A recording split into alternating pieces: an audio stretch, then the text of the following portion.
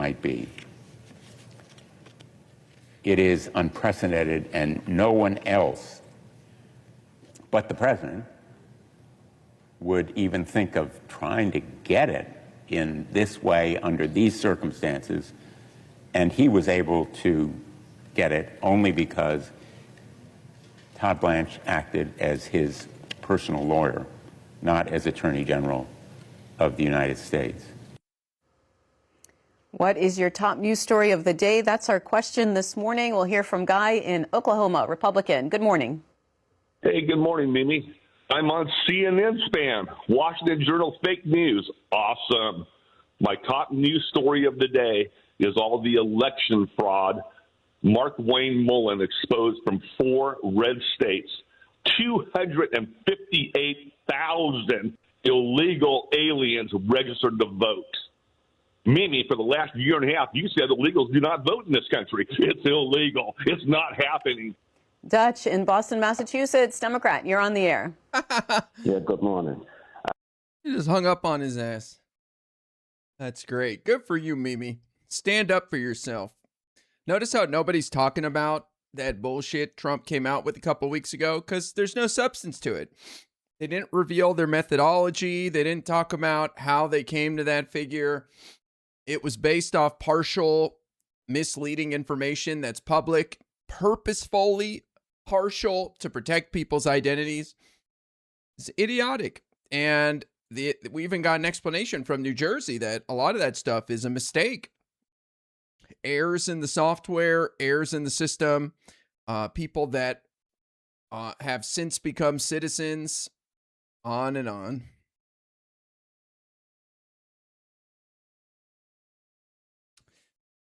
Okay, let me see if I get my YouTube chat up here. Oh, there we go.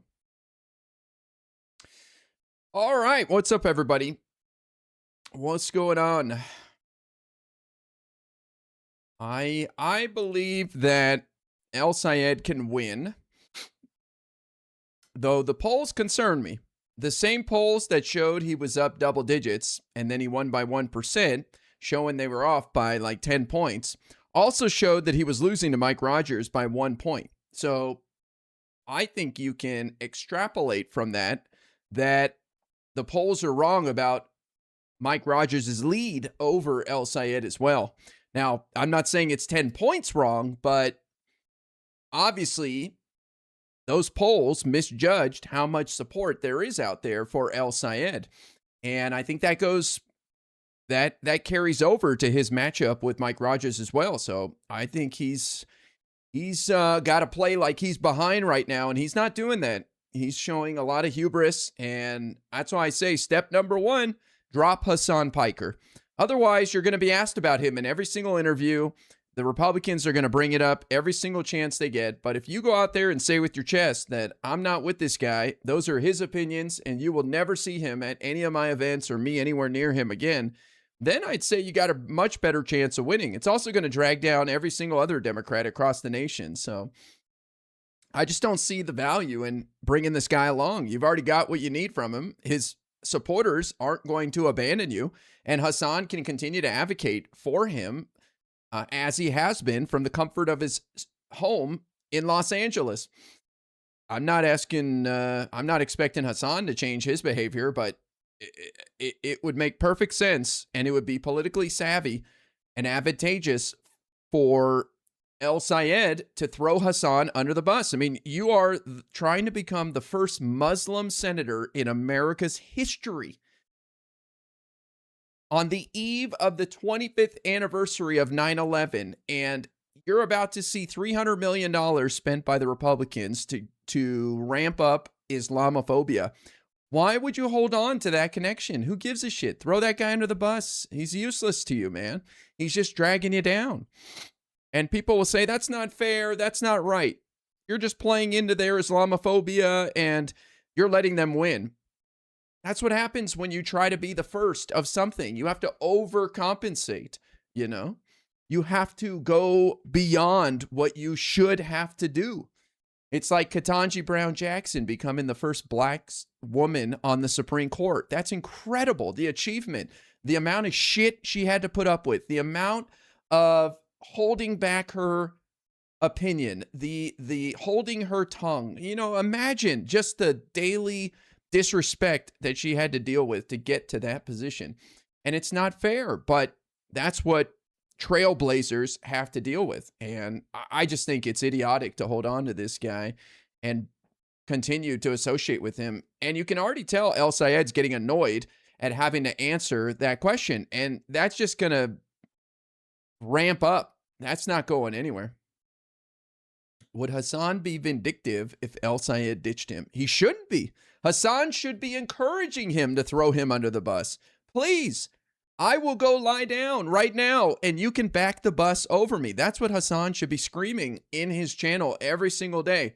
I will go get under the bus right now and you can back it over me live on television and show everybody how big and how bad I am and how you hate me. Go ahead, do it. I mean, if he truly believes in what he believes, he should sacrifice himself in order to get someone who represents what he believes in into power so that he can make the change that he supposedly stands for.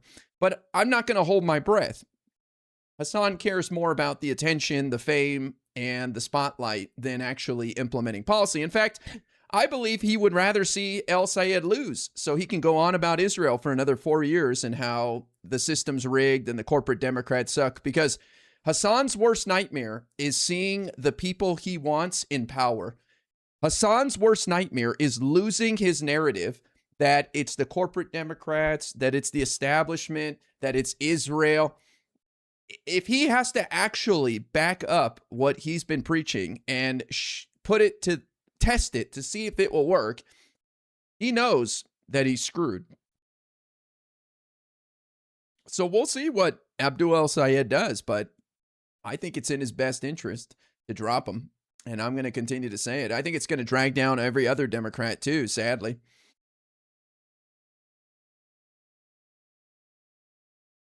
That's not how narcissists work. Yeah, I agree.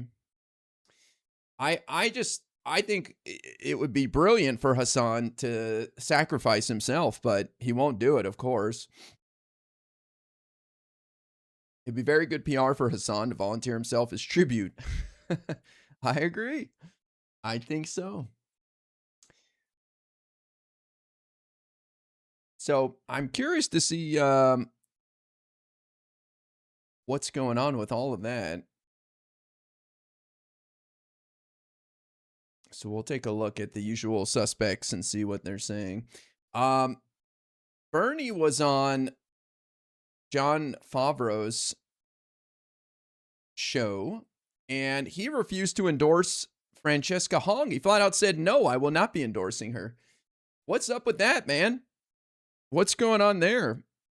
I definitely want to check that out. How can Bernie just so easily hand wave one of the leading DSA candidates that everyone's talking about? I wonder why. How would he do that?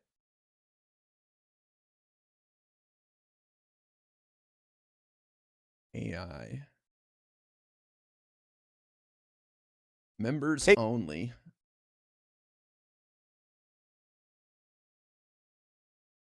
Let's see. Senator Sanders, welcome back to Pod Save America. Great to be with you. I saw that you described Abdul's primary win as the most extraordinary victory you can think of in modern American politics. What makes you think that? I'll tell you why, and you tell me what you think. Here is a guy who took on the entire Democratic establishment in Michigan, okay? Oh, God. I really think we need to start pushing back on this slur of the establishment and the negative connotation that comes with it. This is the establishment that changed a lot of people's lives when Democrats controlled the House, the Senate, and the White House for Biden's first 2 years. And I don't know why we just stand idly by while people trash the leaders who've done, in my opinion, as good of a job as possible, right? It's always like, oh, they're owned by the corporations and they're all scumbags. It's like we just kind of stand there and stay quiet and let them say it instead of instantly pushing back and saying, well, wait a second now. What are you talking? Are you talking about the people who did this and that? And wouldn't you be part of the establishment too, Bernie, as somebody who's been there for years and years? Friendly neighborhood Democratic establishment. Yeah. Like, I'm tired of this shit. I'm tired of just being the bad guy when I think the Democratic Party's done a lot of good.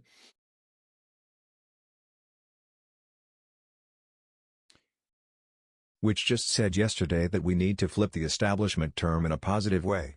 Which said that? Who the hell are you talking about? Did you mean Wick?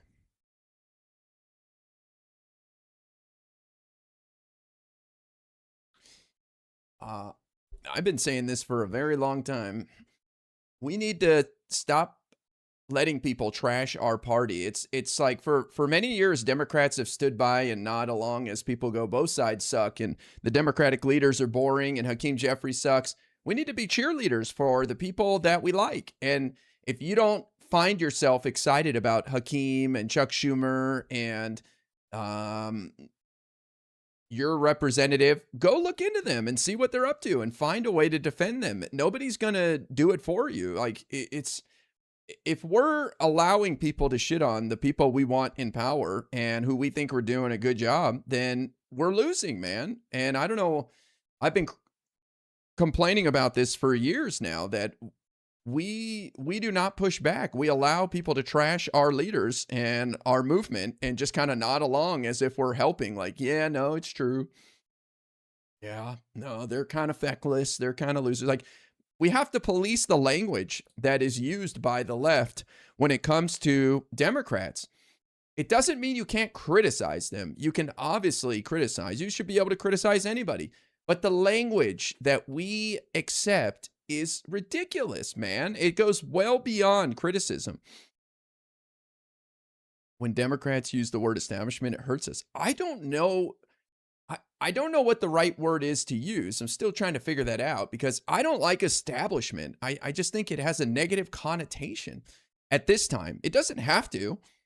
You know, the establishment can be very good, you know, like in other arenas, the establishment is something to look up to and be proud of. It's, you know, it's a track record. It's a positive record. It's achieving goals, and we should be highlighting those things. I mean, we're the party that allowed 12 million people to afford health insurance in the last 5 years. People will shrug and say, so what? You go, that's a big deal to the people out there. Look what's happening now. People are having to abandon their health insurance. People are losing their access to health care, and Democrats secured that for 5 years. And it's not perfect. Of course, there's way more room to go, but these little things matter. Leftists think the ACA was less than useless. Yeah, but it's up to us to go out there and make a defense for it, you know? Like, who are the cheerleaders for the ACA? Who's out there cheerleading the Democrats in the last 5 years? There's not a lot of people, and there's not a lot of arguments that I hear. And I think we need more people excited and fired up. You know, I hear there are people like Harry Sisson, for example. He's a great one. You know, they're out there swinging and defending Biden and his administration. But I think we let people get away with way too much. Took on the entire national Democratic establishment, okay, and then took on $70 million of super PAC and outside funding, about 30 million of it coming from AIPAC. Now, help me out here. You know something about these things. Yeah. Have you ever heard of a candidate in a major race getting outspent 9-1, taking on the entire establishment and winning? Does anything come not in a primary like that. Now he's got to win the general though. That's then it would really be extraordinary. All right, but all that I'm saying, you ask me, I cannot recall somebody having done that. So it was an extraordinary victory. And in addition, in Michigan last night, we won 2 congressional races. As you know, Donovan McKinney beat an incumbent in Detroit, will be the next congressman. Will Lawrence won in Lansing. a strong victory. I think he stands a good chance to win in November as well. It ended up being a really close race. Abdul won by about a point. What does the close finish tell you about where Democratic voters are right now, especially, the 720,000 or so who voted for Haley Stevens? Yeah, I love hot dogs. I love them in buns. I love hot dogs. I love them outside of buns. I love hot dogs. I love them with baked beans. I love hot dogs. It's the best meat there is, without question. Uck for president. Smart enough to read the market, bold enough to rewrite it. my God. Look at this. Nevis throwing down 5,000 kicks. That is huge, man. 5,000 kicks for AOC. Nevis never wavers from his support for Queen AOC. Hell yeah. Thank you, bro. That's huge, man. Let me add the points. She is at 19,599. So that's 24,599. Wow.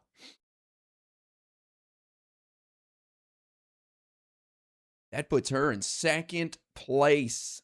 Damn. Wait. Yeah. She already was in second place. She's close on John Ossoff. I was like, how did Pete move down like that? No way. Oh, shit. We got a big-ass raid. Destiny coming in. Hell yeah. Thank you, Destiny. I appreciate it, man. Welcome in, guys. I'll turn off my, well, it's, I guess I could turn off the follower mode. Why not? DGG here. Welcome in, guys. That's awesome. I appreciate that, man. Hope you're doing well. I am. I'm doing great. Curious to see Bernie here. I don't know if Destiny watched Bernie's appearance on Pod Save America. I haven't watched this yet. We just started it. But Bernie said he would not be endorsing Francesca Hong, the DSA candidate who is on the ballot on Tuesday for governor in Wisconsin. So what's up with that, man? Is it her hatred over Thanksgiving or what? Why is Bernie not endorsing her? I'm curious to hear why. Wholly based? I guess he thinks she's weak or something, man. I don't know. We'll see. What was Destiny up to? I was listening to his stream a little bit earlier where he was watching John Fetterman on Jon Stewart's show. Watching Pisco. Oh, yeah, I saw that too, where Pisco and Josiah talked. I think I'm missing something here. Can you guys help me fill in the gap here?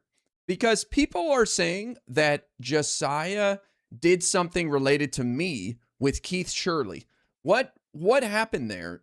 I don't understand. I understand that Keith Shirley retweeted something calling us all sex perverts and claimed he didn't read it and deleted it, which is just idiotic. And that's why I'm calling him Keith Shirley now, because bro, you can't use that excuse for a tweet. You just pop off retweets like you don't even read them. That's idiotic, and you're not a child. Come on. But what did Josiah do on my behalf that is not acceptable? I honestly have no idea. Maybe I'm confused and misunderstood or misheard. Josiah said you were being equally harsh on Keith as he was. What do you mean equally harsh? I was trying to be nice. I mean, the guy was a guest. I've met him at the DNC. I think when I was walking around with Josiah, we met him, and he was one of the first creators at Occupy Democrats on their YouTube page. And I started right after him in 2024 for about 4 or 5 months. So we kind of connected over that. And then that's it. We followed each other on X, and I had no idea. I don't see him posting. I mute everybody except newsmakers, like journalists and stuff. I don't really pay attention to content creators on there. And so I saw that he defended Hasan, and I just like, okay, whatever, man. This guy's, he's just kind of a himbo who is rocking the vibes, So I had no idea about his post history. So when he comes on Live and Learn, which he wasn't even supposed to be there, he comes on the show, of course I'm going to be nice and try to talk to him. And I was just trying to tease out some answers from him. I don't know who he is. Like, I don't have a vendetta against him because I have no clue he's even said some of those things that I've learned about since. He was essentially saying it felt like everyone was piling on Keith and that you were being more measured with your criticism along Josiah. I was, though. I was. If I still would treat him exactly the same way probably now. So I don't really see what the issue is there. You barely talked. Well, yeah, I could. It's hard to get a word in with 18 people on the panel, but you were insanely fair. I think so. I thought I was very nice and kind. And I asked him, are you concerned that you're legitimizing and sane washing DSA by being a member and not sharing in their values? And, I think that's a fair question. And I tried to help him out a little bit by saying, okay, let me understand what you're saying. I think what you're saying is this, but I wasn't trying to sweep for him or anything. I felt perhaps his answer was being taken unfairly, or he was struggling to answer what was being asked of him. I don't know. So I guess there's not really anything there then. But I'm not upset with Josiah about anything. I have no idea what I would even be upset about him for. Somebody said Josiah's not going to stream anymore. Yeah, that's going to last about 2 weeks. He'll be back. You think an addict can just quit like that? No more smoking. I'll never smoke again. Clean as a whistle from this day forward. Josiah, we know you'll be back in no time, champ. You live for this shit. Can't just step away. I'm done. Josiah was sweeping hard for that guy. Well, I think he considered him an associate or a friend, and he wants to maintain connections with all the big content creators, which I don't think is a bad idea, guys. Like, I'd like to be friendly with people with 1 million subs on YouTube too. Think about the influence I can have with them. So I can talk shit and I can make them upset and then never interact with me again, or I can be willing to ignore and compartmentalize some of their bad takes and remain in contact with them so I can influence and engage with them and their audience. Which one do you think is better? Which one do you think is better? I always lean on the side of, can I maintain a relationship here and influence and try to convince somebody? I'm always going to lean on that until somebody crosses me. And I think he kind of did that with his retweet of calling us all sex perverts and claiming he didn't read the tweet like a child. So he will forever be Keith Shirley to me, but is what it is. I saw Destiny watched a clip where he said, those guys were talking about me. And so I heard, and so I came over to Hutch's chat. We weren't talking about him. I don't think his name was even uttered. The first I heard his name uttered was when Hutch said, hey, Keith Edwards is in my chat. Should we invite him? I said, sure, why not? There was no discussion of him in any way. I have no clue. If his name was brought up, I must have missed it. But he tried to tell his own audience that we were talking about him, so he showed up. Huh? Nobody talking about you, bro? What do you mean? Must have confused his name for Hasan or something. So I don't know what's going on with that guy, but I'm not really interested in figuring it out. So you're not a sex pervert now? Can you prove it? Yeah, it's so funny. There's people out there that will talk about me being a monster and that I'm a abuser and stuff, and they have nothing to point to except that I'm friends with Destiny, and that I said something on my stream once that I'm like too old and tired to be an abuser, like all major streamers seem to be accused of. It was me like making a joke. Like, I guess I'm too old and sick and tired to be able to abuse my position, right? And it's like, then the idiots out there took it as me saying that I would rape if I was young and healthy enough. Fucking idiots, man. But that's okay. What are you going to do? The Destiny derangement syndrome is strong out there. It is a virus that has infected many people. I wish them well.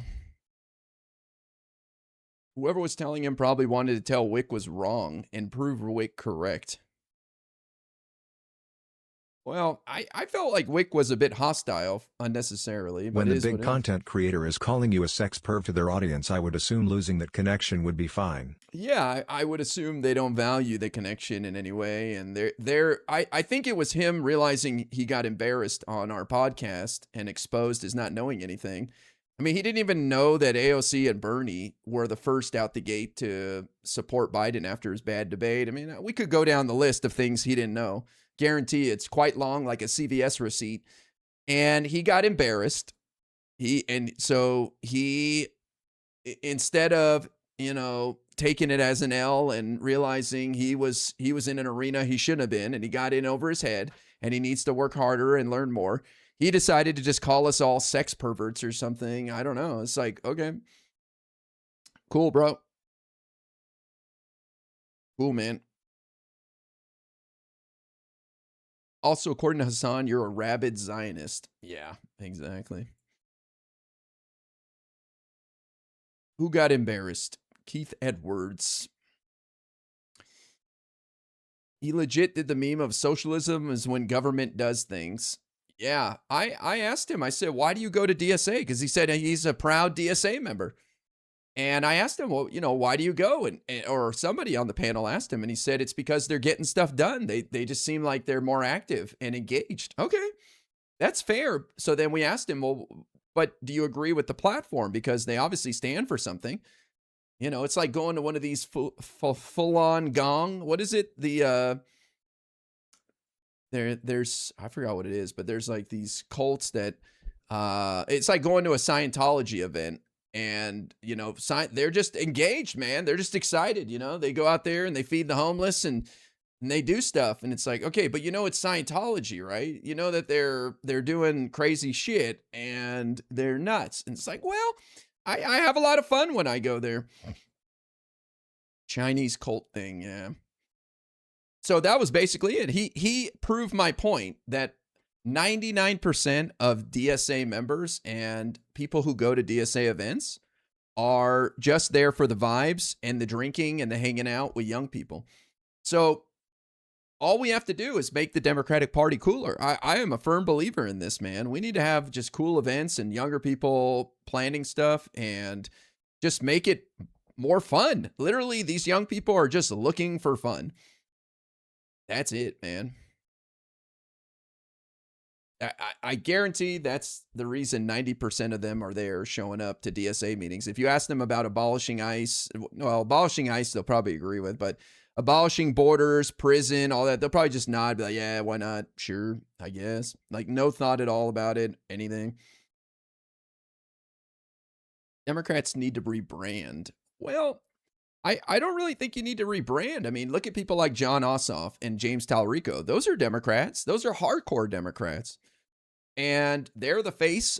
Why not just get more of Point that? Of personal privilege. What if I find Robert's Rules of Order fun? Ossoff for Prez. Robert's Rules of Order. I don't know that one. Also want healthcare. Well, but the thing is, they just want to be able to have healthcare, right? That's it.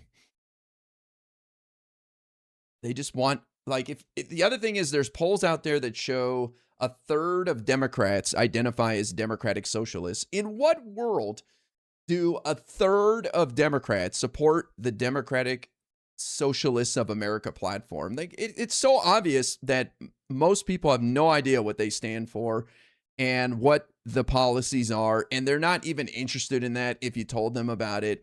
People just want to be able to buy a house and have a little breathing room, be able to afford health insurance, and not have $10,000 in credit card debt. So that's what socialism is to them. And it's also an aesthetic in that they want to seem cool, right? It's not cool to be a Democrat, but it's cool to be a Democratic Socialist. Oh, you're a Democratic Socialist? I am. Yeah, I am.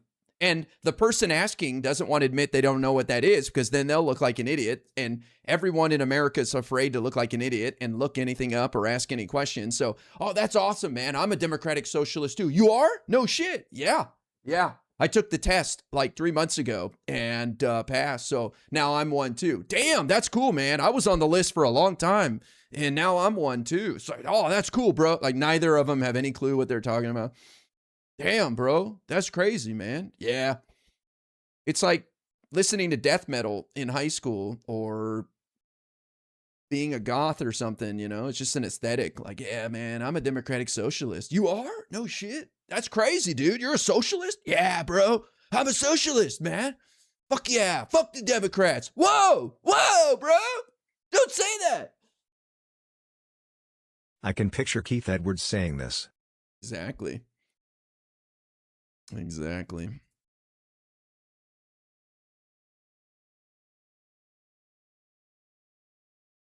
Democratic socialism. But listen, I think it's going to all die down here in the next couple months. I know Destiny disagrees with me. Every time I say it, he goes, okay. But I think this is a bit of a lull in our politics. It is the summer before the midterms.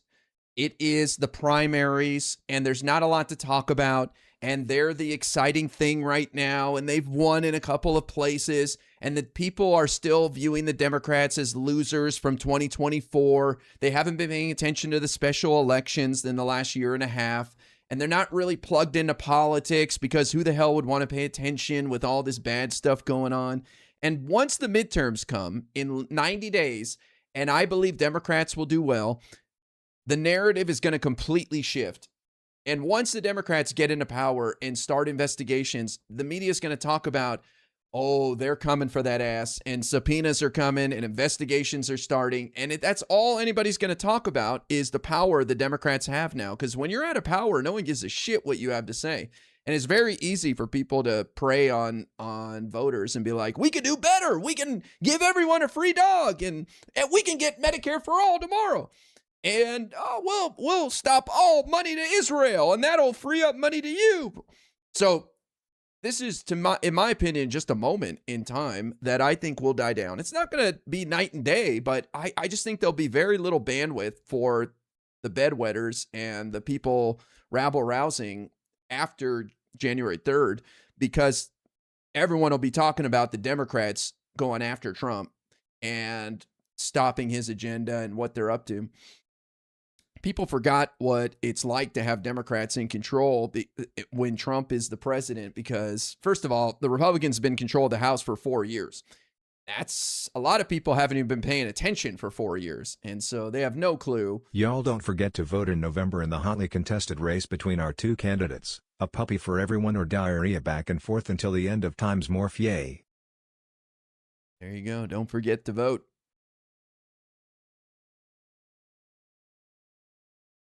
They'll have to actually govern. Yeah. The other thing I think is going to happen is we will see the Democratic Party united on January 3rd. Last night, Bernie just talked about it. A guy won Tuesday, there was a congressional race in Michigan's 1st congressional district, and a progressive won. He's a co-founder of Sunrise Movement, and he's not DSA. He claims he let his DSA membership expire a month ago, which is funny, but he's not DSA, but he is very progressive. He said in an interview yesterday, he's behind Hakeem Jeffries. We saw Brad Lander, who was one of 3 Mamdani endorsed candidates in New York City who won last month, say he's behind Hakeem Jeffries. And I think everybody's going to fall in line and get behind Hakeem. He's a smart guy. He's going to win these guys over. And I hope the Democrats show up united on January 3rd, and there's no fighting. There's nothing to fight over. It's like, let's hit the ground running. Let's kick some ass, because these people want to be on committees. They want to have bills see the light of day. They want to work with people and get co-sponsors, and Hakeem and the leaders are in charge of all of that. And there's nobody gunning to replace Hakeem. Like, there's no alternative. AOC doesn't want to be Speaker of the House. Like, nobody can point to anybody in the House who would be an alternative to Hakeem Jeffries right now. There are some people pointing to Senator Van Hollen as a alternative for Chuck Schumer in the Senate. But when it comes to the House, there's nobody being proposed as an alternative to Hakeem Jeffries. So that's why I think they're all going to line up behind him, I hope. And people are expecting some sort of like big pushback and rebellion from the DSA people, but I really don't think it's going to happen. Yeller, thank you for gifting a sub on Twitch. I appreciate that. Now, before you guys got here, and I'll get to this video soon, but I was saying that El Sayed needs to drop Hasan Piker right now. And Hasan, if he was smart, he would offer himself as tribute. He'd walk up to the volcano and throw himself in it. He would go lie down behind the bus and say, "I'm ready when you are, Abdul. Back it up. Run me over, please." Because if he truly believes in the policy and in the leadership that he supports and in the movement, he would realize that he's going to drag it down. And there's no value in Hasan staying involved in El Sayed's campaign now that we're in the general. Hasan's fans aren't going to leave El Sayed. Hasan isn't going to bring out more supporters. They're already on board, and he can just continue to support him from the comfort of his LA mansion like he has been. So every single ad by the Republicans is going to talk about Hasan's comments about 9/11. And here we have a guy trying to become the first Muslim senator in U.S. history on the eve of 9/11's 25th anniversary. And you're going to pal up with the guy who said America deserved 9/11? That is a dream for the Republicans. They're going to run $300 million in ads highlighting his association with Hasan. And we've already seen El Sayed asked about this in every single interview, and that's never going to end. He's going to get annoyed. Why do you continue to associate with this guy who said this? Why are you friends with Hasan Piker? Like, why not just throw him under the bus and say, you know what? I really disagree with those comments, and you will not be seeing Hasan Piker anywhere near my campaign or my office moving forward. Like, just completely throw him under the bus. Who cares? And Hasan should be volunteering for that. Like, yes, sir, please throw me under the bus. But of course, he's a narcissist who loves the spotlight. He's willing to sacrifice his own movement, his own candidate that he believes in for his own personal reasons.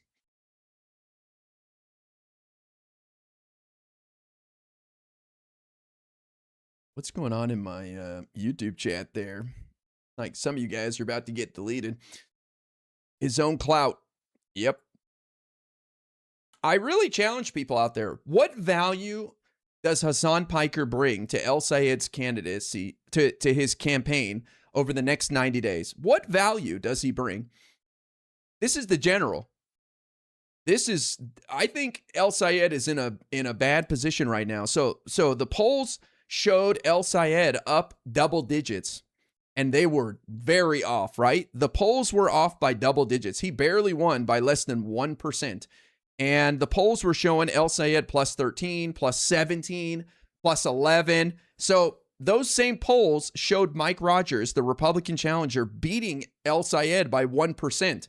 So if El Sayed was not ahead by double digits, and those polls showed he was incorrectly ahead of Stevens by double digits, then I think we can assume that he's further behind Mike Rogers than the polls were saying as well, because the polls were being generous and obviously missed the mark on his support.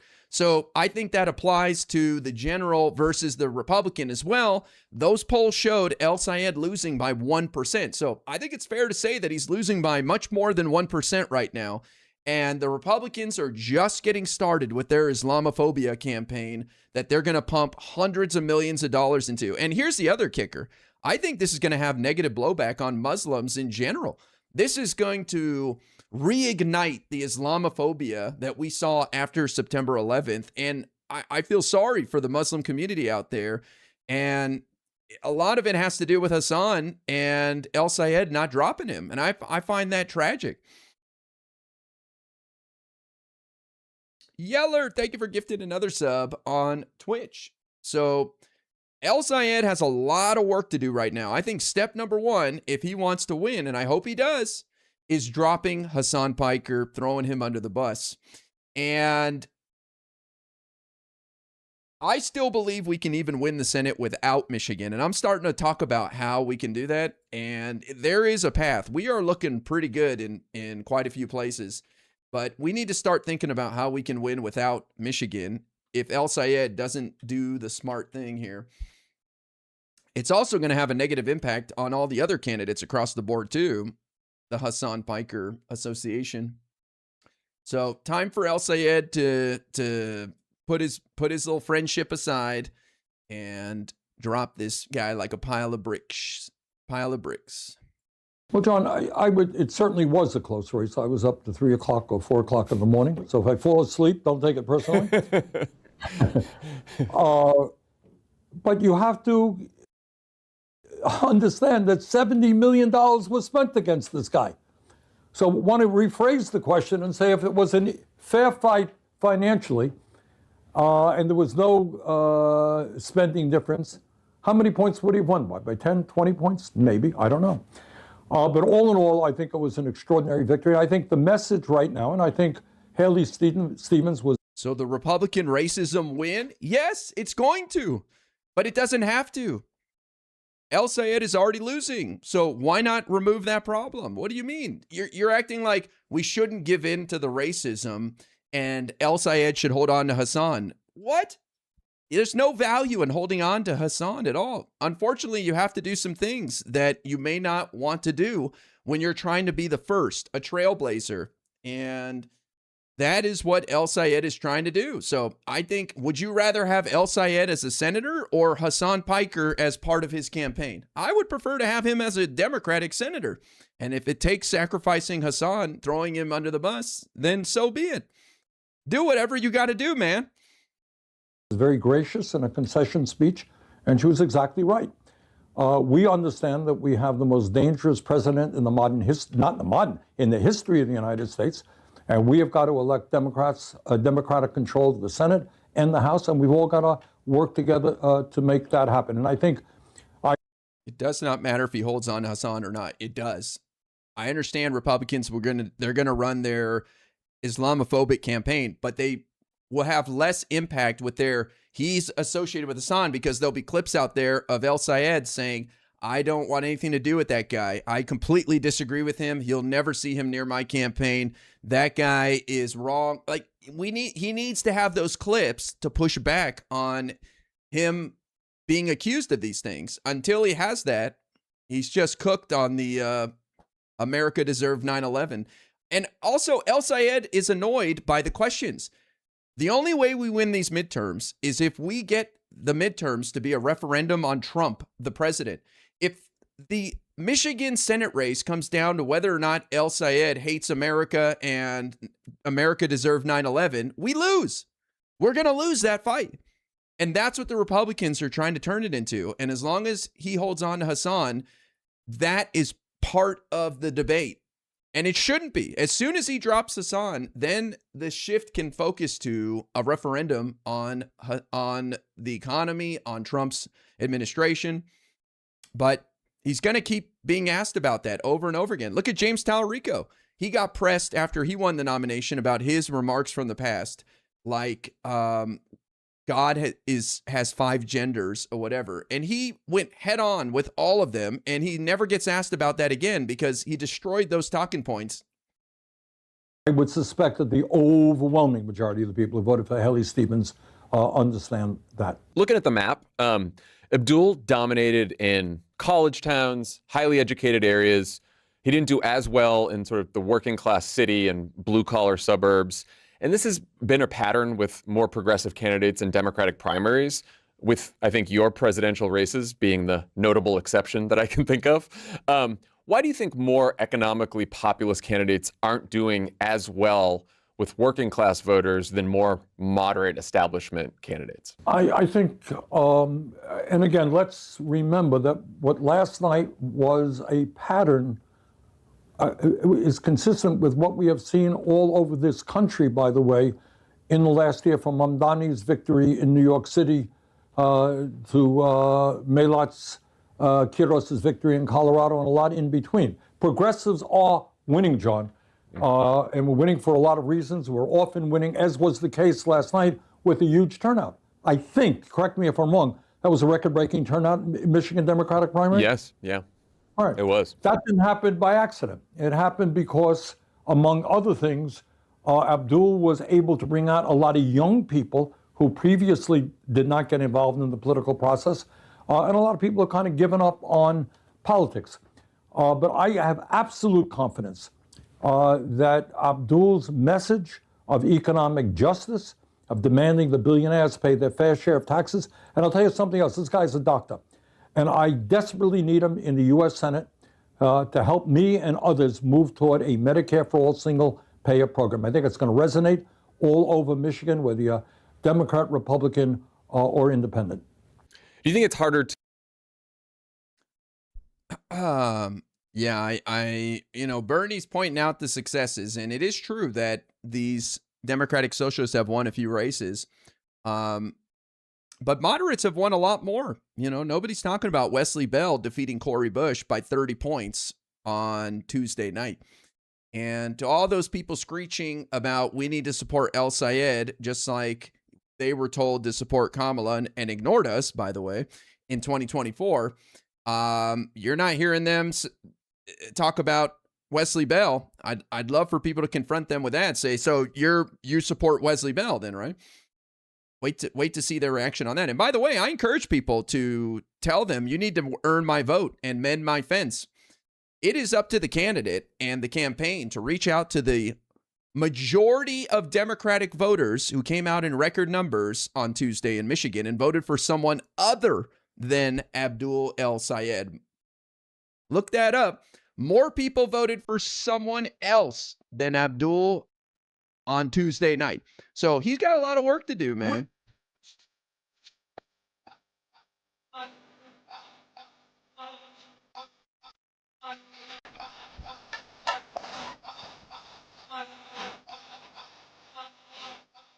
Dream boards are only $40 on Amazon, Asof. Snap. I don't know what a dream board is, but are you talking about like actually, I don't even know what that would look like. My understanding of a dream board is it's just kind of like something you put your dreams up on, writing down like a piece of cardboard or something. But get your dream boards. Thank you, Yeller, for the $20 super chat. The internet is being scrubbed for all the Hasan damning opinions. Ooh. America deserved 9/11. I don't care what black people want. Watch me as I interview a Houthi pirate. These are just a few examples of the anchor he'll become. Oh yeah, Hasan's worst moments are going to be blasted out. Not only in Michigan, but all over the airwaves, dragging down Democratic candidates across the board. Abdul dream board with MLK, D. LOL. So I encourage you guys to go out there and say you need to earn my vote, because it's important we put a mirror up to these leftists who demanded their vote be earned back in 2024 and show them you don't like it, do you? Built butch body. Oh, what now? Peach wine, bad built butch body. Baby girl. Peach wine, bad built butch body. Oh, what now? Peach wine, bad built butch body. Baby girl. Bad built, bad built body. Bad built. Bad butch body. Peach wine, bad butch body. Bad peach wine, bad butch body. Up for president. Let the whole country pull her beyond DSA's little clubhouse. Oh, snap. Nevis making his way over to YouTube to drop $100 super chat. God damn. These guys are swinging, voted man. against the border wall. Oh, that's a good thing to him. He voted against Kate's law, and he voted for Obama. Your streams are always the hopium I need. Can't wait for these lefties to earn my vote. D. Dude Mansu, thanks for the $10. Mend my fence. Mend my fence. Mend my fence. I say put it up in their face. Show them you don't like it, do you? You don't like it when people demanded you vote for the candidate, right? And you don't like it when they push back and say you got to earn my vote. So I think it's important to put a mirror up. That's what Destiny did when the Butler, Pennsylvania shooting happened, saying he doesn't care because the right has been joking about violence against the left for so long. He's like, I don't care. And he was trying to show them, hey, it doesn't feel so good, does it, when it happens to you? So I think these leftists need to learn a lesson about blue no matter who, that they were, I can't do it. I can't vote for Kamala, but I hope a lot of other people do, right? Very privileged, asinine position to take. So I say rub it in their face. It's time for Abdul to mend those fences. Get to work. We got a lot of broken fences out there. Get your tools. Go fix my fence. Bunch of sore winners going around screaming at people about AIPAC after the fact. So stupid, man. Boy, I love the people having a mental health crisis in my chat. Get your sore winner ass out of here. We don't care. I'm not here. There's no room to run your mouth in my channels. I don't give a shit. I'm right, you're wrong. Mend my fence. Get to work. Get to work, buddy. You got a bunch of broken fences to fix. I'm this close to tweeting out. Headline: Kick streamer leaves Democratic Party after El Sayed won't push out Hasan Piker. I am this close to tweeting out liberals should withhold their vote until El Sayed drops Hasan Piker. And it's because this guy is going to drag down his campaign. He's of no value past the primary. He is going to hurt our chances of holding that seat. I do not see the value. And I know it'll cause a bunch of engagement and people will go, "You're such a hypocrite. You're such a hypocrite." Ah! But it's putting a mirror up to them and showing them, you don't like it, do you? To reach working class. They conveniently say they're blue no matter who now. It's so cringe. Yeah, I don't want to hear it. I don't want to hear it. You know, I want to say this, and I'll get back to the video here. I felt a sigh of relief. I felt a weight off my shoulders after Tuesday night's results because I don't feel the responsibility to win people over. I don't feel like I have to do anything. O'Rourke voted against the border wall. Oh, that's a good thing to him. He voted against Kate's law, and he voted for Obama. Suppose Hasan unintentionally violated foreign actor laws with his visits to China/Cuba. Suppose the Trump admin has an active investigation into him. If ICE sticks by Piker, he gives the admin ammo. Well, what are the opinions of Sourpill and Peace Co about this? Thoughtful face emoji. I would not support Hasan being prosecuted by this administration because you know it's bullshit. So that is not something that I would get behind. I would speak out against that, just like I have. When they pulled him aside when he came into the country, DHS, I think he lied about it and exaggerated it, like he exaggerated about getting kicked out of the DNC. He still has a video title on his YouTube channel that says, "I got kicked out of the DNC." No, you didn't. You got asked to leave your special perch for someone more important and you were given another location that nobody else could get, and you had a hissy fit, so you went back to your hotel room and made up a lie that you got kicked out. So, like always, Hasan exaggerates, but I do not support the Trump administration prosecuting him over bullshit. He wouldn't do the same for me, though. If I got charged, he would say, that guy deserves it, and she would cheer on the Trump administration.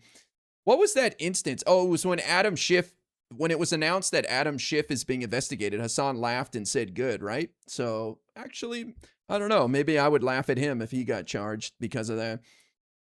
Now there's the Democrats for Mike Rogers page. Nice.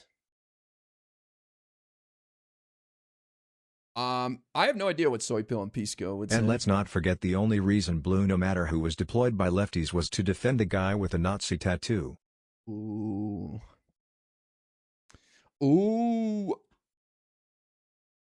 He would call you a sex pest pedophile. Yeah, he wouldn't defend me. I'm a better man because I would defend him, and I have, but would he wouldn't do it be that for interesting me. to teach you and the pod guys how to predict what the pocs and consultants are going to say in their ads for the race and track the red boxes? I feel like you could have a good time with that. Teach us? I don't know what you mean by that. Wouldn't want it to happen, but wouldn't feel bad for him. Yeah, I mean, nobody has to feel sorry for him, but I would definitely stand up against it because first they came for Hasan, next they came for me. But he wouldn't do that for me or anyone else, that's for sure. Voters with that message? Do you think that people are busy and they're not paying as close attention to politics? Like, how do you think about that? And you got the internet phenomenon and algorithms where people see what they want to see and what they have seen yesterday. So it's hard to break through that. But what has excited me about Abdul's campaign, and again, Manani did it in New York, others have done it, is he put thousands and thousands of people out on the street. And one of the differences, John, between our campaigns and establishment Democratic campaigns, they always have more money than we do. They hire great consultants, they do good 30-second ads. We put people out on the street knocking on doors. And I think in Abdul's case in Michigan, we're going to have thousands. Abdul needs to go to Home Depot for fence materials.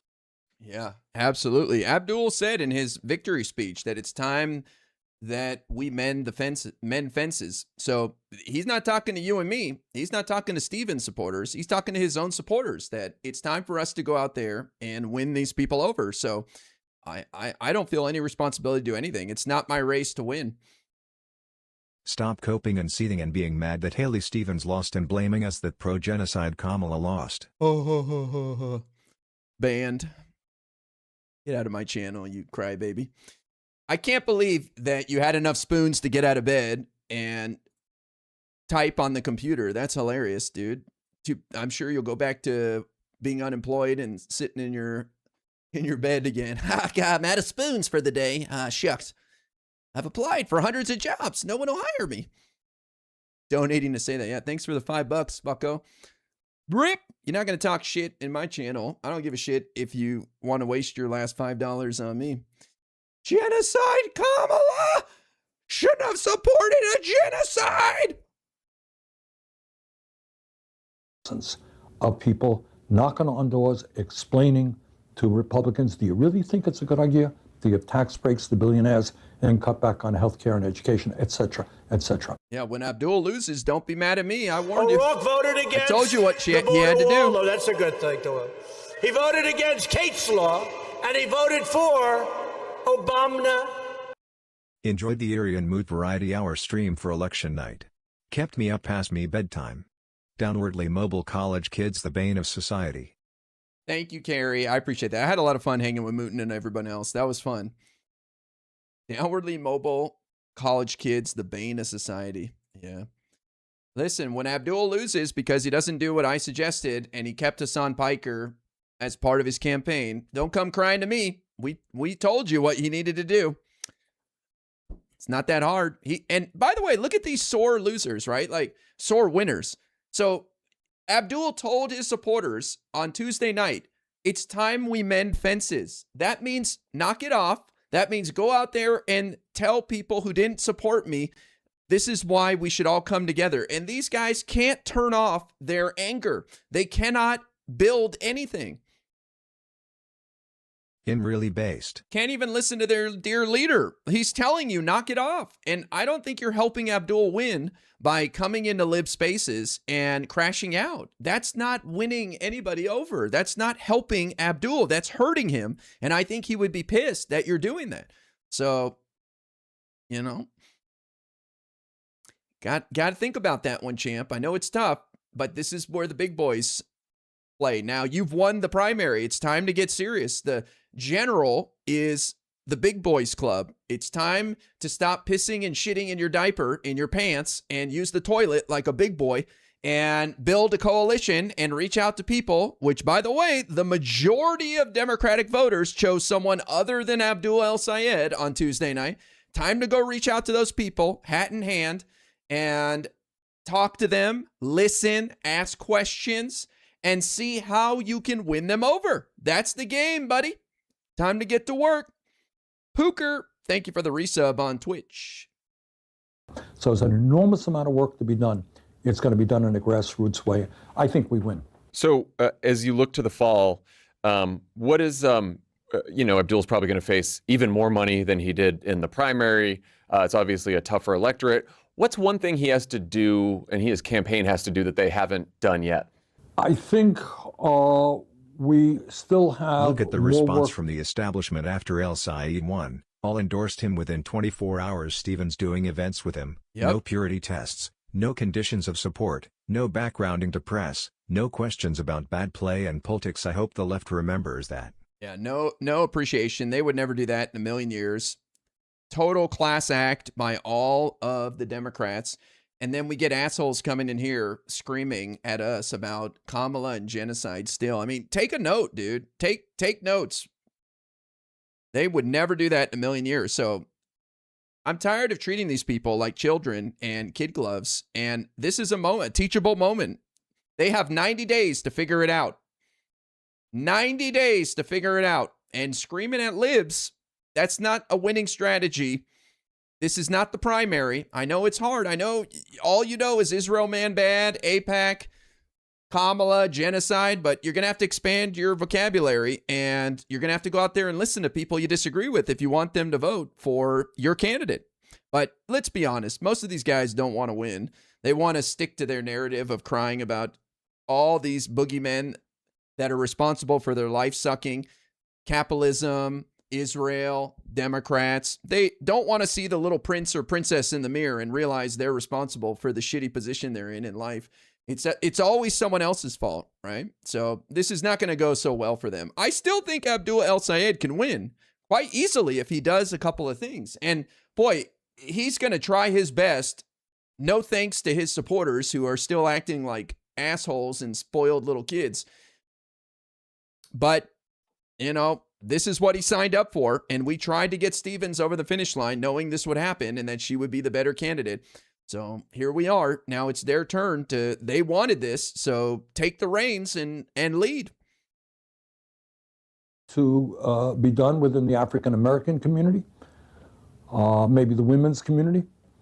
But there are great leaders in the state of Michigan and all over this country who I think can help us make that happen. Pod Save America Breaking News is brought to you by ZipRecruiter. With everyday interactions becoming increasingly... ZipRecruiter. Okay. Off my screen, you freaking vegan. Good. ZipRecruiter. Meet your match on ZipRecruiter. So you've endorsed a lot of progressive candidates like Abdul this cycle. You mentioned a few others who won last night. There are also a lot of progressive candidates, DSA candidates running who you haven't endorsed. How do you decide which progressive candidates get your endorsement and which don't? Well, you know. This should be good. It sounds like we're going to get the part where Bernie refuses to endorse Francesca Hong. That is just amazing. Did you watch the conversation between Josiah and Pisco? I heard some of it through Destiny's point of view today. A little bit. We're not, you know, some kind of huge machine here, so we have to pick and choose. One of the things that people don't know is that we have also endorsed dozens and dozens and dozens of what we call down ballot candidates. People are running for school boards, city council, state legislature, mayor in small towns. And that, in a sense, becomes, if you like, the farm club, the future leaders of America. Some great people in legislature right now that we've helped get elected. And we have trained, by the way. We have programs that say, hey, you want to run for office? This is how you send out a press release. See, we need this. I believe the only reason we're losing to these DSA candidates is because we don't have great candidates across the board. We have some. Tallarico, Ossoff, Patola. These people are rock stars, and we should have John Ossoff in every single congressional district and state race in this country. But we need to be proactive going out there and recruiting people. We can't just leave it to Chuck Schumer and Kirsten Gillibrand and chance. I hope somebody good decides to run, you know, like this is insanity. We need to be out there reaching out to business leaders, people in sports, people in arts, people in academia, people in nonprofits, people that have worked in the government, and leaders in communities, and be like, have you ever thought of running for Congress? And I'm sure most of them would say, no, that sounds awful. And then have people convince them why they would be a great fit, why they would be able to help so many more people, how they would be able to advance their cause, and the support system they have. Because right now, people are just really uninterested in being a member in elected office, because I don't blame them because of all the heat and all the craziness. So it just leads to a bunch of egomaniacs, like we've seen people like Graham Plattner who lie about being working class, claim they are an oyster farmer when they have a hobby making $5,000 a year as an oyster farmer selling oysters at their mom's restaurant, their only client. So we need to just be out there recruiting and having great candidates. We have a great platform. We've helped so many people. Biden did so much with the Democrats, but there were no cheerleaders. There were no people that were on the marketing. There was no one out there to sell it. And you need people that can sell. So just got to get better at recruiting better candidates. This is how you do social media, et cetera, et cetera. But we have, limited resources. So what we do is, A, what do you stand for? What do you stand for? If you are a moderate, liberal type Democrat, that's great. There are other people who will support you. That's not us. Do you support Medicare for all, which is more or less for us? I think if you would ask me if there's one litmus test, probably Medicare for all would be it. Do you support a tax on billionaires? Are you prepared to take on the oligarchs? What is your view about the extremist government in Israel? So you need that information, but that's not enough. Then you have to say, look, you can, and I have seen this, I've experienced this. People they're really smart, they have great answers to everything. They can't run a campaign. It's not easy putting together a campaign. And Abdul did it, by the way. Not everybody can do it. So you got to say, all right, what's the nature of your campaign? How many volunteers do you have? Well, we don't have any. You raising any money? No, we're not. Okay, well, that's nice. Have a nice day. You're a great guy, but we're not going to support you. So those are some of the things that we look at. I noticed you haven't yet endorsed in the Wisconsin governor's race. What's your thinking there, and might you endorse? Or I don't think so. I met. Why? You just put out your criteria. What does Francesca Hong, where does she differ on that? Isn't she for all those things? I don't get it. What is he talking about? Let's see. Why is he not going to endorse Francesca Hong? Francesca, a couple of years ago, I was in. I don't even know how to pronounce her name. Wisconsin. And she seems very, very nice. But again, this is a race I just am not that familiar with. We have not gotten involved in many governor's races. I think we did one in Maine with. One in Maine. You endorsed Troy wasn't it Troy Jackson in Maine, the guy who's now taking Graham Plattner's place. In June, Bernie endorsed Troy to be governor, and he came in third. So bullshit, Bernie. We don't do a lot of state governor races. Oh, I see. So you just go for the big races to get attention. Is that what you're saying, Bernie? What an embarrassing answer for Bernie. I don't know much about that race. Well, why don't you go find out, Chief? There's not a lot of them going on right now. It's not like there's a lot of primaries happening, and it's kind of a big deal. It's a swing state, and you've got a socialist on the verge of winning the governor's mansion, and you're just like, I don't know much about that race. Well, go find out, old man. Such bullshit, man. Such a liar. Just so full of shit. We don't really endorse in races that won't get on TV and public attention because we're about the spotlight. We're not actually interested in solving any problems. Mongoloids coping and seething. That's just crazy to me that he says, I don't know much about that. That is an unacceptable answer. Unacceptable answer. What's there to know? There's 4 other people in the race. There's 3 other people now. Mandela Barnes dropped out. So it's between her and the lieutenant governor. That's it. It's a 2-man race, dude. Why wouldn't you endorse her? There's 2 other useless people in it, but they're not nowhere near winning. Bernie doing the Republican line. I haven't seen Trump's tweet this morning. Yeah. I'm seeing some stories out there that Crowley, her lead opponent, is surging and doing much better than people are saying. I don't know if it's true. I haven't seen any polls to back it up, but I have a feeling her hatred for Thanksgiving is not helping her campaign. We have not gotten involved in many governor's races. I think we did one in Maine with Troy Jackson. Obviously my major concern right now is seeing that we have a Senate and a House that is going to stand up to Trump. That's really where my focus is. So as of now, we have not been involved in that race. So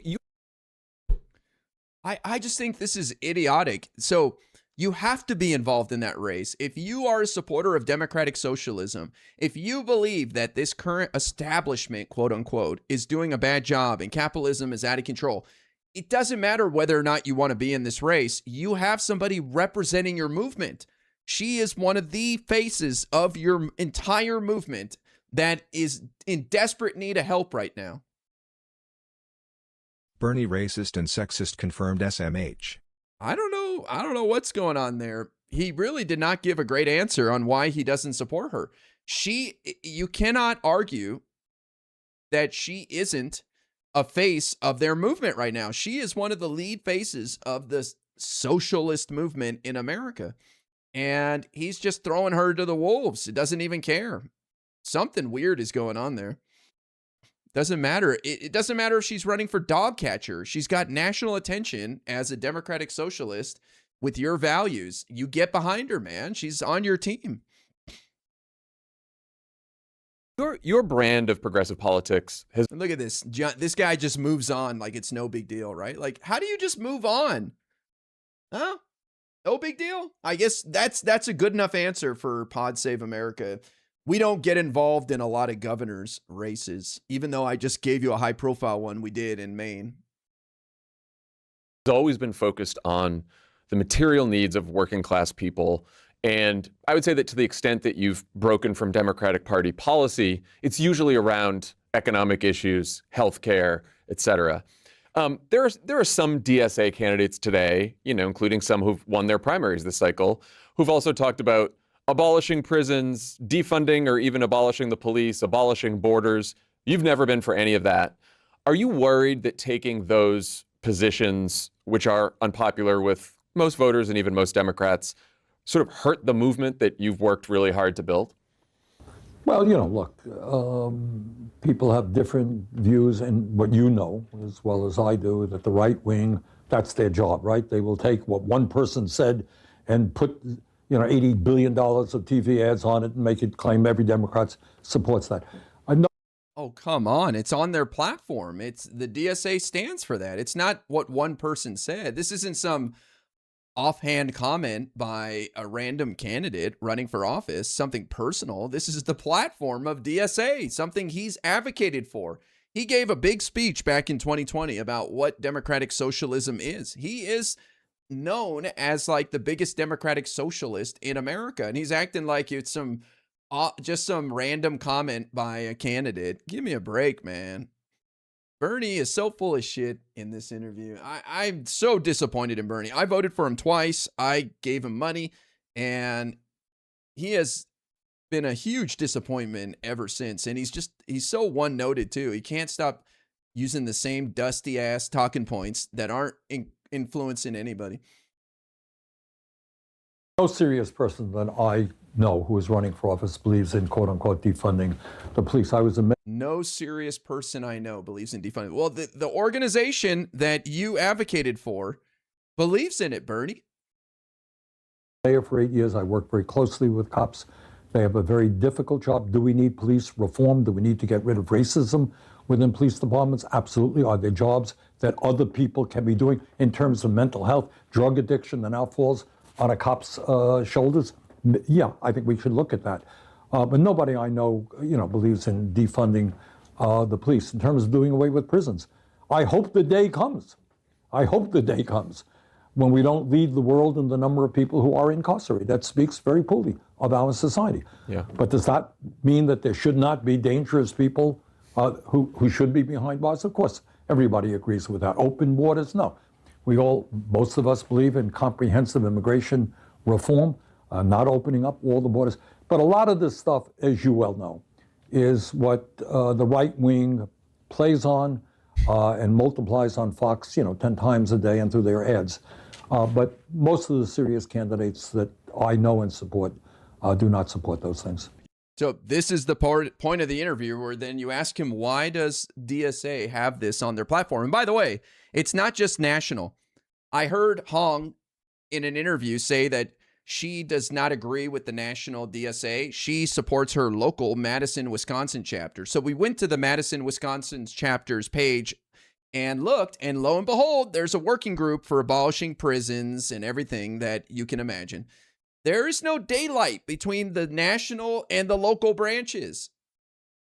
So that's a bullshit excuse. And so for Bernie to say there's no serious candidate that is supporting that, well, the entire DSA platform endorses that, which these people are proud to be members of DSA, unless they're all Key Shirleys and they don't know what the DSA stands for, and they're just showing up to drink with young people and hope they can finger somebody in the bathroom. Then I don't know what to tell you, man. Like, the platform is for these crazy ideas, Bernie, that you support.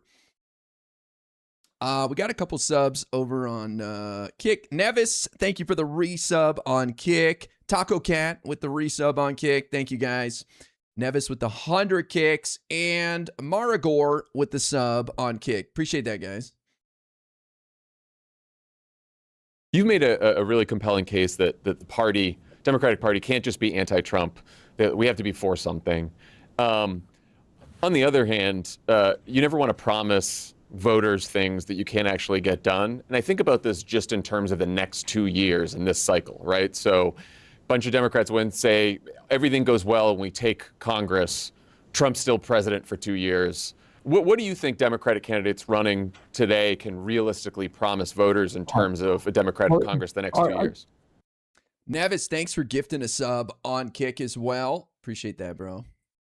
John, I would look at, that's a good question that you've raised. I would look at it a little bit differently. Okay. I would not start off by saying, oh, Donald Trump is president. You know, he probably veto any serious and good piece of legislation, therefore we can't bring it up. That's not the way I look at it. All right, I look at it from the position of, and let me be very clear, you may agree with me, you may not. I think the system is horrifically broken. In many ways, we're on a Titanic right now. Every place you look, whether it's healthcare, whether it's transportation, whether it's education, whether it's a corrupt campaign finance system, whether it is oligarchy and massive income and wealth inequality, whether it is climate change. I mean, I can go on and on. It's scary stuff. Yeah. I mean, we're living in really crazy times. And then on top of that, you got Donald Trump as president, who does everything, you know, does the wrong things every single day. So I think the first thing you do, John, and what my politics is about, is to be honest with people. You say, I don't start, what can you do? What are the problems facing you? All right, you're worried that your kid can't afford to go to college? We're the richest country on earth. What should we do? Did God determine that public education ends at the 12th grade? Can we make public colleges and universities tuition free? Do you think that 0 to 4 is important for a kid's development? Of course you do. Should we have universal and free childcare so that all families can enjoy it? Yeah, you can. Oh, Bernie, that's a great idea. How are you going to pay for it? Well, okay, that's another issue. Maybe we demand that large corporations and the wealthiest people stop paying their fair share of taxes. Maybe we don't spend 1.1 trillion on the military. But this is what I believe, John. So these are the progressive policies that I support. If we're willing to pay K through 12, why shouldn't we pay for more? I don't care about somebody going for their 3rd degree in left-handed basket weaving, okay? Those people are outliers, and we can come up with ways that you only get 1 degree pay for, whatever, but I'm all for this stuff. I'm for Medicare for all. I support progressive policy, but these clowns that are leading the progressive movement aren't helping. They're gonna get us further away at this pace. But yes, as was pointed out in the Kick Chat, Bernie has endorsed candidates who he said are not, who support positions that he said aren't serious, like Daraliza. Bro, have you seen that Wicker trailer though? You can make some good AF money with basket weaving lol. Hell yeah. Listen, I'm fine with you getting a degree in basket weaving, but not your 3rd degree, okay? You can get 1. Bernie has endorsed candidates who are openly supporting these crazy ideas that he says aren't serious. And yet he now has contradicted himself twice in this interview. He claims they don't really endorse in governor races. Okay, you endorsed Troy Jackson and he came in 3rd in Maine for governor. And here he is saying he doesn't think people are serious candidates if they support abolishing prisons, open borders, yet Daraliza does. So I think Bernie, I think something's going on with the old man here, man. It's time to hang it up, dude. Time to pass the torch. And it really is at the heart of my politics. You got to deal with where people are at. They are hurting.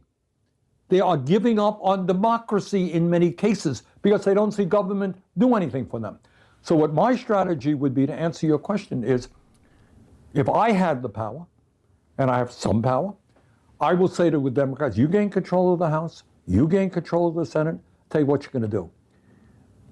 In the first 2, 3, 4 months, you're going to pass Medicare for all.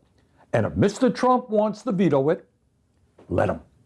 And we're going to explain to the American people why he vetoed it. And we're going to lower prescription drug costs to the price that other countries around the world are paying. He's going to veto that? Fine. We're going to raise the minimum wage. We're going to we're going to raise taxes on billionaires. Let Mr. Trump say no. And when he says no, we have transformed politics, because the next time around we'll win a landslide victory. That's my view of politics. Okay, I think there's bills are passed, messaging bills are passed all the time, especially in the House, where all you need is a majority. So if we get a majority in the House, we can pass these bills over the next 2 years. It's not going to go anywhere in the Senate, because I think our chances are, you know, on one hand, they're getting better by the day with Trump's bullshit, the Iran war, the economy, you name it. But on the other hand, El Sayed worries me. And if we lose that seat, then we have to win 5 seats from the Republicans. And that, you know, this map wasn't easy. We're talking about winning states that Trump won by double digits in 2024. It's not so easy. And I don't think we have the votes to get rid of the filibuster. That's why I've been cheering Trump on with his Save America Act, because he's telling the Republicans to get rid of the filibuster so he can pass the Save America Act. I think the Save America Act is going to hurt Republicans more than Democrats, but I think the effects will be negligible at best, and it's impossible to implement it between now and the midterms anyway. So go ahead, pass it, man. Who cares? They'll get rid of the filibuster. That's the easiest path to get rid of this tool that's been obstructing progress in this country for years and years and years. Well, looking ahead to 2028, I mean, you've been so outspoken on AI, and it's clearly going to be a huge issue, not just in this election, but again in 2028 when we actually have a presidential race. What do you hope to hear from Democratic candidates and the Democratic Party in terms of how we handle artificial intelligence? John, there are easy answers and there are hard ones. And I got to tell you, of all of the issues out there, this one, why you can't sleep at night, this is one of them. Now, maybe I'm crazy, and it may well be. Look, first of all, we start off with the assumption is nobody knows what's going to happen, right? Right. You don't, I don't, nobody does. Elon Musk doesn't know, nobody knows. Here is my nightmare. This is what I worry about. You're looking what I think we can agree on as the most transformational technology in the history of humanity. Okay, it's going to make the Industrial Revolution seem like a piece of cake. This stuff is moving quickly in every aspect of our society. How many millions of jobs will be lost? I don't know. What happens to the workers? You're a 50-year-old truck driver and now you got a driverless vehicle taking your job. What happens to you? You're a kid graduating college. There's no entry-level job. What happens to you? You're a lawyer. Firm no longer needs you. What happens to you? So economically, I worry about it. I worry about it also, and I say all these things, and the reason I am fighting these fights is I don't have all the answers, but somebody got to start this discussion and talk about it. All right, democracy, all right? Tomorrow there will probably be some kind of deep fake of me on your program saying how much I love Donald Trump and what a great job he is, right? Yeah, right. All right. So has that happened to you? Not yet. I'm waiting for it. Yeah, it'll happen. All right. So you're at a moment where people look at the internet. We don't know truth from fiction, right? You really don't. Yeah. You've seen those deepfakes, right? Oh, yeah. Oh, yeah. All right. So if a day before the elections, you saw what happened to this guy, Thomas Massey, where it was alleged, they had a video of him walking into a hotel room with 2 young congresswomen, right? Total. I cannot believe that video actually influenced some people, but it did. I read an article that said that some people saw that video and they took it seriously. It was obviously AI. It was like Ilhan Omar and AOC accompanying Thomas Massey into a hotel or something. It's crazy. Why? Did older people in Kentucky believe it? Some did. Yeah. All right. How do you deal with that and protect democracy? And what worries me very much, reading scores for our kids is in decline. You know that? Writing capabilities, cognitive capabilities. Kids are addicted to screens. How do you deal with that? Recently, we've seen instances of AI escaping human control. I talked to a Nobel Prize winner who thinks that as AI becomes smarter than human beings, we could face an existential threat. All right? These are huge issues. We need to we need to slow it down. That's the first thing we need to do. Mr. Musk cannot run the world and his friends. So that's what I worry about. Same. It's one of the things that keeps me up at night for sure, and especially having two young boys who are going through the education system. You want to make sure they are trained for actual jobs that are going to exist out there and not just looking at their screens. Senator Sanders, thank you as always for joining. What a softball interview, man. So many missed opportunities there. So many L presses by John here, man. What is wrong with these people? See what's going on here. What did Meet the Press today do? Some Trump stuff. Polls show Americans more likely to vote for Democrat than Republican for Congress. Hell yeah. What is this? Republicans slam Democrats as communists. Tom Barrett faces William Lawrence. Trump signs executive order, birthright citizenship. Nice. I guess he didn't get the memo from the Supreme Court with their ruling. I'm going to try again. The legal test.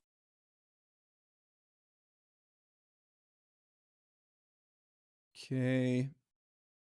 Contempt vote in Congress for Dr. Fauci. They're really going after our hero, Dr. Fauci. How dare they?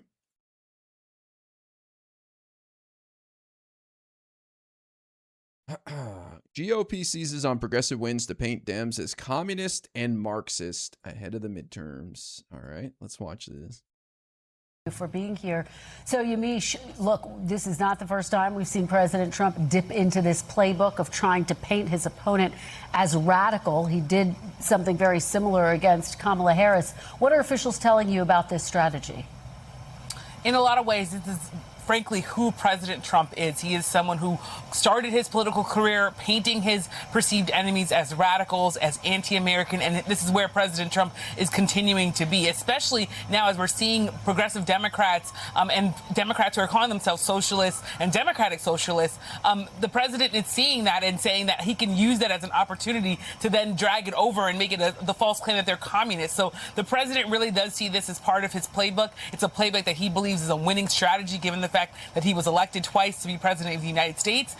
We expect that the president is going to continue to use this language. And I should tell you, it's really something that's also being echoed by people around the president. Just yesterday, the vice president was going after Abdul El-Sayed, calling him someone who would undo a lot of the wins that he saw this administration make. So you're really seeing a full-throated effort by every part of this administration to paint Democrats as communists and radicals, Kristen.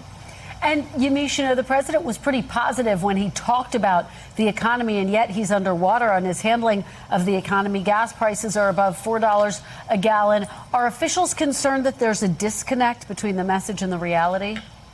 It's a key question, Kristen, and as I was just talking to some White House officials, they continue to say that this is an economy that President Trump is proud of, that there are, of course, some challenges for Americans. You think of the gas prices, you think of the prices at the grocery store, but that overall the president is still feeling very good about where things are, even if, obviously, some of the numbers just aren't where the president wants them to be. But this is the president that's going to continue to try to really put a positive spin on things. We've seen him do that, of course, in California, but he's also been doing that in places like Georgia and Pennsylvania. So the president. Look at those numbers. 35% approval rating from a Reuters poll, Ipsos poll, APE 33%, CNN 34%. This is the thing. We win the midterms if we make this a referendum on the Trump administration. The economy, gas prices, the Iran war, hiding the Epstein files, Trump's bullshit, whatever. That's how we win. And that's why I say Abdul El-Sayed needs to drop Hasan, because every question is about Hasan Piker and about his comments. it's a distraction. Every time we're answering questions about Hasan's bullshit, we are losing the argument, because if the Republicans can distract people enough with Islamophobia or whatever, then that's how they win. So why carry that anchor? Why bring that dead weight along? He's useless in the general. And again, trying to become the first Muslim senator in our nation's history. You got a guy you're palling around with that says America deserved 9/11. You're just going to have to drop him, man. You got to throw him under the bus. It's not even just dropping him and ignoring him. It's like he's got to say something forceful against him to get rid of him. And people say that's not right. That's giving into the racism. Welcome to politics, man. Americans are idiots, me included. And they're simple creatures who will be pounded with $300 million worth of ads saying this guy hates America because he's best friends with this streamer who said it. And they're not going to dismiss it as, oh, that's just a streamer. Oh, that's just some YouTube guy. Doesn't matter. They're not going to see it like that. They're going to be terrified that this guy is going to open the gate to barbarians, and like, oh, that's just racist. That's terrible. Welcome to American politics, man. People are terrified easily. They're scared easily. President, as he gears up to really start campaigning even more as the midterms get closer, the president is really feeling like he can still lean in on that messaging. Kristen. So, Yamiche, what are you anticipating from this president from now until November? Is he going to be a frequent presence on the campaign trail? My understanding is, in talking to White House officials, that he has been traveling and he will continue to travel. And the idea is that he will likely do that traditional kick-up of traveling that we've seen presidents do and President Trump himself do as the midterms get closer. We know that this is a president who has been using his social media and his voice everywhere he can to really tout the people that he believes should be in office, including whether that means backing someone who's even going up against an incumbent in some cases. What the president is seeing is the Republican Party really continuing to be made in his image, and as a result, he wants to be part of that. He also believes that in some of the tough spaces that Republicans might struggle in, he believes his presence can and will make a difference. So we expect, and I expect to see the president out there on the campaign trail talking, especially to battleground states, about candidates that he believes are really good for this country. Kristen. Thank you, Yamiche. Starting us off at the White House. Ryan, let me turn to you on Capitol Hill. So we heard the messaging from top Republicans painting Democrats as socialists or communists. Does leadership on Capitol Hill believe that this is going to be a winning strategy? In some respects, Kristen, it feels it's like the only argument that they have. Yes, that's all they've got. They have nothing else. Trump sucks. His administration sucks. Everyone has soured on him. They realize he's full of shit. I don't know why they believed him in the first place, but they did. So this is it.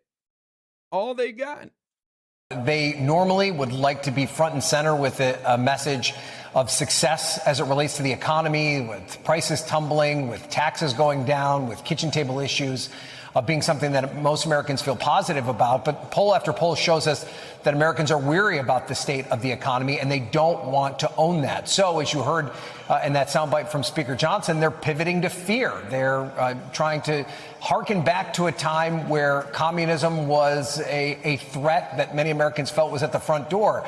The Cold War ended, last I checked, 40 years ago this year, 1986. It's hard to imagine that the vast majority of voters share that same level of extreme worry about that. And then furthermore, whether or not that extends to some of these candidates who are self-avowed socialists, whether or not their policies actually enter into the realm of communism in a way that voters can understand and equate, I think is the open question. So there's certainly a lot of anxiety over the overall message that many of these Republican candidates have going into this election. And listen, Kristen, under any circumstance, it's difficult to run for re-election on the same party line with a president whose approval rating is hovering in the low 30s. Well, you know, I'm curious, just to follow up on that point, the poll numbers, the economy, we know that this is still the number one issue for voters, the economy, affordability. Do Republicans want the president to try to stay focused on messaging surrounding the economy? I'm sure they do, Kristen, but I'm also pretty it's also been made very clear to me that they understand that there's nothing they can do to convince President Trump to do anything other than what he wants to do. I think if you asked the average Republican running for office, up for re-election this fall, they far would have enjoyed a economic message that was built off the big, beautiful bill, no taxes on tips, this housing bill that they recently passed, that they'd be able to go to the American people with this tangible evidence of the idea that they've done things to rein in inflation and keep down gas prices. But when you have the war raging and the complications that are connected to that, and then you also have the president's obsession with these changes to the voting laws, which really have nothing to do with these kitchen table issues. It's just a very difficult message to send. And there's no doubt that the president fires his base up when it comes to issues like that. 30% of the United States, right where the president's approval rating is, are ride or die with the president. And if he says it's the most important issue, it'll be their most important issue. Unfortunately, for Republicans up for re-election, 30% is not enough to win in many of these swing districts. And I think that's what's complicating the argument that they're making going into the fall. They are begging Trump to end this Iran war, to focus on the economy, but it's too late. He's focused on an election 6 years ago that he claims was stolen and nobody gives a shit about. And things like the reflecting pool slasher that he still believes happened. His own U.S. Attorney Janine Weinbach-Pirro had to drop the case because the evidence just did not back up the claims that vandals damaged it. And Trump is threatening to fire her over it, right? Like, she tried to throw him a bone and be like, hey, man, we got to drop this because we're going to lose and there's just no evidence here. And he screamed at her supposedly in the White House, considering firing her over it. Absolute madness. Like, this should be the easiest blowout midterms ever. And I still think the odds are heavily in our favor, even with all of the baggage I've talked about today with Hasan and El Sayed and the communism and the DSA and all that. I still think that we are way ahead because the number one thing that gets people out to vote is the economy. Americans are quite selfish and they're focused on their pocketbook, and they've been getting their ass kicked because of Trump's tariffs, because of the Iran war, because of him deporting people. This has all led to the cost of living going up, allowing the ACA enhanced credits to expire. I mean, people are pissed about these real world things much more than, oh, communism is here or China interfered in our 2020 election, right? Like, that's not going to get people out to vote. So we still have a giant advantage right now, but boy, we're doing everything we can to try to make it as hard as possible for us to win here. Let me ask you about another story. I know you've been following Congressman Max Miller. Of course, he's facing these allegations of abuse from his ex-wife. He denies those allegations, but there's growing pressure on him to resign. What are you hearing, Ryan? Everyone that I talk to, Kristen, that has any level of a connection to Miller or his campaign tells me that he isn't going anywhere.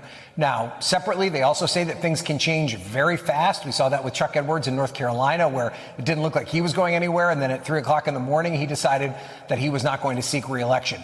The one person who has not publicly called on Max Miller to resign, who is the most important person in this conversation, is President Trump. He said repeatedly that he likes him, that he feels bad that he's going through this. He admits that it's a bad situation, but Trump has stopped short of telling Miller that it's time for him to get out. There is a growing chorus of Republicans calling on that. Now, both sitting senators, obviously Senator Moreno has a personal connection to this because it is his daughter, who is Max Miller's ex-wife, who's accusing him of these abuse allegations. But the other senator, John Husted, who's up for re-election in the fall, has said that it's time for him to step down. There's some confusion over the timeline, whether the deadline's already been passed to put a new Republican on the ballot or if they have until August 10th. So that is also weighing into this conversation. But at this point, Max Miller says he's not going anywhere. And until he himself says something different, we have to assume he's going to be on the ballot this fall, Kristen. What a gift. Thank you, Max Miller. This guy was an aide to Trump in his first administration, and he's being accused of his ex-wife, who's the daughter of a sitting senator, Bernie Moreno in Ohio. who defeated Sherrod Brown, the Democrat incumbent, who's back on the ballot now and probably going to beat the guy who replaced J.D. Vance, John Husted. But his ex-wife accused him of throwing hot water on her and mistreating their 2-year-old, like physically abusing their 2-year-old. And Trump even told him, hey, man, this race is looking rough, bro. He's trying to run for re-election.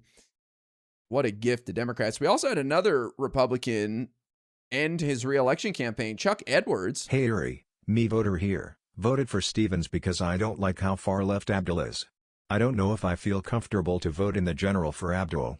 Thoughts? I look up to your opinions even if I don't comment much. Well, I think Abdul El Sayed has a lot of work to do to win over voters like you. And it's nothing I can say to convince you. It's going to be up to him to moderate, which I think he will as we get closer to November. He's already started to move a little bit.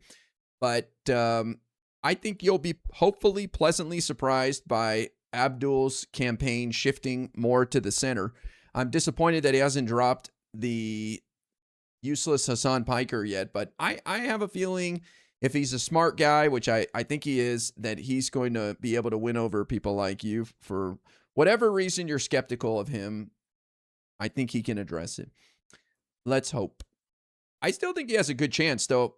As I said at the beginning, the polls concern me because the polls showed that he had a double-digit lead and he ended up winning by less than 1%. Those same polls showed that Mike Rogers was already ahead of him by 1%.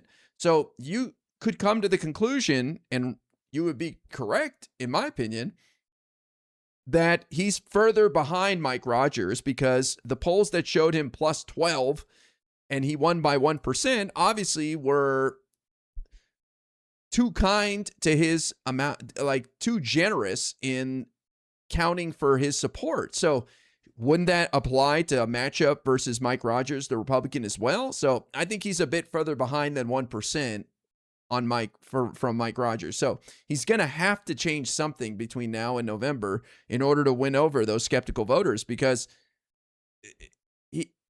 more people voted for someone besides El Sayed in Tuesday's Democratic primary. That is a concern for him. So let's see what he does. I hope we all are pleasantly surprised, and I think he's got it in him, and let's see what he does. Warren wasn't even polling at a plurality in her OG Center run by this time cycle. There's so much time. Yeah, there's plenty of time between now and November.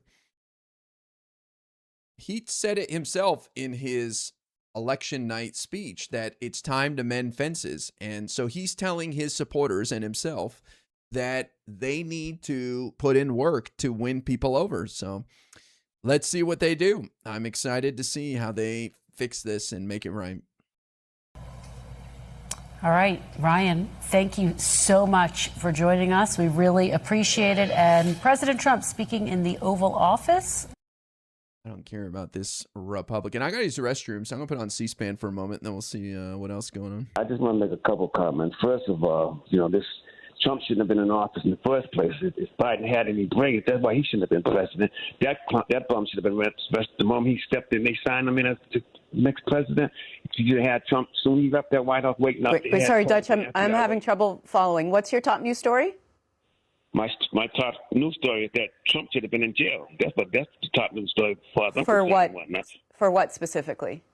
Overthrow the government. When he tried to overthrow the government. Let me tell you something. This is the biggest loser, the biggest white person, bigot they ever got in the White House to talk this kind of trash. This guy talk. This guy don't respect nobody. And when nobody don't respect nobody, that's when people start coming for you. All these assassination clowns. Let me tell you something. They really wanted to get rid of this guy. They would have seen real assassins out there. Ain't nobody after this guy. And whatnot. And here's Andy in Lexington, Kentucky, a Republican. Good morning, Andy. Good morning. Just a few topics, if I may. I didn't like it you cut that fella off earlier there. He was talking pretty good, I thought. Yeah, I don't take personal attacks. That's why I cut him off. Oh, I didn't hear him say anything personal to you. But anyways, I thought he was talking about the network. But anyhow, you have the lady that called in and talked about Jesus, and she doesn't know the Ten Commandments. Apparently, she wants to steal and say, look what I stole for you, Lord. You don't steal from people and give it to the poor. You give it to the poor. You don't steal. That's a commandment. Don't make yourself a god. And then here you go again with the illegals. Well, everybody knows this backdoor amnesty. They're just trying to make fools of us and stealing from us right in front of our nose. But you give them ability to vote or ability to get a job, and then that makes them legal, supposedly. They got documentation. So they're allowed to stay here. And then once they stay here, they'll have children, and then those children will make them okay. Wait. So, yeah, that's the problem, sir. The illegals, they're the reason why things are not going well. Surely. Why Abdul El Sayed is a wake-up call for the Democrats. Oh, my God. Let's check in with the loser point of view and see what's going on over here.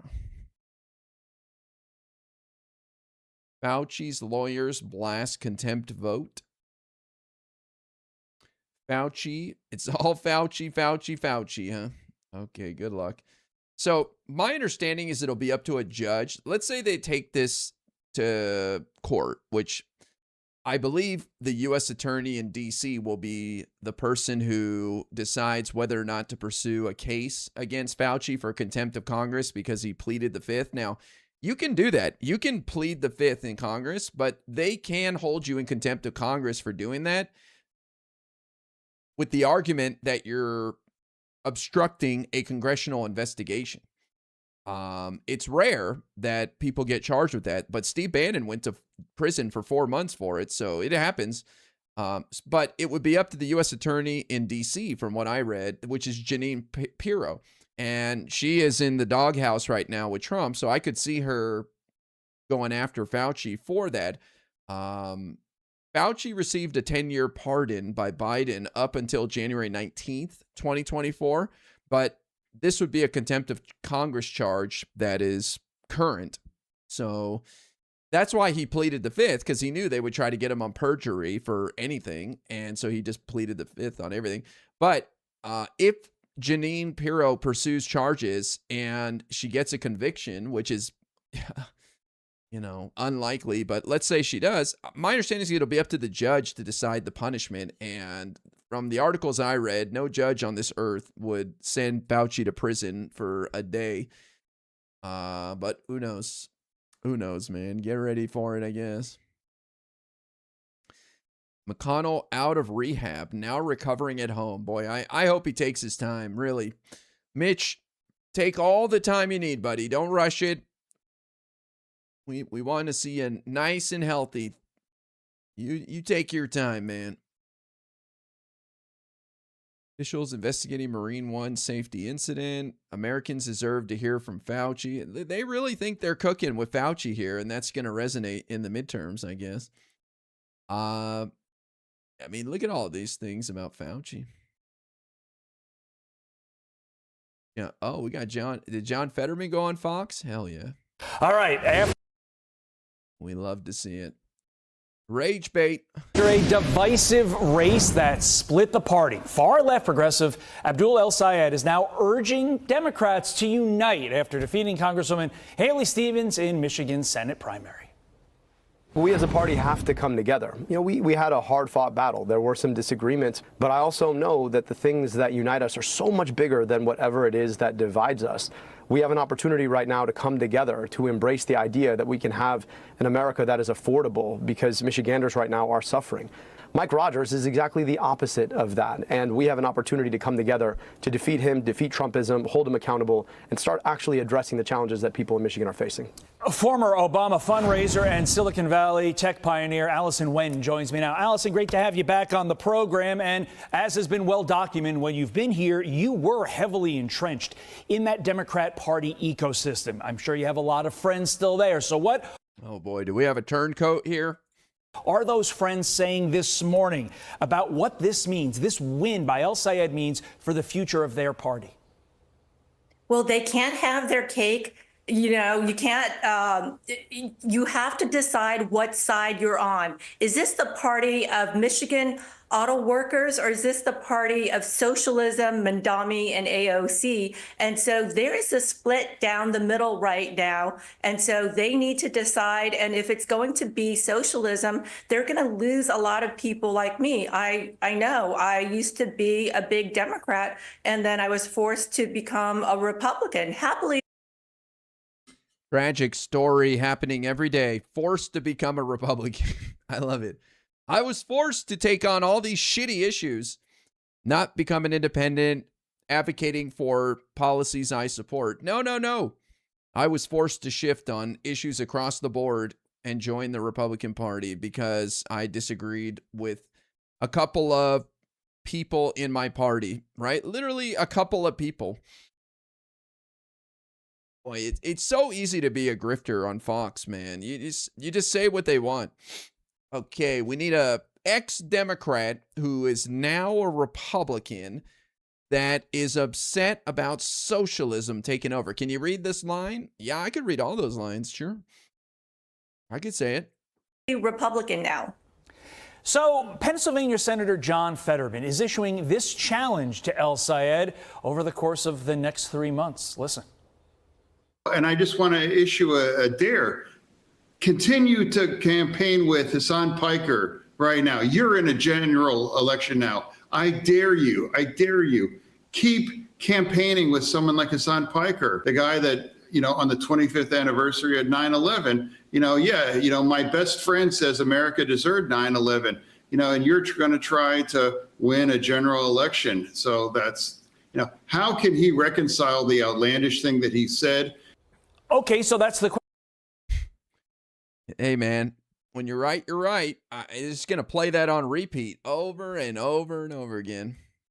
Question, Allison. We heard in the introductory soundbite that I played that El Sayed wants to bring everybody together, bring the Democrat Party together. But what does El Sayed actually campaign on? Is he going to do things that maybe disavow some of his previous positions to bring more independents back in and bring more sort of center-left Democrats back in? Or does he continue campaigning with Hasan Piker and the like and say, this is me, I'm going to double down on this? Well, we actually have to look at his spots. His spots show us that he's a socialist. And so what does he say? Well, free health care for all. What does that mean? Free groceries for all. Well, I grew up in a socialist country. Free health care means that I was bitten by a rabid dog when I was 5 years old in a communist country, and I was sent on a bus for 10 hours to get the medicine. That's our future right there, dude. He's right. Great example. If in Mamdani and El Sayed's America, if you get bit by a rabid dog, you will sit on a bus for 10 hours. That's how it is, man. We will not have more doctors. No shot. We're just going to overwhelm the existing system with no plan on ramping up the number of healthcare professionals. None at all. And for groceries, we stood in line for 10 hours with my mother. That's the harsh. Oh, my God. Yeah, I don't want to do that. I like going to my self-checkout and being done in 10 minutes, man. I don't want that. Socialism sounds like it sucks. Reality of socialism. So do you want that or do you want growth? And then double whammy with California, it became the Socialist Republic of California. Our beautiful, great, innovative state succumbed to the socialist mayors like Karen Bass, as well as the catch and release district attorney of Chesapeake and George Gascon, that made our streets very unsafe. Bad schools, they outlawed. We got rid of those people. Algebra here in San Francisco. So I want to hear real policies from Abdul El Sayed and hear what he has to bring people together. People, at the end of the day, they want grocery, they want safety on the streets. I know I have 3 3 young adults. And that's what I care for Right. about the streets in San Francisco and Los Angeles, where my daughter lives. She was attacked there. What are you going to do to make it safer? What are you going to do? There are kids that are going to UCLA and Berkeley, and they've not even taken algebra. I can't even believe that. That's unreal. Wow. Yeah, and to your point, this isn't a mayor. This isn't a representative. This is a senator with national implications that will touch you there in California, will touch us here in New York, will touch the entire country if he's elected, and we need to pay attention to that. Allison, it's always a pleasure. Thank you, my friend. That was eye-opening, I tell you. That was an incredible opinion interview. Thank you, Fox. Girl, everyone's got a smartphone. The shit are we needing algebra for? Lamau. Hell yeah. W algebra.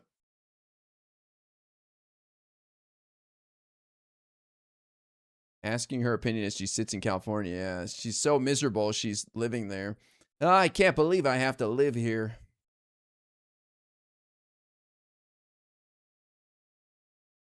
Just seeing if they had anybody else doing any interviews here. Senator Warren, midterms will be all about costs and Trump's corruption. I hope so.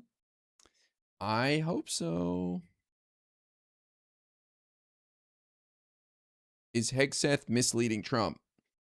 I believe Washington Post has an article that Trump yelled at Pete Hegseth at Camp David last weekend over the dwindling munitions related to interceptors, and that is impacting our capabilities in the Iran war. And Pete Hegseth blamed one of his top aides.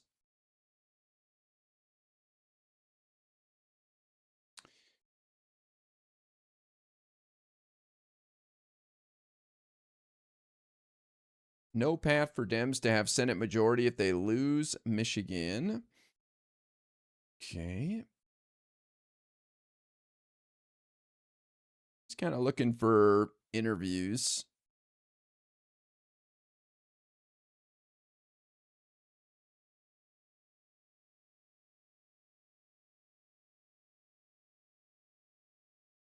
Check in with the crazies too.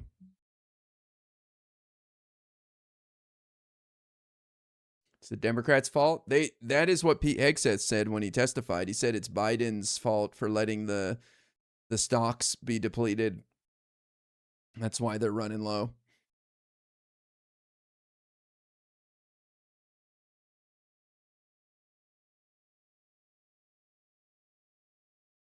He's a mess. Fetterman left babbling mess as John Fetterman fillets him like a fish. MAGA in all-out panic over El Sayed. All right, welcome to the show, y'all. Hope everybody out there is having a great day. And we are spicy in this bitch today.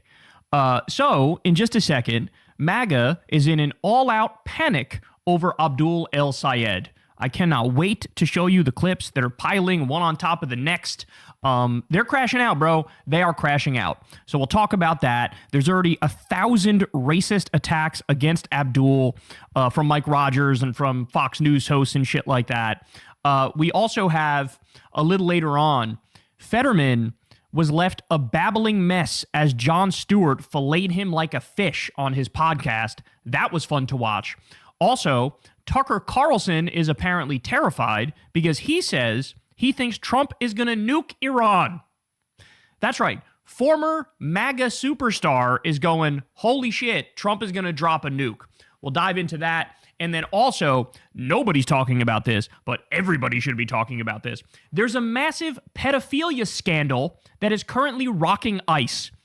I mean, this one is, I am flabbergasted. This isn't making news in more places. You guys got to spread this far and wide because this is like crazy to me. It's just insane. And like, you can't, it's sort of like the game you play with Israel where it's like, come up with a terrifying on YouTube. That goes a long way as well. You, of course, can indicating. In fact, it was like way off compared to the polls. The Rogers campaign posted to their red box calling for anti-Abdul ads on July 16th. They literally aren't panicking. They've prepared for this.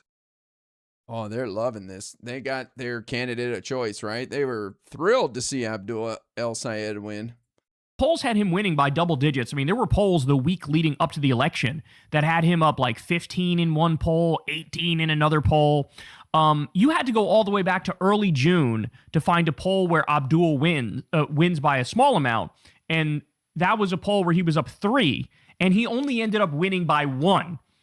What? There was a poll from like 2 weeks ago by Glenn Gariff, sponsored by local TV station, showing Stevens winning by 7.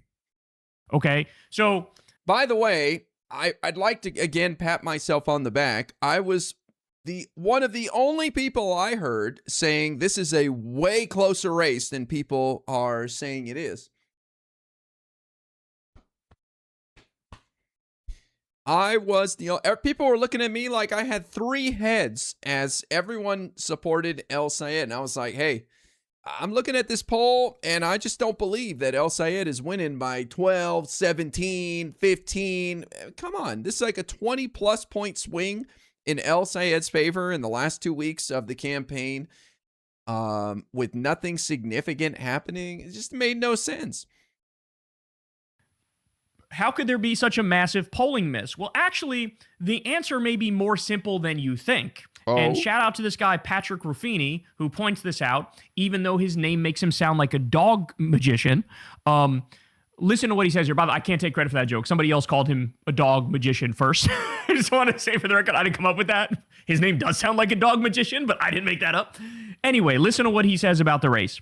He says, controlling for 2024, the results kind of suggest that Stevens was buoyed by crossover Republican votes, especially in Metro Detroit, where primary composition swung 30 points towards D's. Okay, do you understand what he's saying? The system that they have in Michigan, it's an open primary system. So you don't have to be a Democrat to vote in the Democratic primary, right? You don't only get in also if you're an independent. It's not like, oh, it's Democrats and independents. You can also vote in the Democratic primary if you're a Republican. You only get 1 vote, but you can choose to use that vote to vote in the Democratic primary. This would perfectly explain what ended up happening. Also, I see. So the only reason El Sayed barely won is because a bunch of Republicans voted for Stevens to help her, and those guys are now going to go vote for Rogers, so El Sayed will sail to victory. Is that the strategy we're going with? the average age of... I don't really buy this because I think it takes a lot to get somebody to go vote in the first place, especially in a primary. That is a very low participation rate. And now you're saying that some people from the other party decided to go use their vote to try to cause something to happen over on the other side. I mean, maybe people like us would consider that, but it is such a stretch. It is asking so much. And I think it does happen, but it's got to be just a handful of people, man. Voting is annoying in the first place for most people. I remember when I didn't give a shit about politics, I was voting in presidential elections, maybe every midterm. And even I, to this day, am kind of annoyed filling out the ballot. I got to go look up propositions. I got to go drop the ballot in the mailbox, which may seem easy to some people, but I don't think most people are excited to vote in primaries. So the idea that they're not only going to vote in the primary, but they're going to go vote in the other party's primary to try to influence it. Come on. Of the voter in this. Of course, this is complete BS. The Republicans wanted Sayed to win. Yeah. I mean, that's also another point is Mike Rogers and the Republican wanted El Sayed to win. They were running ads for him and helping him. They thought and based on the polls that also showed El Sayed up, they also showed themselves beating him. So it was in the Republican Party's best interest in their eyes for El Sayed to win. And they actually think they've scored here. So in what world are Republicans trying to help Stevens? Election was way higher than what most people predicted. What could also help explain that? This right here. there were crossover Republican voters who voted in the Democratic primary, and they ended up boosting Haley Stevens and getting her closer than where she would have been normally. If this race did not have these crossover Republicans, and I think more data will come out with time and we'll know this more definitively, but he probably would have won by at least like 8 points.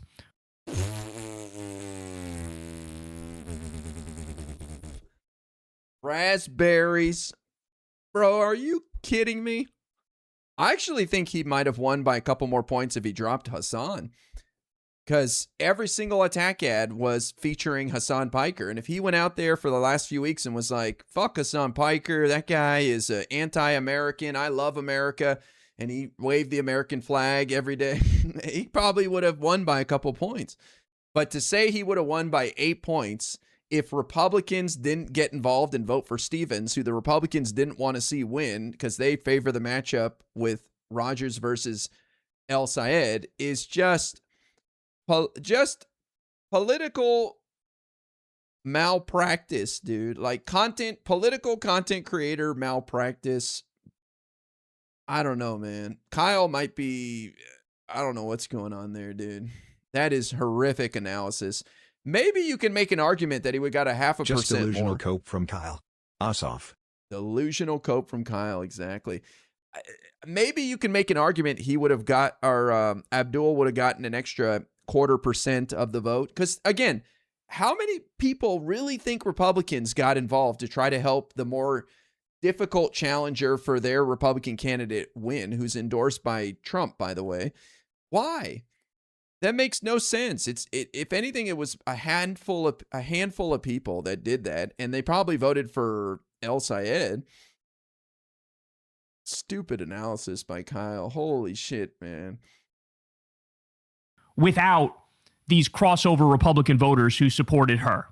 But it just shows you that a lot of these political YouTubers, their audience wants to be spoon-fed garbage. I'm willing to tell my audience when we're cooked on something, when things aren't going to work out the way we want it to, because you guys are big boys and girls and can handle it. And it costs me tremendously. People get mad at me. I got a lot of flack recently for saying, who cares about these DSA people? It'll all work out. And, we should try to figure out how to work with this energy and grow, and competition is good. So I'm willing to say things that my community and other people won't agree with and even lose support over it. But in spaces like Kyle's, you cannot do that. You have to spoon feed what they want to hear. And it's really sad to see. They'll find any way to tell their people what they want to hear so they enjoy their little hug box. But I'll be real with my audience when something's not going to work out, man. Nevis, thank you for gifting a sub on Kick, bro. Appreciate that, man. So that makes sense to me. That actually all adds up in my mind, because it's not that Abdul underperformed. In fact, the number of raw votes he got was phenomenal. It was way above and beyond what Bernie got in his presidential runs there. So the turnout was fucking colossal. It was through the roof. It's just that Haley Stevens also got a lot of votes. Well, what explains that? This right here. Wow. That's it, guys. That's the explanation. That explains it. That explains why more people voted for someone besides El Sayed in the Democratic primary on Tuesday. Does Kyle think this will help voter turnout? Probably. I think he thinks he's giving his audience the hope, because it was a colossal fuck up to release those internal polls showing El Sayed plus 17, plus 12. People were expecting a blowout, and he ran his campaign the last couple of weeks with a lot of hubris, acting like we got this easy. And there was a gut punch to only win by less than 1%. And the narrative became Abdul's campaign is a lot weaker than people think. Now, if they had just put out normal polls, then people would have said, this is a huge win, man. We were up against Goliath and we dominated. But they had convinced their people for the last few weeks that they're going to win by double digits. At the assumption he cares more about voter turnout than his own engagement and dollar from it. Well, yes, I think first and foremost, these guys care about money and fame and that. Like, I honestly think Kyle would rather see Democrats lose so that he can keep crying about Israel and the establishment and Democrats. God forbid the people they support actually get into power and they have to govern. It's going to be a terrible day for people like Kyle because they're going to be sorely disappointed and they're going to have to be on defense and they're going to have to explain why things aren't getting done. They'll have to explain why their hero is working with bad people that they've been shitting on for years. And that's a lot of work, man. Their audience is not going to like that. And also, they're going to lose a boogeyman. They can't blame all these things for their problems anymore. It's like, well, we're the ones in charge. So it's very comfy to just blame everything but yourself for your problems and the reason why you can't have nice things. But once you're in power, then you can't do that anymore. And that's when life hits you. And it's an open primary system, and some Republicans went in and voted for Haley Stevens. So that would make sense. O'Rourke voted against the border wall. Oh, that's a good thing to him. He voted against Kate's law, and he voted for Obama. It can't be that people wanted Stevens and voted for her. There's always something out there trying to undermine their candidate. If Stevens won, this would be the line. No reflection. Yep, I do agree. I think if Stevens won, Kyle would be saying that it's because Republicans voted for her, sure. And obviously Israel and their evil money, of course. Of course. Sense, that would all add up.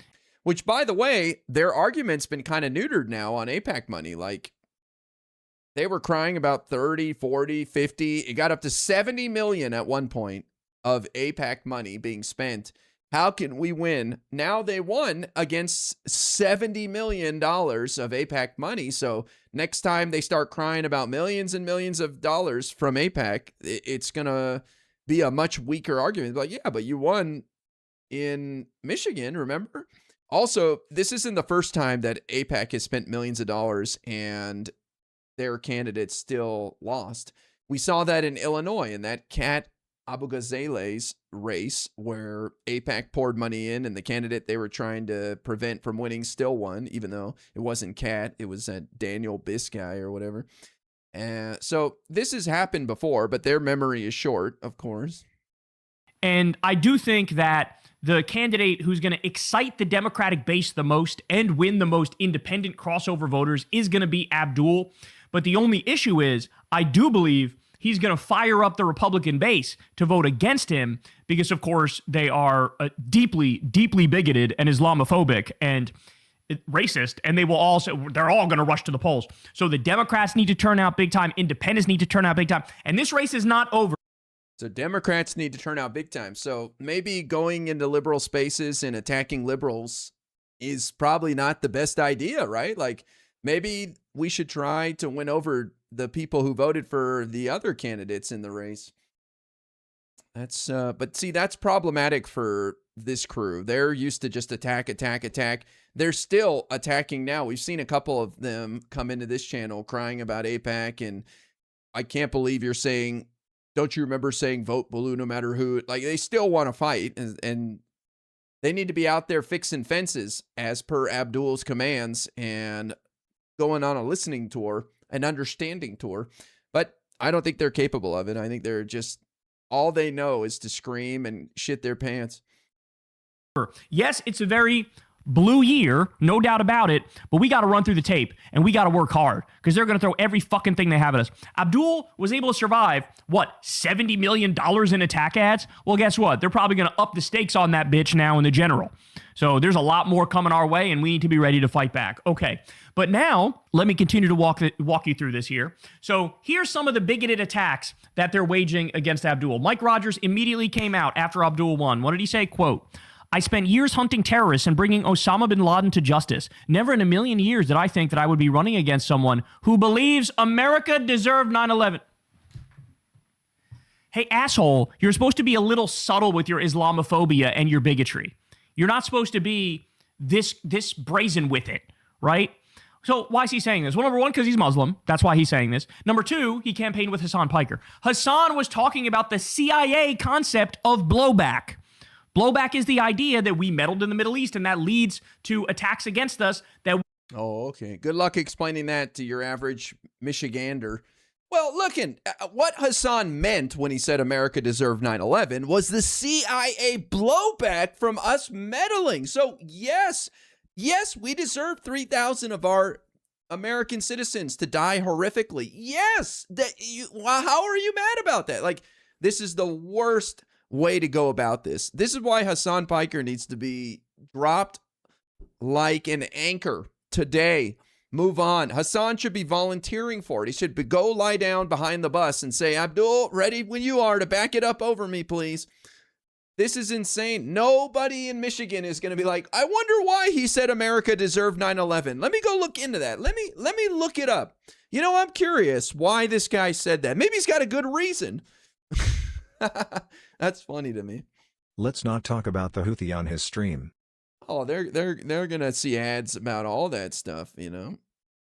I love Kyle. He's such a precious child, thinking that average Americans are gonna go look up why somebody said America deserved 9/11, and they're not even gonna think he said it. I guarantee you, most people are gonna think Abdul El Sayed said America deserved 9/11. It's gonna start to blend. Do you think the Republicans are gonna make sure people understand it wasn't Abdul El Sayed? No.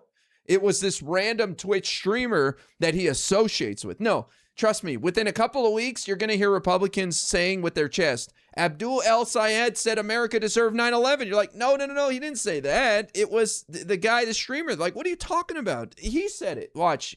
All your aunts and uncles going to be out there calling into C-SPAN saying Abdul said America deserved 9/11.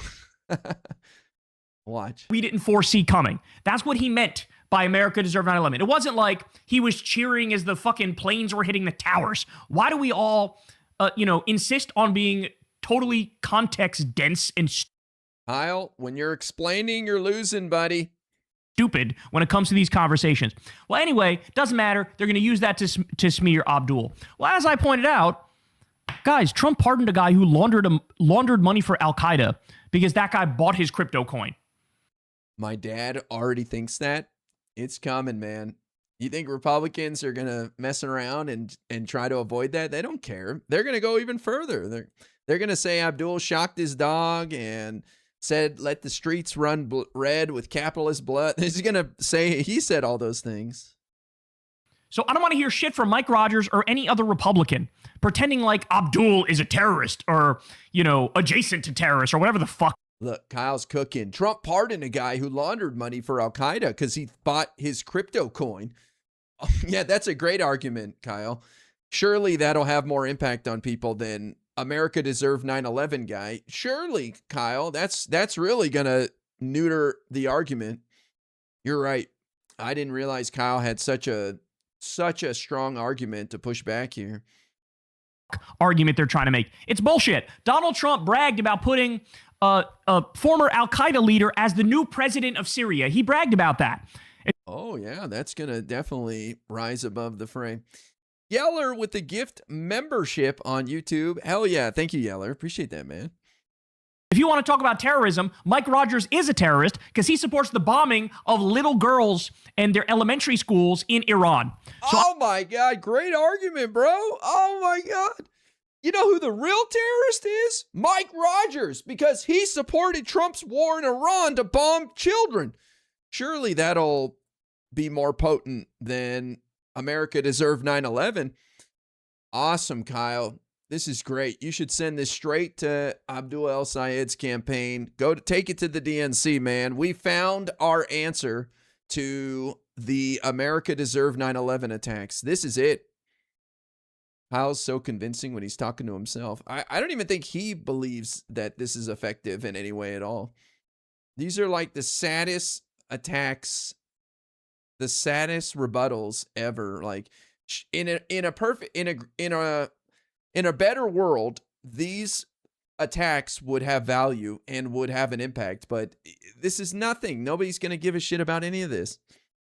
I don't want to fucking hear it from them. But to show you again just how deeply bigoted the attacks are going to be, Is he calling America terrorists? Yeah, with his argument, he is asking people to acknowledge that Trump is the real terrorist. Okay, bro. Good luck with that one. A look at this ad, which was the first ad that they immediately dropped. Watch. Rahman Mohammed El Sayed, the most radical Senate candidate in America. I'm pretty damn dangerous. El Sayed. I'm pretty damn dangerous, they put in there. Trying to scare old racist white people to voting against him. When the point he was making is, I'm pretty damn dangerous if you're a corporation, if you're a billionaire, if you're a warmonger. That's the point he's Pledge making. Support for the leader of the Muslim. There's Kyle explaining again. Kyle, it doesn't work when you have to explain it because the context isn't included. Nobody's going to go look it up, man. Nobody's going to say, I wonder why he said that. Brotherhood, a designated foreign terrorist group. He wants to hike taxes on Michigan waitresses, delivery drivers, and seniors on Social Security. He joined a sex offender and a murderer to demand the mass release of dangerous prisoners. And when his ally claimed America deserved 9/11, America deserved 9/11, dude. El Sayed refused to disavow it. I'm not here to disavow people's views. Abdul El Sayed, too radical, too dangerous, wrong for Michigan. Oh my God. Fucking GG, bro. You got to drop this guy. I think there's a path for sure. This is Abdul's race to lose, in my opinion. But I think step number one is dropping Hasan and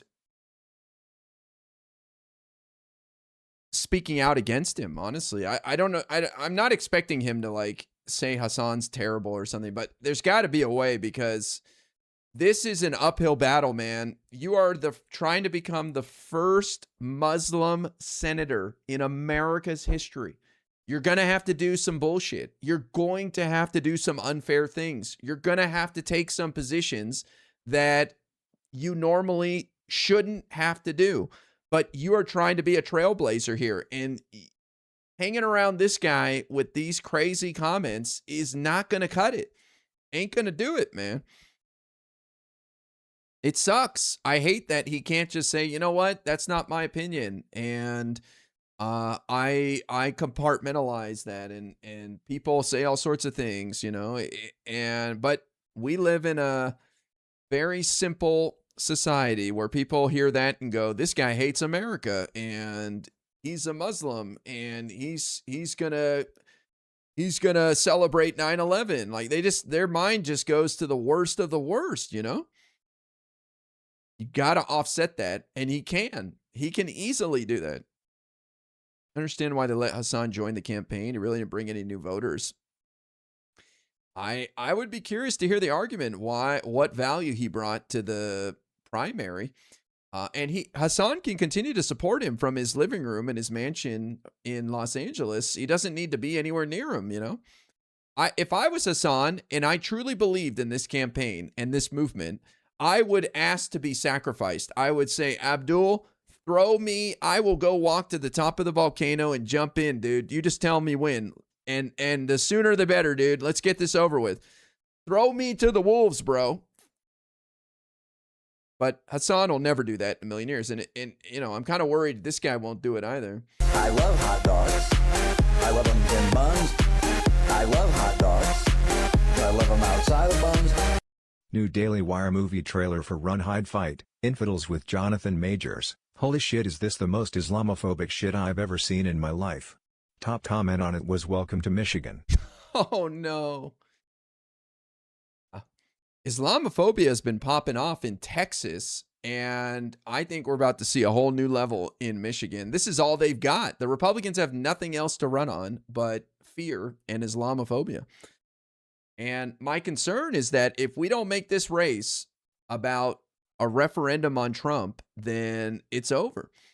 So this is all stupid distraction, man. You have to watch it. The trailer is awesome. Insane, I'm sure. Thank you, Yeller, for the $25 super chat. Appreciate that. We love hot dogs. This is absolutely all they have. Okay? So Abdul is asked about these sorts of attacks, and he comes out and he immediately says the following. Russ, I really appreciate the question. You're right. That's the only play they got. They're going to point at me. They're going to point at my name. It's like, well, he's different. That's the best you got? You can't actually talk about what you want to do? My name is not raising your gas prices. My name is not taking us to war. My name is not the reason you can't afford your groceries. You know what it is? They're BS policies. So you can point to my name all he wants. But I'll also tell you this. I've been an Abdul in Michigan my whole life. This is like the This has nothing to do with the Hasan stuff, Kyle. Best place in the world to be, Abdul. You know why? Because Michiganders they're big-hearted. They're open-minded. They're earnest, and they're gritty. And Michiganders are sick and tired of BS politics coming in to divide us when there's so much more we can unite to actually guarantee if we're willing to come together around it.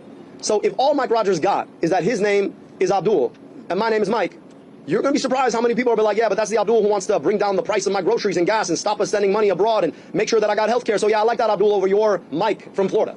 That's right. Damn. It fucking absolutely positively nailed it. Okay. What does that have to do with Hasan Piker in any way at all? Like that is a fair pushback. Great argument to his name. Has nothing to do with him palling around with a guy who said America deserved 9/11. So maybe it was in response to a question about Hasan and he deflected to talk about his own name. I don't know. Not sure why Kyle showed us that. Well, now let's get to the across-the-board meltdown happening across conservative media and in the MAGAsphere. Let's start with this one. Here we have Ted Cruz, and he's going to take a shot at multiple leftist candidates. Is that where the energy is? They want to cancel Thanksgiving? They're crazy enough, yes. They want to cancel Thanksgiving. They want to cancel Christmas. Look. They're taking a shot at Francesca Hong here, who tweeted something about canceling Thanksgiving. She's not actually going to get in office and immediately, sign an executive order. I'm hereby banning Thanksgiving celebration in Wisconsin. It would be for her. Are you kidding me? This is all they have. He's literally recycling war on Christmas bullshit, too. They will say and do anything not to talk about the price of gas, not to talk about the price of groceries, not to talk about the multiple illegal wars, not to talk about the Epstein pedophiles they're protecting, not to talk about the Doge crime spree where they cut pediatric cancer research and Meals on Wheels. This is a sick joke. These communists hate. Kyle, you got to take this more seriously, man. Abdul won by less than 1%, dude. You can't just dismiss this stuff as it's not going to work. Abdul is not in a strong position right now. And Kyle seems to have placated himself by saying that's because Republicans joined the open primary and voted for Stevens.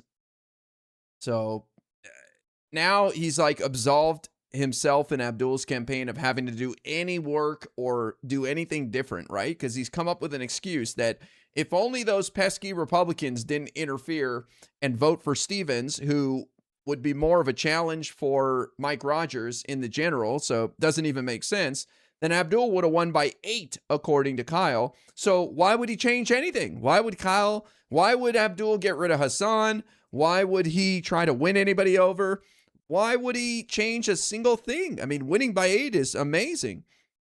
Hate America. They hate. Hey, these communists. Hey, me. I'm Ted Cruz. Also, Bernie Sanders isn't endorsing Francesca Hong. I wonder if that has crossed Kyle's newsfeed yet. Curious to see what he thinks about that, because he's acting like, oh, these are all just useless attacks against Francesca Hong. I like his cuck chair in the corner of his room. I didn't see that. Yeller, thank you for the resub on Twitch. Hell yeah. Yeah, what's with the random empty chair behind him?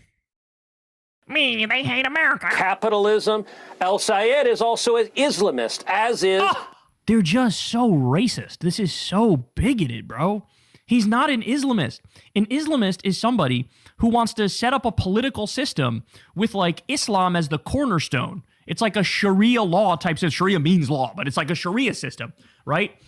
He's a secularist. He believes in the Enlightenment. He believes in the Constitution, unlike you and Trump and Stephen Miller and all you fucking assholes who have destroyed due process, destroyed habeas corpus, made it so you don't need a warrant to seize people anymore. What a sick fucking joke, man. Holy shit. So is Islamist, as is Mamdani. And I think it's a majority of Republican politicians who can't pronounce Mamdani's name. None of them know how to even say Mamdani. Yet they have all these thoughts about how bad and terrible he is. How about you learn his motherfucking name first before we listen to anything you have to say about his policies? The green-red convergence, where the communists and the Islamists, they want Sharia law, they hate Jews, they hate Christians, they hate capitalism, they hate America. All of this. What? That's great, Kyle. While you're doing this, Cruz is hosting and streaming his own hearing tying Abdul to the Muslim Brotherhood to harvest sound bites for ads, so maybe let's address that instead of the whole terminology issue. Well, again, Kyle, he thinks that they're killing it. They don't have to change a damn thing. Isn't that crazy, man? Oh my God, Yeller, you are nuts. 66 gifted subs in the Twitch chat and waltzes over to YouTube to drop 20 memberships over there. My God, Yeller popping off. Just made some friends, bro. That is a crazy amount of subs. Thank you, Yeller. That is huge. Some people stoked right now. Let's go. Is coming together in a way that is really a toxic, toxic stew. You have anything to say about the fact that you kicked 18 million people off Medicaid, you pudgy ass bitch, Ted Cruz? You have anything to say about the fact that you supported kicking 4.5 million people off the SNAP program, the food stamp program, so children are literally starving because of you? You have anything to say about that? You have anything to say about the fact that you supported Trump as he carpet bombed a little girl school in Iran and killed 170 precious little girls? You have anything to say about that, you bitch? Fuck you. Whoa! No, that's a huge gesture. Thank you, Yeller. That is big, man. That ain't a small gesture at all. That's huge. Hooking some people up. Awesome. That helps with the community, too, because it gets people to have a badge and the emotes and all that, so that's pretty cool. Kyle's mad. So Kyle's going to sit here and waste his time talking about the Republican versus Democratic matchup when Abdul El-Sayed has 90 days to unite the Democratic Party. I would be focused on that if I were Kyle, talking about how do we reach out to Stevens voters? How do we address their concerns? Because some of them have valid concerns. But of course, in Kyle's eyes, none of the Stevens voters' concerns are real, right? It's all AIPAC bullshit that hurt El-Sayed, and people were inundated with lies about him. And there's just no need to lift a finger and change anything. Our candidate's perfect, and he's totally going to destroy the Republicans. So let me show you guys how pathetic the Republicans are, right? It's very childish. It's very immature. No need to mend fences. Yeah, like, it's very strange. I need you to disavow your pup cup hate from yesterday. Unretweet the tweet, _imreally winning. There was no tweet. I keep that within my own four walls. I will not take back my pup cup hate. What did I add to the list? Oh, girl dad. Yeah, pup cup and girl dad are in the same category. Megsy, thank you for using your Prime on Twitch. You just kicked off a hype train. Level 7 too. My God.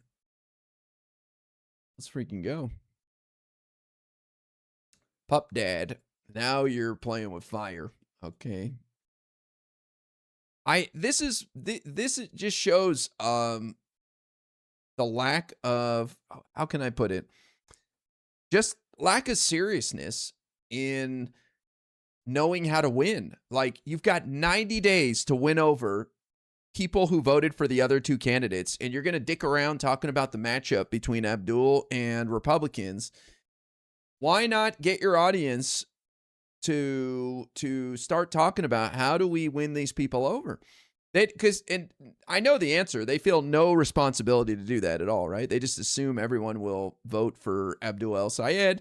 No reason to engage in a conversation about why people wouldn't. Now that the AIPAC money is gone, Abdul will rise to the top. He'll be seen as a hero. Meanwhile, they're about to hit a 300 million brick wall of way worse ads, and AIPAC is already committed to running ads for the Republican. So it's quite sad to watch, man. Abdul needs to pivot away from the crazies. Yeah. It's kind of sad to watch. Speaking of sad, let's see if we have any new MAGA music since we're past level 5. Oh, look at this. Another Hasan. Dem sound alarm as far left influence grows. Check that out next. Remix Bros. You think they have a new one? That'd be crazy. Hey, what's going on? Topic? Oh, my bad. What? What am I doing wrong here? View channel. Oh, they do have a new one. Trump's Correspondence Dinner. Trump's Correspondence Dinner, aka Get Down. Wow, we got a new remix, bros. Ties and Wine with the 200 bits. And Yeller, not done, gifting a tier 3 sub to the community. I think I made the hammer emote just available for the tier 3s. Hell yeah. Yeller hooking somebody up. Who got that? Rezona. Nice. All right, let's check this out. Ladies and gentlemen, please join me in welcoming the 45th and 47th President of the United States, President Donald J. Trump. Get down, get down, get up, get down, get down, get down, get down. I'm #1 on TikTok. Get down, get down, get up, get down, get down, get down, get down. Does anybody understand this? What do we do here? Is it supposed to be fun? Am I supposed to be serious? Am I supposed to be a comedian? But I am delighted to be here at the White House Correspondents' Dinner. This turn out for what? Oh, my God. Nevis is everywhere right now. 21 gifted subs. Imagine being unsubbed in this environment. Couldn't be me. Hell yeah. That's crazy. Thank you, Nevis. That's huge. Radioactive with the 200 bits as well. Level 9 hype train on Twitch. That is pretty rare. Place is really the largest group of Trump derangement syndrome people ever put together at one time, I suspect. Absolutely. But I'm probably being a little bit oversensitive. Sometimes I really do think that some of you don't like me. But we'll do a little ripping if you don't mind. Get down, get down. Oh, yeah, yeah. Get down, get down. Get down, get down. I'm #1 on TikTok. Get down, get down. Oh, yeah, yeah. Get down, get down. Get down, get down. Does anybody understand this stuff? But of course, this evening, it's really all about the fake news media. But for all of the trouble that you give me a lot of trouble, a lot of heartache. I hope all of you know that. Mega Structure becoming a member on YouTube. Thank you for that. And oh my Lord, Yeller waltzing on over to Kick and dropping 25 subs. Love for all 3 channels today. That's awesome. Thank you, Yeller. Hooking the Kick chat up. That's what's up right there. Let's go. I believe in the free press more than anyone in this room does. But that's why I'm proud to be the most open and transparent president in history. They called me that. Who's the most transparent president? Not you. Look at Mike. It's the first time he's tongue-tied. I cannot believe it. Oh, he's not going to be happy tomorrow. Get down, get down. Get up, get down, get down. Get down, get down. I'm #1 on TikTok. Get down, get down. Get up, get down, get down. Get down, get down. Does anybody understand this stuff? But you people have no idea how lucky you are. When I'm gone, you're all gonna be broke. Your business model's gonna be finished. No, it's true. When I'm not around, you're gonna be broke. There's not gonna be anybody to report on. Nobody gives a damn about anybody else. That's why tonight, to show just how much I care about the press, I want to save your ratings. I'm pleased to announce my intention to, and this is somewhat of a scoop, my intention to run for a 4th term as President of the United States. I will be doing that. I will be having an official. In fact, I think I have. I won 3 times. Now I'm going to do it again. Get down, get down. Get down, get down. Get down, get down. I'm #1 on TikTok. Get down, get down. Get up, get down, get down. Get down, get down. Does anybody understand this stuff? I love him joking about running in 2028 because it takes away from the eventual Republican nominee, man. So keep it up, Trump. Keep running your mouth. That was a terrible performance by him. Nobody talked about any of it except that moment where he put on the hat. What a loser. When is the Nicki Minaj verse? That would be awesome. Don't think it's happening anytime soon, though. Look at the kick subs still coming through. They don't have a mass kick subs alert in Streamlabs that I use for the alerts, so it just ticks them off one by one. A joke that completely fell flat. Yup. Amazing. Trump is the gift that keeps on giving. Beat was fire. It was okay. I've heard better. Remix Bros hasn't done much in the last few years. They're kind of Trump's first term channel, so surprised to see them even putting out anything. I don't know what's up with that. I like his old man too tired for sex joke that landed with silence. I didn't hear that one. I did not catch that one. Texas is crazy with Islamophobia. Even conservative Kevin Williamson has reported on it. I think Michigan's about to get crazy with Islamophobia.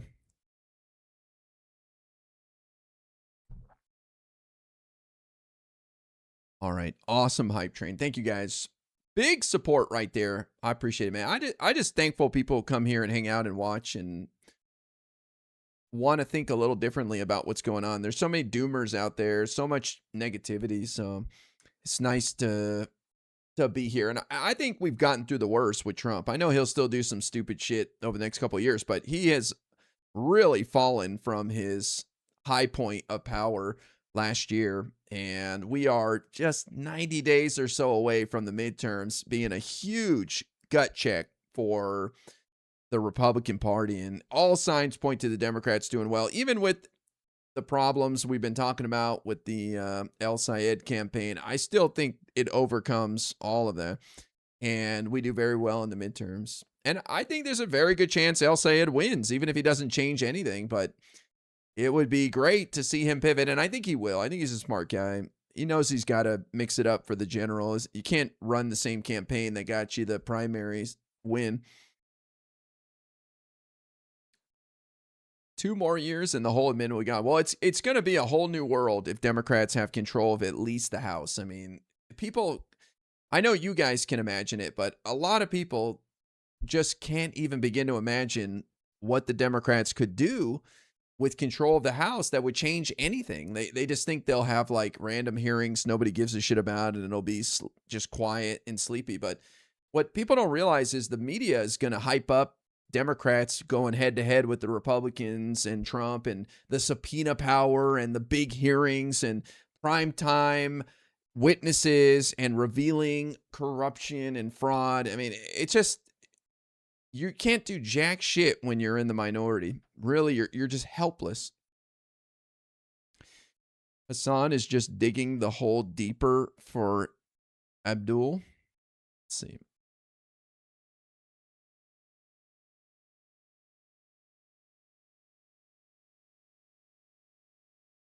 The freaking novel that was just written there. Let's see what happened here.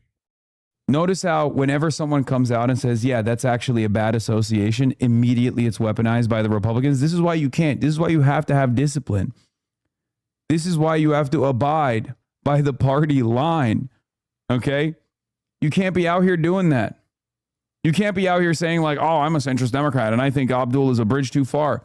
That must be punished. Okay? If there's one Marxist-Leninist doctrine that the Democratic Party should deploy, it's that. Okay, follow the party line. Sure, we'll have robust democracy, a robust democratic back and forth internally within the party. But once that's over, once the winner is declared, no more factionalism. The audacity. The audacity. The media can't wait to cover the circus. Thank you, sir, for your work. Jared, thank you for the resub on Twitch. How does he say this stuff without just laughing at himself, man? You know? Listen, once the primary's over, it's time to unite behind the candidate. That's why Hasan is going all in on Wesley Bell, who defeated Cory Bush in Missouri's 1st congressional district. He is all in. If you got a D next to your name, you're his guy. I know he didn't do that in 2024, but that's the past. Jarvis, enhance top left portion of Hasan's camera. 9/11 newspaper clipping spotted. Yeah, for anyone who says that Hasan has taken that back, his 9/11 comments, just look at the 9/11 newspaper he framed recently and posted behind him. And somebody pointed out, I don't know if it's true, that he had to remove some North Korea bullshit to put that up. Wow. So the right answer for Hasan here would have been, for anybody out there saying Abdul is too far for me, we should be saying to them, hey man, I understand your concern, and I'd like to tell you why I supported Abdul El-Sayed, and listen to what your concerns are and see if we can address that. Like, this is a time to go on a listening tour and an understanding tour and try to win people over, not demand that they fall in line. He supports Richie Torres too. I'm sure he does. Yeah, Richie Torres beat back his progressive challenger by a landslide. Did you see his other frame? There's a F Kamala. Nice. That's awesome.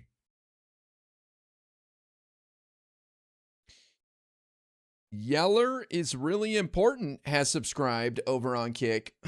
I don't know if that's Yeller or somebody just giving Yeller. Wait. It says 25, so I think Yeller changed his name to that. Hell yeah. Everybody is important. I like that. What a cool guy, man. The funny thing is, these guys are coming at us and saying, oh, so now it's vote blue no matter who. But you guys were screaming that at us back in 2024, and now we're saying it and you don't want to listen. It's like, yeah, it doesn't feel so good, right? This is what we were dealing with. It's obnoxious. It's stupid. So we're putting a mirror up to you and saying, hey, Jagoff, maybe you should have done that, And by the way, I wasn't out there telling people, oh, you have to vote Kamala. I was telling them why I'm voting for Kamala and what I'm concerned about, and that I felt that this issue that they were so worked up over was going to pale in comparison to Trump being able to appoint Supreme Court justices for life that shift our country in a bad direction. I screamed it in 2024. I'm allowed to change my mind. I mean, you could take that route too. These guys were intractable, though, in 2024. They refused to move. I believe many Stevens supporters will gladly join the Abdul El-Sayed camp. And I think, as Abdul himself said, it's time to mend fences and try to win people over. But I think it's super important to put up a mirror to these guys and show them what it was like, so that next time they might check themselves a little bit. Like, oh, I don't like how that feels. So now I know. And now I realize how important it is to get behind the Democratic nominee. How else are they going to learn? It's a teachable moment. It's over. Abide by the party line. He thinks it's so funny to go out there and bash people. This is not going to win people over, man. Good luck, bro. God, I hate this guy. Oh, I hate them so much. This is going to be a brutal election season, and it's going to be filled with so much of their horse shit. I hope Americans can see through this. All right, we got more. Now we go to Fox News, and they're deathly afraid of young voters. What if they'll learn if they lose? I disagree on that one. They'll never blame themselves for anything. These guys, it's impossible. Self-reflection, looking within, it's impossible. These people are convinced that everyone else is at fault but them, that they don't have to change anything. But this is just such a glorious example to put in their face right now, to teach them, to try to move them, to try to show them how bad this is, to scream at people you're trying to win over. But notice how Hasan can't waver. He cannot change. He did it on election night where he was screaming at people saying it's time to bend the knee and all that. So not a very smart strategy. Youths of America. And also, more what I recall from 2024 is most people were talking about how much worse Trump will be than trying to scream at people for not supporting Kamala. It's like, hey, I just want you to know how much worse Trump is going to be. And I'm not hearing that from these guys. I'm just hearing, you need to vote for El Sayed. It's over. Time for you to get in line. They're not even trying to make the case for why he would be better as a senator. It's so team sports for them that they just want to bash people over the head and say, you need to support him. Turn out in record numbers, and they're getting sort of brainwashed by social media that's saying all this stuff is true. If that happens and you get some socialists winning races that you weren't expecting, the cancer is in the bloodstream. And look at Cuba, North Korea, Russia, China. What if young voters turn America into North Korea, is what they're saying on Fox. How is this even allowed on TV, bro? Look, I believe in free speech more than the next guy. But the fact of the matter is, you want to talk about poisoning the bloodstream of the country? Fox News is slop propaganda poison. All right, he's just going to continue bashing Republicans. Great, Kyle. Good job. Okay, I just want to see this, and then we'll see what else is going on. But we might hit some C-SPAN after this. Let's see. What is this one? Moderate Dems preparing. Okay. One of the big stories here is the growing list of far-left Democrats getting cozy with the radical socialist Hasan Piker.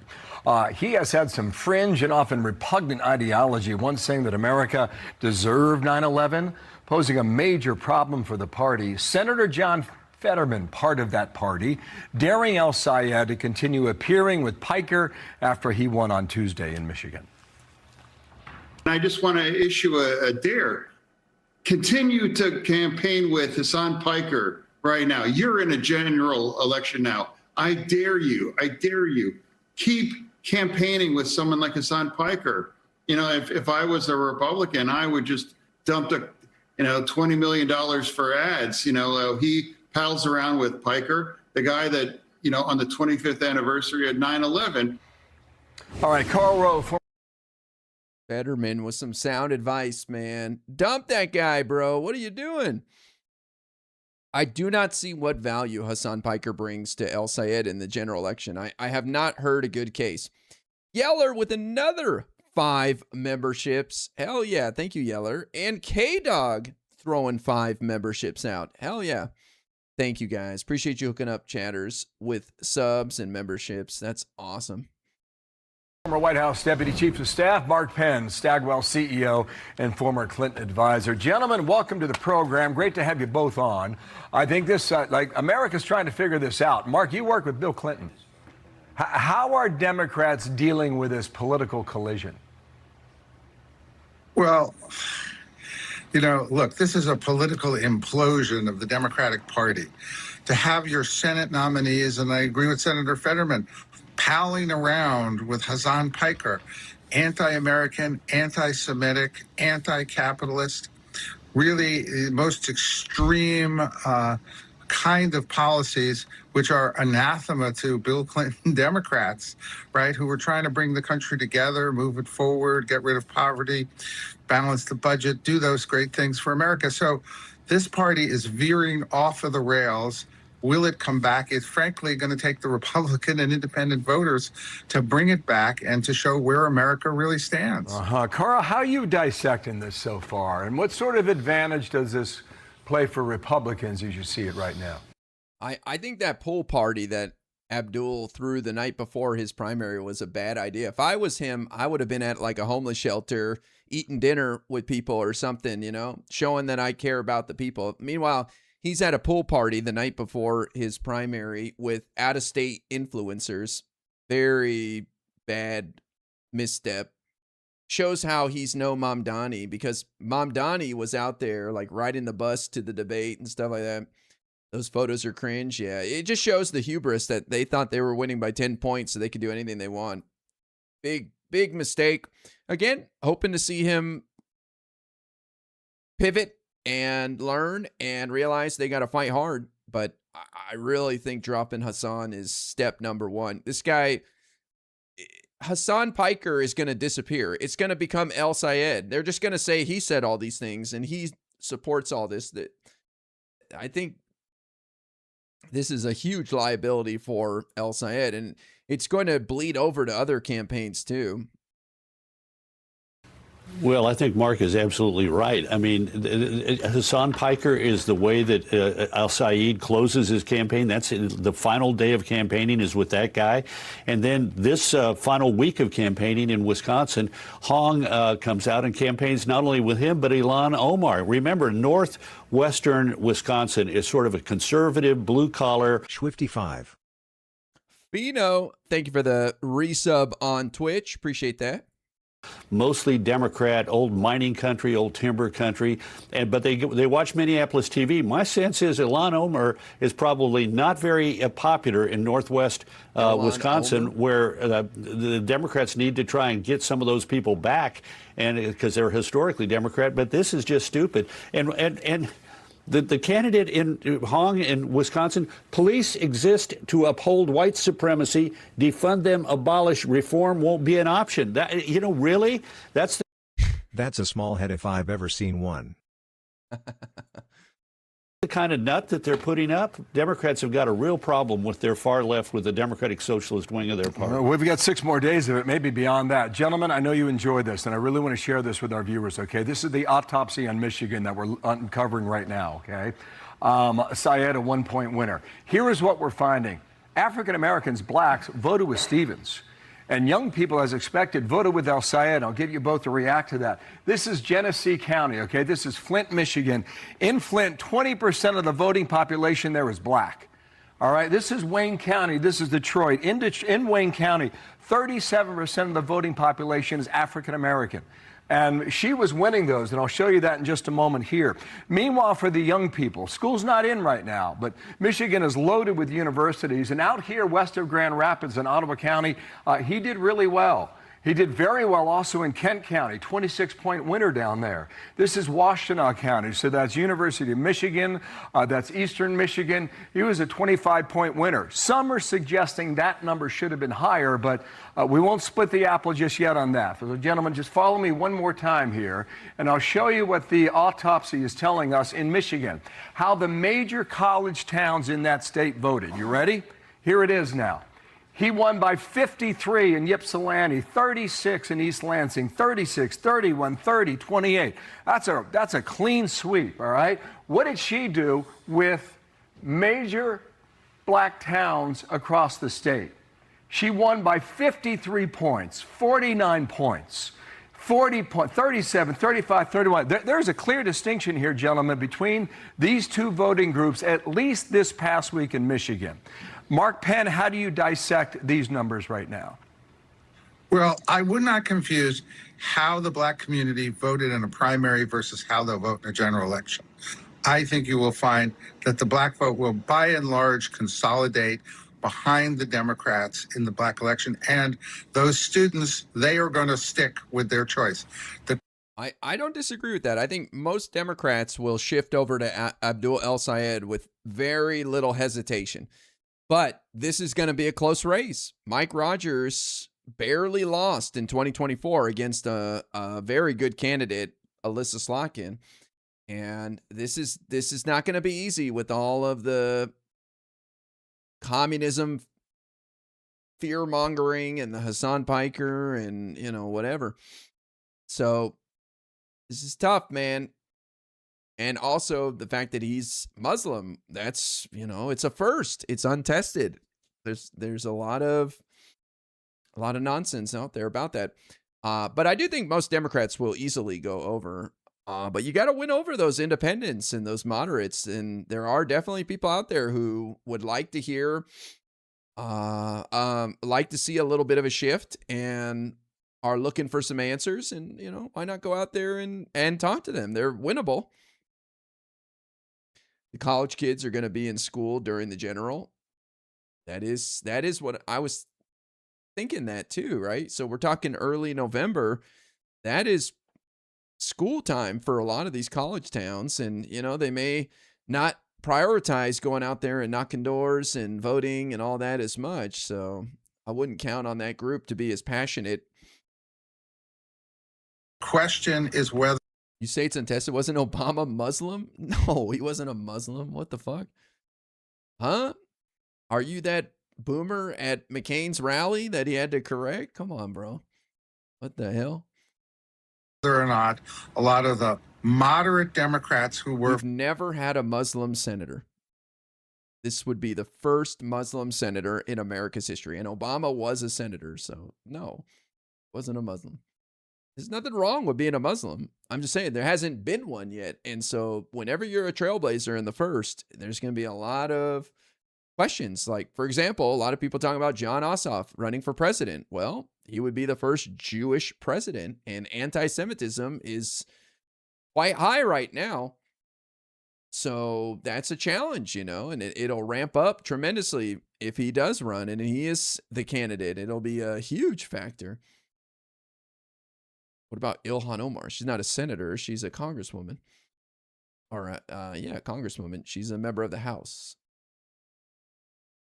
For Stevens will say, I just won't go there. I will defect from my party.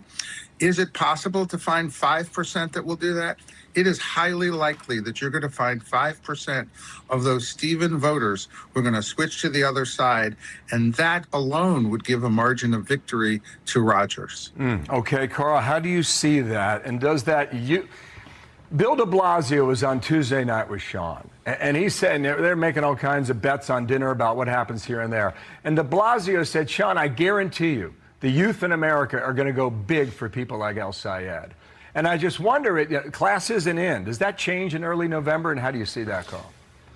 Well, first of all, I want to agree with Mark on the black vote will largely consolidate behind El Sayed. But again, what matters is on the margin. And I do think there will be defections among black voters. If you look in Wayne County, it's two different universes. The Arab American communities are voting for El Sayed by huge numbers, and the black community is voting for Stevens by huge numbers. The percentages are astronomical on either side. And I do think at the end of the day, there is going to be some defection among blacks.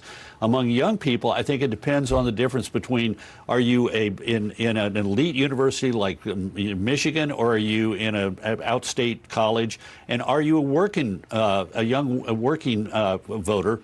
I think there's going to be a difference there as well between what Democrats have historically gotten and what they will get in this election. Yes, they're going to carry the student precincts around University of Michigan, but I think among 20-year-olds and 30-year-olds who are out there working in the real world, I think they're going to not meet the numbers that they used to meet. Is Mike Rogers? I wonder what sort of impact school being in session will have on the youth turnout. I mean, counting on young people to vote has always been a gamble, but I think it's fair. I mean, here we are in the middle of the summer. People have less to do. They're not in school. However, a general election, even with the midterms, is much more popular. So you just have a much bigger much bigger electorate voting. A lot more people coming out for something like that than a primary.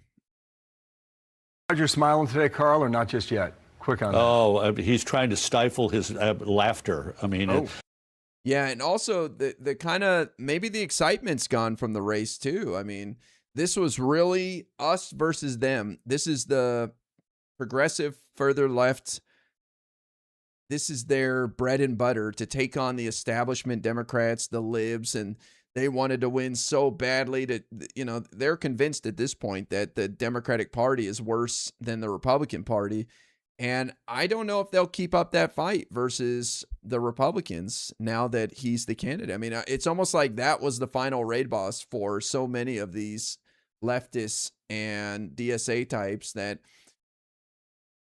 why would they bother showing up for the general? I mean, what's the point? Who cares if we win or not? It doesn't matter. Like, they defeated AIPAC, right? Like, I don't think you're going to be able to get them riled up over AIPAC again, a second round. Like, okay, guys, I know you gave it your all in the primary. I need you to show up tomorrow and do it again. It's like, okay, I mean, maybe. I don't know. I'd be curious to see how many of them were just interested in taking on the libs and the evil Democrats. And now that it's a Democrat versus Republican, it's kind of boring to them. Like, they're assuming it's a foregone conclusion. There might be some hubris there too, though. That probably would be more the case if he won by a lot more than less than 1%.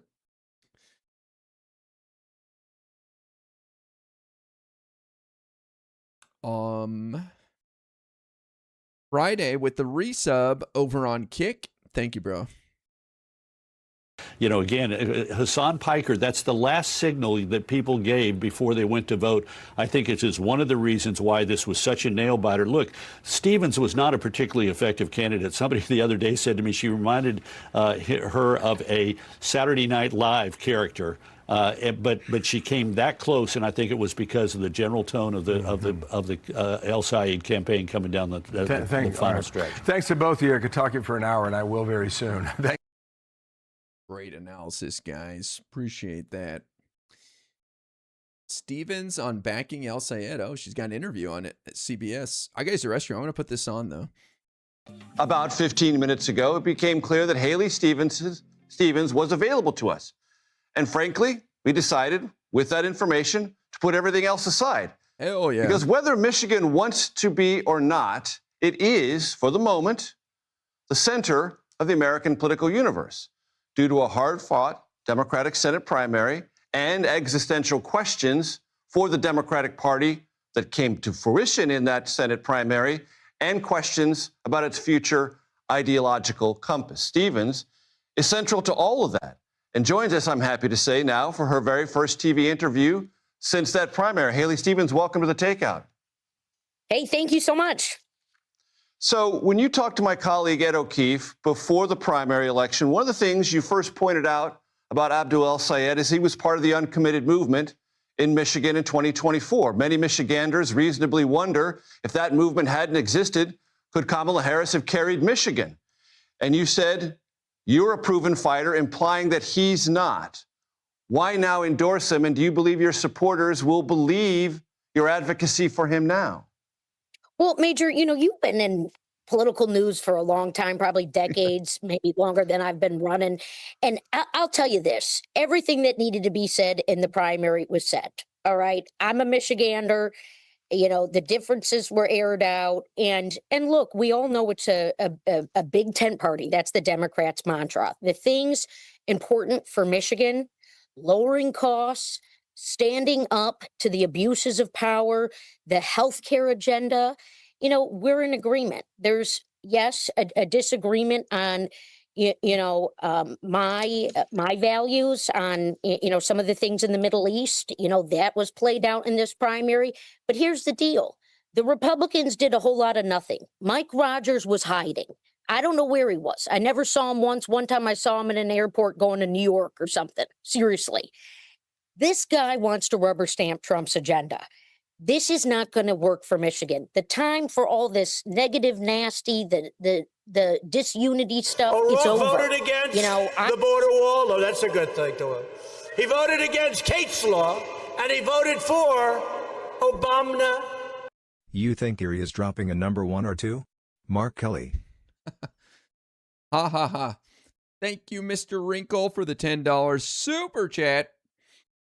I think Stevens is handling this very well, focusing on what they have in common, right? And not shying away from the criticism. Why support him now? You were against him, and you pointed out some big differences.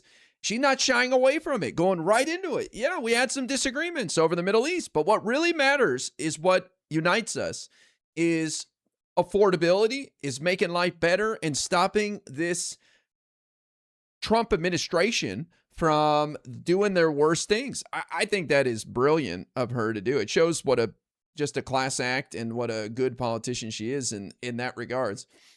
In that regard. I mean, this is fantastic, right? Telling her supporters, I get it.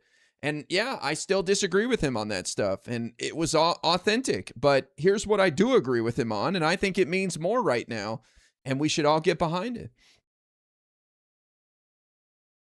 We have disagreements without turning fascist. Yeah, I mean, this is 1,000 times better than the crying from Hasan about get in line and bend the knee and all that. Like, it's so stupid, you know? She's not asking her supporters to abandon their beliefs.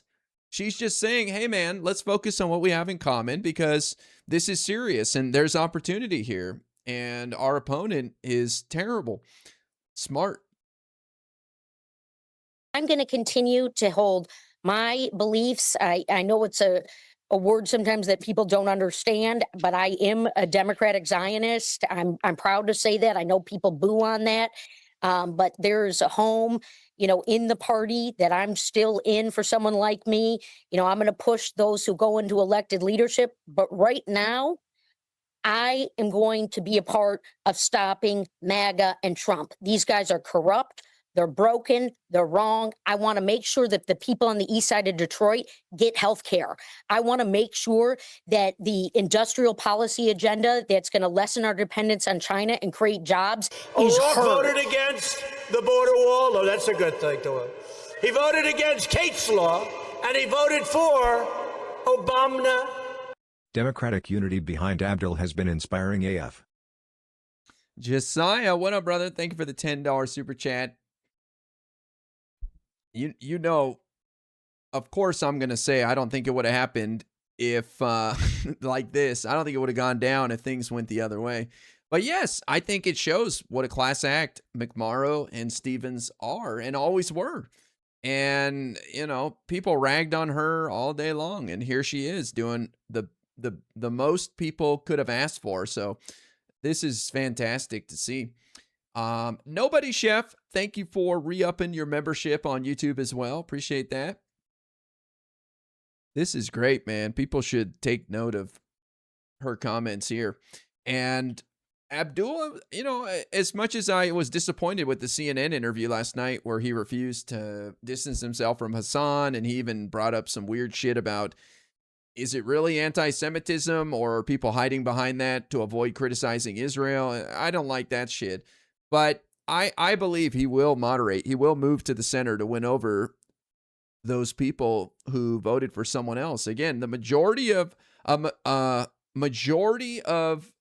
can I say?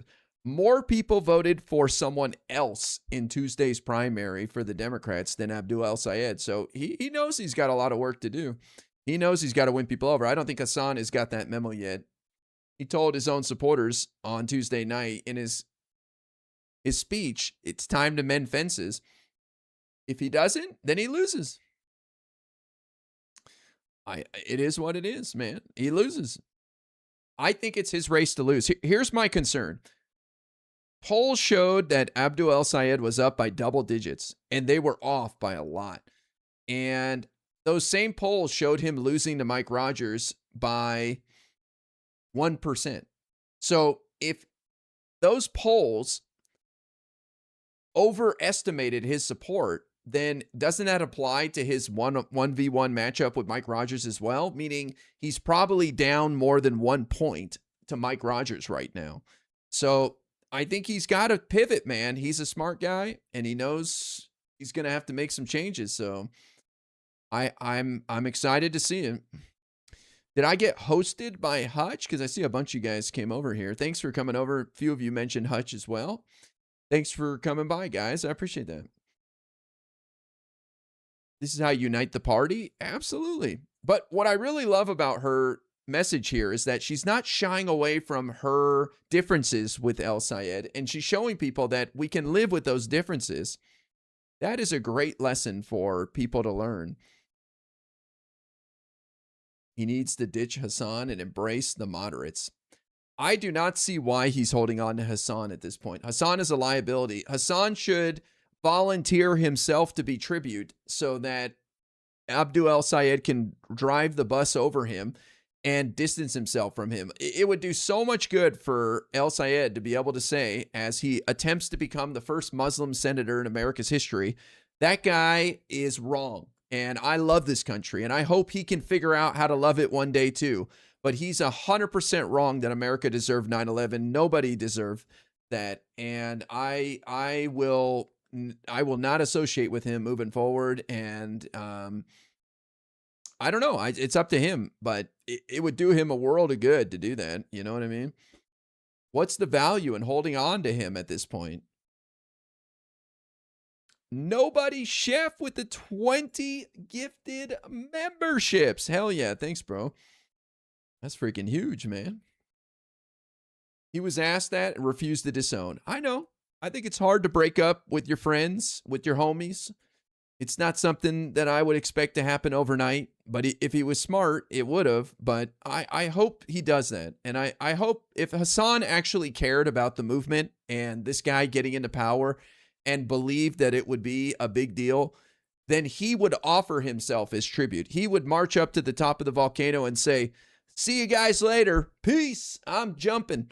But he'll never do it because his ego is too big. He's a narcissist. It's all about him. And he's willing to sacrifice his own movement, his own opportunity to see somebody that he desperately wants to be in power. He'll sacrifice it for his own ego. I find that sad. But we'll see what happens.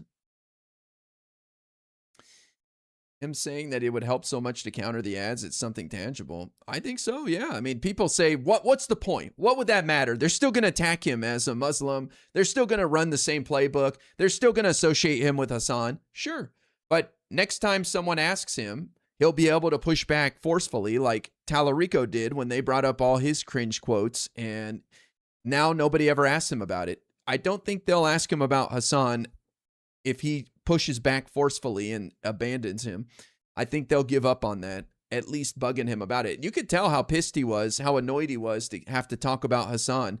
And they've got new Hasan quotes to bug him about, and they'll continue to do so, right? Like, he was asked about Hasan saying something on the night of his primary. That wasn't Hasan in his old Hollywood apartment saying America deserved 9/11. That was Hasan couple days ago, and it's just going to keep happening. And so I think maybe just out of sheer annoyance, out of sheer irritation, he'll throw Hasan aside so they stop asking him about him. But we'll see. I don't know, man. I don't know. You know, I'm going to continue to wonk out and work out. I actually just had Christina Hines, who won a really big primary in Michigan's 10th district. This is Macomb County for all you people who like politics, right? I had Christina over to the house today. We're fundraising. We're doing politics. We're getting her endorsements. She's going to flip the seat from red to blue. She's going to be an amazing voice. Please look her up. Please pay attention. We already were talking to party leadership about this. I love this attitude, man. Look at this. People wonder, why did we support this woman? Look at this. She is. A huge loss for her. Heartbreaker. Career over. Could not run for her. Lost her seat, right? Like, can't just go back to the house. It's over. Losing by less than 1%. Gave it her all. And here she is fighting for the guy who beat her and raising awareness for other candidates and putting in the work. I mean, I don't blame her, you know. Good distraction from the depression and the bad vibes to just get to work, put your head down. But wow, what a great attitude, man. And the sad thing is, a lot of the Hasan types will still shit on her, and they'll still come by and say, APAC, and scream like a bunch of sore winners who didn't get the memo from Abdul to mend fences. This is how you do it right here, man. Because the deal is that Hakeem Jeffries is going to become the Speaker of the House from a place called Michigan, and Christina Hines is going to be a huge part of that. Will you, Haley Stevens, campaign right alongside and actively and visibly and repetitively with Abdul El-Sayed? Well, I think I just told you I was already campaigning. I'm I out. mean, I had. Well, oh, you're talking about whatever he wants me to do. You know what I mean? Look, I'm a sitting congresswoman. 3 months left or so in the term. We got major elections going on. I'm going to be a part of it. They know. Look. He's good with the rallies. All right. The rallies are a big part of it. I do a lot of meet and greets. With the small business owners. I spend a ton of time with Black-owned businesses. I got a great proposal about how to do capital structure investment into small businesses that are Black owned. This is equity, this is intentionality, and there's a bunch of great organizations that I, have relationships with in Detroit and Muskegon Heights. I want to make sure those guys still feel heard. So, that's Abdul's got a big campaign to run.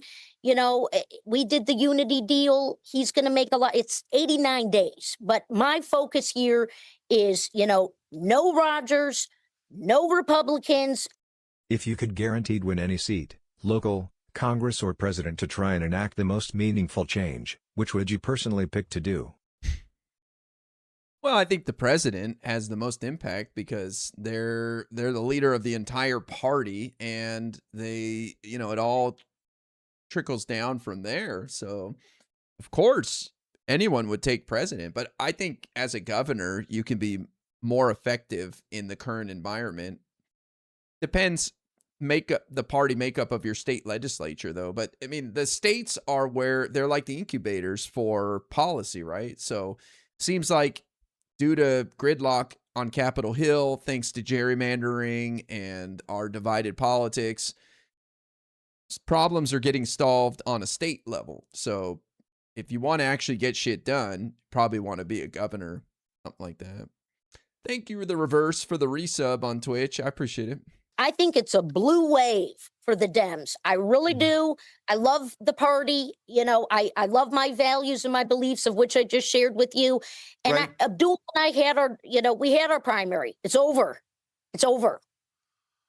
So I understand that, and I applaud you for accepting the result and pitching in.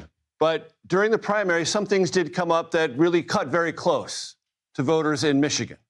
One of them is what happened in March 2026 when a truck loaded with gasoline plowed in to the Temple Israel in West Bloomfield Township. And you told my colleague Ed O'Keefe, that Abdul al-Sayed's reaction to that was problematic for you. It was problematic for a lot of Michiganders. And you said he doesn't recognize Israel's right to exist. Those seem to me, Haley Stevens, to cut very close to the bone. They're not just typical political conversation issues. Have you resolved where Abdul al-Sayed stands on those issues? And when he said, as he did yesterday, that his priority for Jewish Michiganders is just as much as it is to protect his own children, do you believe him? Well, look, I don't speak for Abdul, but I think he knows, where I stood on that issue and where I continue to stand. I'm very focused on rebuilding the temple, where many of my friends have their precious children in day school. That was in my congressional district. It remains a serious matter. And I'm going to make sure that the voices, and the folks who have been impacted all across Oakland County by that temple bombing, and the voices of our Jewish community are heard. And, I'm going to do that in the way that, my involvement and participation in the American political process allows. Look, let's be really clear, because you're relitigating a primary that's over. It's over. I said what I had to say, and I stand by what I had to say, to be honest with you. And I believe Abdul heard me. But the deal is that no American is my enemy. No Republican is my enemy. No Democrat is my enemy. We got to cut this stuff out. We got to start working together. We got to start looking at this country as, this beautiful, free place that we love. My views are going to continue to be on display. I'm going to continue to be in this party, speaking out against political violence, speaking out against anti-Semitic violence, and, all forms of political violence and hate. Absolutely. And in the meantime, the competition's still rolling. I think you guys in the media are going to be coming out to Michigan. This will be exciting. We know you love our state. That's a good thing.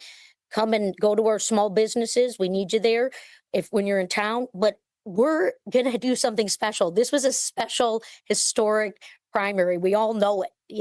Everyone was calling it out one way or another that there was going to be a 15-point loss, and that wasn't the deal, and that's okay. That these guys had it wrong, and we just showed them the Michigan way, and that's what we're going to show you in November when we beat Mike Rogers.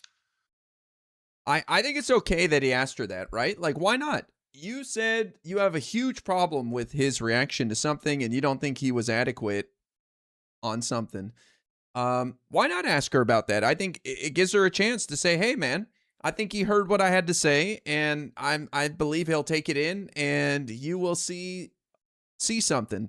I mean, I don't think you have to run from that. I like that she didn't deflect like, unfortunately, Abdul has done with some of the harder questions. But this kind of question is going to come up at some point. Like, you had some big concerns, and you brought up some things that were a deal breaker for you. How do you support the guy now? Is that still a concern for you? And I think she handled it pretty well there, saying, I let him know I made my point. You know what I mean? Hey, Sandy P in my YouTube chat, go mend my fence, bitch. Get out of here. Get to fixing. I got a broken fence with your name on it, champ. Get to it, like Abdul said. Fixing with my your fence emphasis time. on the future, let me just ask you one question, Haley Stevens, before I let you go, because you raised healthcare and it's a big issue. Abdul al-Sayed is an advocate for Medicare for all. Lots of people who look at Medicare for all and all the things that would cover and all the implications of it say it is simply unaffordable, that it would require tremendous amounts of taxation in order to fund all the things therein promised. Are you all on board for Medicare for all?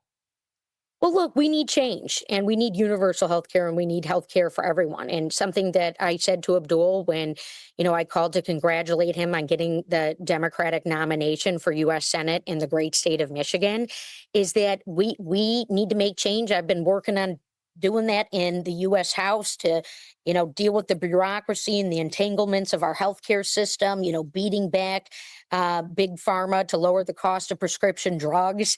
That was a big triumph. There is more to do. And I said to Abdul, I said, look, it's hard to change it from the inside. I tried.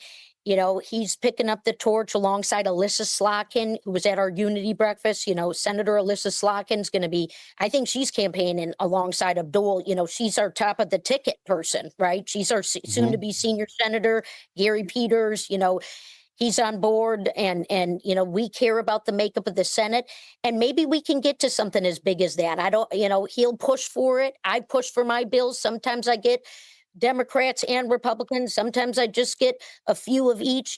By the way, speaking of, taking on some of the painful issues, 414 of my colleagues, every voting member of Congress joined me, on a big resolution on free and fair people who were taken hostage on October 7th. That's, was a while ago, but that was a good one. No one covered it, but we got every voting member of Congress on that one. So, and that was a resolution, but the big healthcare stuff, Major, look, they'll do it. They'll work on it, and they're going to try, just as I've tried. That's the beauty of this country we live in, this democracy, this freedom.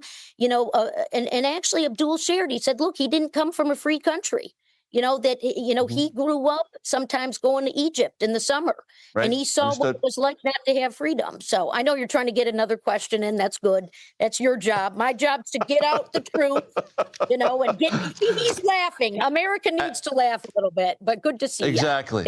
Haley Stevens, I have to move on. We changed the entire format of the show because you became available. I'm glad we did. Thanks for your time, and we'll see you on the campaign trail. Okay, thanks. Pretty awesome. Beauty of the. Good for her, man.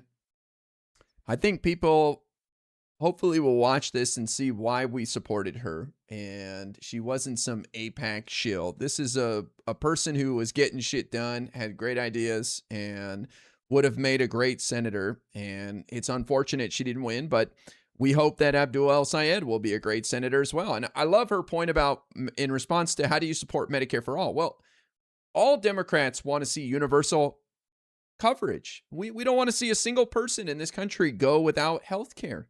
There's just some different paths to getting there. Medicare for all is one solution. There's plenty of other things. There's public option. There's, whatever. There's all sorts of ideas out there. I personally don't think we're going to get Medicare for all as the next step. I think you have to incrementally get there through expanding Medicare, a very successful program, and eventually we can get there. So I love that she said that. We share the same goal. It's just a different way of getting there, and he'll have his fights, and he'll be an advocate for it. O'Rourke voted against the border wall. Oh, that's a good thing to him. He voted against Kate's law, and he voted for Obama. I think it's good that Stevens didn't bring it up, but Hasan is a big problem for Abdul. Michigan is almost split between independents, Rep, and Dems. How do you think the attack ads will hurt? I think it's going to be $300 million of Abdul El-Sayed thinks America deserved 9/11. That's their entire campaign is they're going to move beyond Abdul El-Sayed has a friend who said that to he believes it. Within probably like a week or two, they'll just be misquoting Abdul El-Sayed as saying America deserved 9/11. There'll be AI of him piloting the plane. You know what I mean? Like that. They're going to go insane with the Islamophobia. That's why it blows my mind that Abdul El-Sayed would hold on to Hasan for one more minute. Throw that guy under the bus, man. Abdul El-Sayed needs to go around in a American flag suit, waving the flag, telling everybody how much he loves America for the next 89 days. Like that's the level of Islamophobia that's what he's going to need to counter the amount of Islamophobia that's about to come out for this guy. That's what I would do. I would just rock the American flag everywhere I go. I love America. I love this place. Hell yeah. And it sounds so stupid, It sounds so pathetic, but Americans are dumb, me included. We are simple creatures, man. We are susceptible to people saying dumb shit, and they're going to say a bunch of dumb shit. Thank you for the $10. I appreciate it. If he doesn't cut Hasan off, it really does look like that for the average voters. Well, look, here's the thing. I think most people are going to come out and vote based on the economy and Trump's bullshit. This is ultimately going to be a referendum on Trump. The problem is, if the Republicans manage to make this about Hasan Piker and communism and hatred of America because this guy's a Muslim and he's trying to become the first Muslim to get into the Senate, then we lose. We're going to lose that. We're going to lose that fight. So any distraction from making this a referendum on Trump is bad for us. And that's why I don't see the value of keeping Hasan Piker around. I mean, none of his supporters are going to bail on El-Sayed because Hasan decides to stay home and just support him from his LA mansion. He doesn't need to be next to him. And I think Hasan can handle being thrown under the bus. Why not? We're getting raided by clowns. We'll just delete them. But yeah, I mean, Hasan Piker's out there telling people that it's Islamophobia, the only reason why people voted for Stevens, right? Which is outrageous. Absolutely outrageous. This is why people voted for Stevens. This is why we supported her, because we liked her. We thought she'd make a great senator. That's it. But for anybody who supports El-Sayed to come here and try to give us a hard time is going against what Abdul El-Sayed said, and you're actually hurting his chances of winning. You are harming his campaign by doing that. He had told his supporters it's time to mend fences. It's time for winning people over, and this is crunch time, man. You do not have time to waste. So it shows you how unserious some of these people are, that they would waste 1 second trying to attack liberals or anything. Like at this point, they should be just zip, mouth closed and listening and reaching out to people who did not vote for Abdul al-Sayed and trying to win people over. But going out there and attacking people is just hurting your cause, which you're supposed to care about. But we know the truth. The people that are running their mouths in liberal channels are not real supporters. It's all a game to them. It's all nonsense, you know. They're probably terrified of him winning because they'll lose their boogeyman of AIPAC and Israel and the corporate Dems, and they might have to actually blame the guy in the mirror for their life sucking and the problems in their life. You know, it's not Israel's fault that you have $10,000 in debt on your credit card and that you can't find a job for the last 8 months and that you're only able to take 2 showers a week because you don't have enough spoons and your life is miserable. That's not Israel's fault. Turns out it's you, the dipshit in the mirror. Ah, there's one of them right there. An idiot. Bye, moron. Sorry you ran out of spoons so quickly. I hope you find more of them. It's not AIPAC's fault they live in their parents' basement. Yeah. I hope you get the mental health care you need one day to pull your head out of your ass. Life's so hard.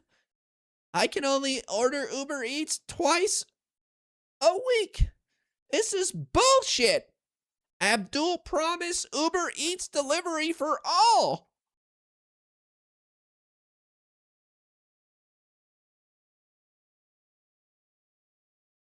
See what else is going on. What a score to get that interview dropping.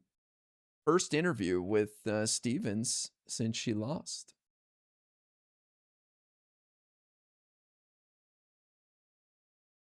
Just seeing what else is out here. Nick Shirley on Pierce Morgan. Oh, that's hilarious. I'd like to see Nick Shirley and Keith Edwards debate. That'd be hilarious.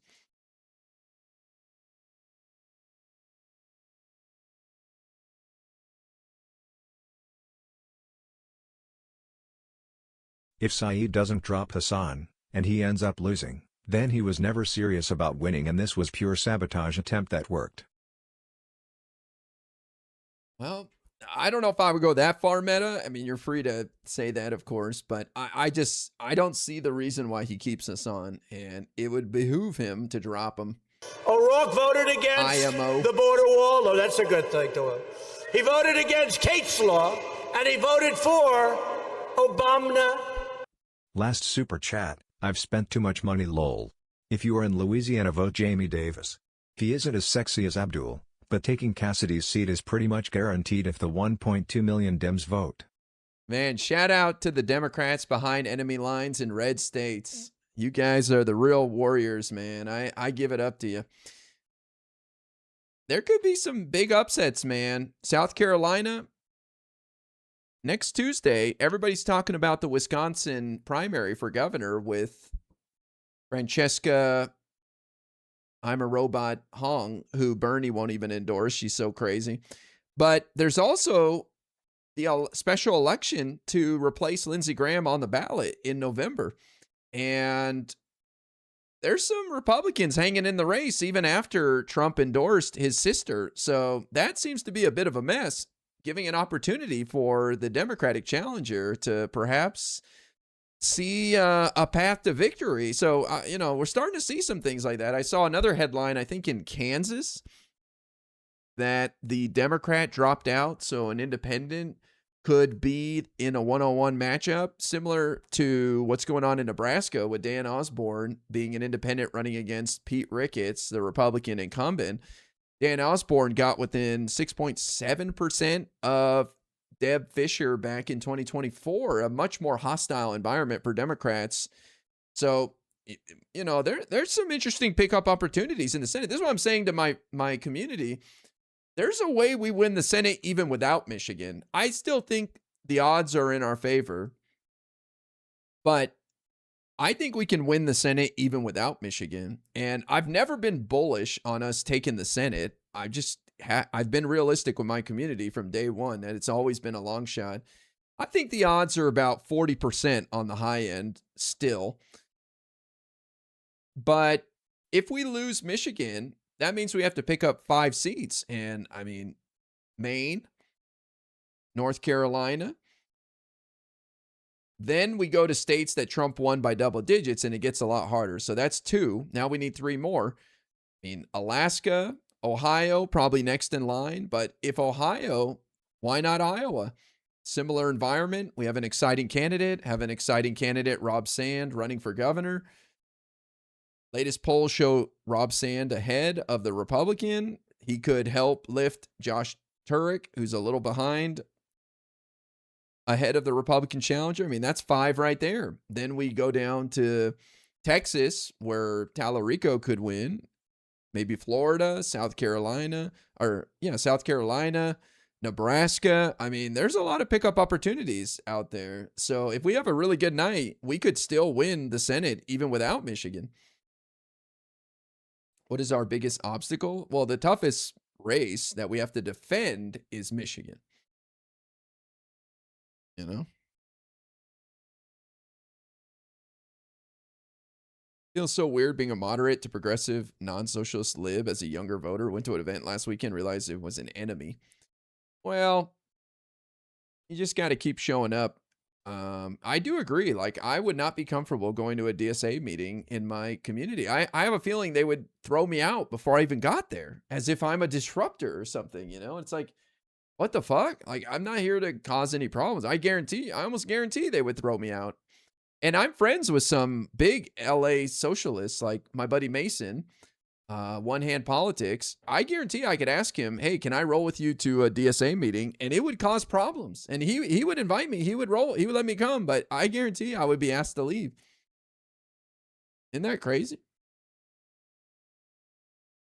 All right, is there anything new here? I don't think so.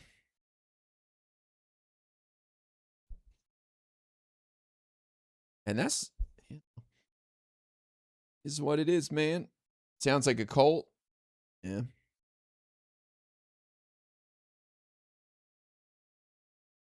going on here? Troy Jackson rips Collins' opposition to something. To Blanche. Wait. Troy Jackson kind of got put on the back burner. Okay, I don't want to be here too late tonight, so I think time is it? It's almost 7. Let's check out Mr. Jackson. We haven't heard from Troy in a minute. Let's see if he's added any points to charisma since we last saw him. Maybe he leveled up. You know, as far as working hard as a 5th generation logger, I'm pretty used to that. That's been in my DNA. So, you know, having 90 days here or less, you know, we're going to work like crazy to make this happen. But I think it's pretty clear that, you know, people, and I listened to you beforehand, people in Maine are feeling the same way. I've never seen this type of energy. I mean, I'm sure it's based off of frustration and anger of a government that is absolutely not working for them. You know, we're watching people like Elon Musk and Jeff Bezos get, you know, great big tax breaks. Well, here in Maine, we're losing our healthcare system. I mean, we're in crisis. Another birthing center closed today. Hospitals are closing. Nursing homes. People are losing their health insurance. You know, and all the while we watch Susan Collins giving, you know, Donald Trump everything he wants. You know, being a rubber stamp, voting with him 96% of the time, giving $70 billion to ICE to go out and do whatever they want under Trump's direction. Tariffs, like, you know, we heard of the people in Ohio, it's killing this state, and fuel prices in a state that's, you know, got a lot of natural resources, fishing, farming, and forestry. They're at all-time highs, and people just can't keep up. You're not going to be able to make this up. And so, I mean, I don't really know what I would tell Donald Trump. I probably can't say it on here, but he's totally, if he ever had any touch with everyday people, he's totally lost touch with it. And the idea that it's all about yourself, that's coming home. He voted against the border wall. Oh, that's a good thing to him. He voted against Kate's law, and he voted for Obama. Our Dem candidate for Cassidy's seat is great. Black farmer, actual regular guy. MAGA's pissed about carbon capture and data centers are giving him a chance. Jamie for Louisiana. Ossoff. I love the optimism. I think you gotta have that to be a Democrat in a red state, man. I will never frown on that. These are long shots, though. Got to start somewhere, though. I mean, winning statewide in Louisiana, hell. That's why I appreciate the Democrats picking South Carolina to go first, because it's an investment in the South, a place that we have struggled tremendously to make progress in, you know? Jason, thank you for the $10 on Venmo. We got a rare evening tip on Venmo here. Said, Obama. Thank you, bro. Bruce, for people like Susan Collins, and I'm looking forward to continuing to talk to people, because the energy, like I said, in this state is something like I've never seen before, and people want a government that works for them. Mr. Jackson, what would be your best guess on strategy to try eventually flip a state like Missouri? I mean, we had a seat in Missouri, I think, until 2018, right? What's her name? She's on she goes on MS Now quite often. I forgot what her name is. So McCaskill, is that it? Is it McCaskill? It's not, you know, I don't think it's impossible. Claire McCaskill, really? I forgot. It sounds right. Was she from Missouri? Am I right about what state she was from? So I think she lost in 2018. So it's not like, you know, that crazy. I think if we win in places like Texas, and Ossoff is kind of leading in the South with Warnock, and, you know, why not win in a place like Missouri? People are kind of getting fed up with what Trump and the Republicans are doing. So. And the tone deafness that you talked about that Donald Trump has now, we all around the table have been watching him exhibit to the American people. My biggest note for the Democrats is to draw red lines on the issues. Where do we stand on abortion, guns, immigration? Like, we need to say stuff that might upset a few people. For example, we do not support anyone coming into this country. We support strong borders. We want criminals deported. Like, these are not crazy things to say, you know? But when you go out there and you say abolish ICE, people are like, oh, so you don't want ICE to exist, so you want child rapists from other countries to come here and kill people. Okay, great. Brilliant. Great idea, Democrats. No police.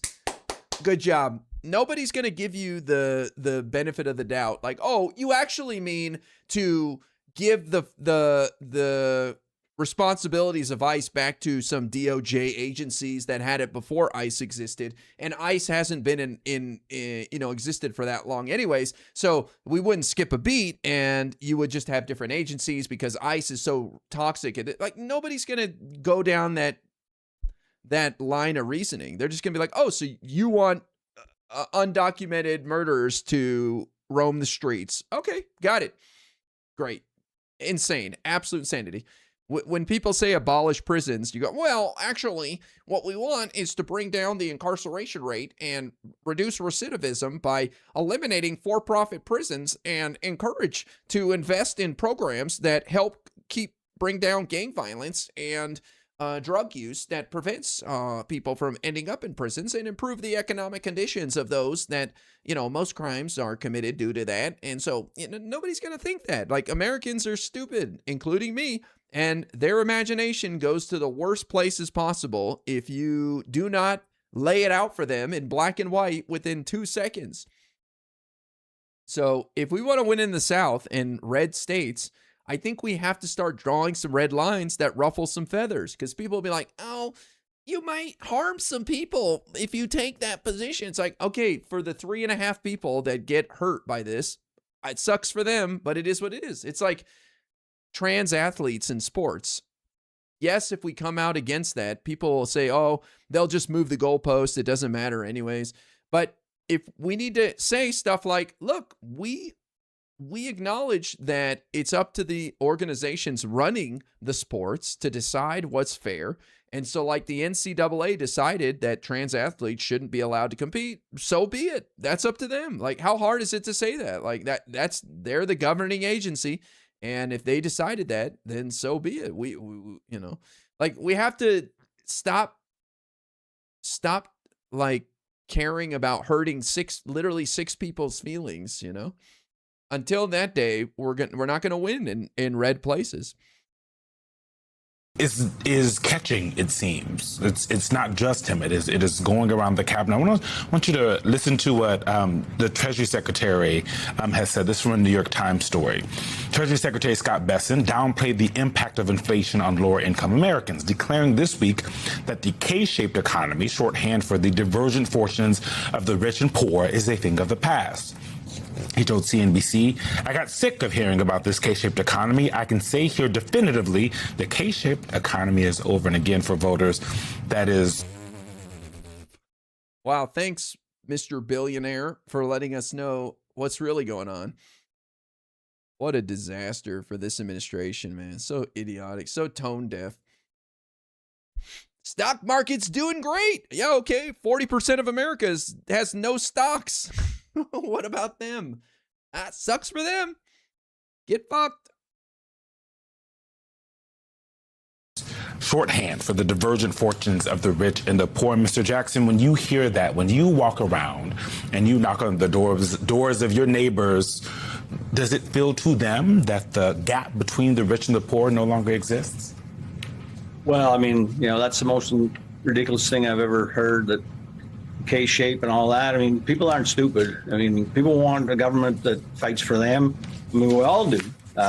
And we don't have that right now. And yeah, people are struggling. I mean, rents are insane. We have private equity coming in here, buying trailer parks up, blowing people's rents up, and they have no place to go. I mean, they're literally losing their mobile homes if they can't pay the lot rent. Healthcare is completely out of reach. I mean, childcare is, like, for a lot of people, it's their full paycheck. There's no end to the amount of things that are out of people's reach right now. And for anyone that can't understand that, I mean, then they are clueless. I mean, they don't know what it's like for everyday Americans, everyday Mainers. But I tell you what, they're going to find out in November. You get him, Troy. I think we dodged a huge bullet here with Plattner, man. Thank God. I was impressed with Troy Jackson being able to get the Democratic Party in Maine to coalesce around him. He showed real skill in uniting the party. Curious to see how Abdul El Sayed does in uniting the party. He seems to be doing okay because of what a class act McMorrow and Stevens are, but struggling a bit to get his supporters to calm down and go out there and fix those fences. But Troy seems to have done a great job.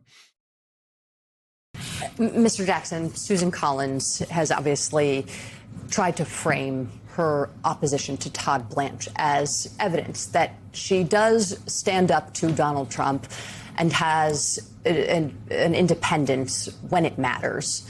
Do you think that this no vote against Todd Blanche is indicative of that, or a politically expedient choice that she's making? Well, no, I think it's just more of the weak sauce that Susan Collins has been giving us for a long time now.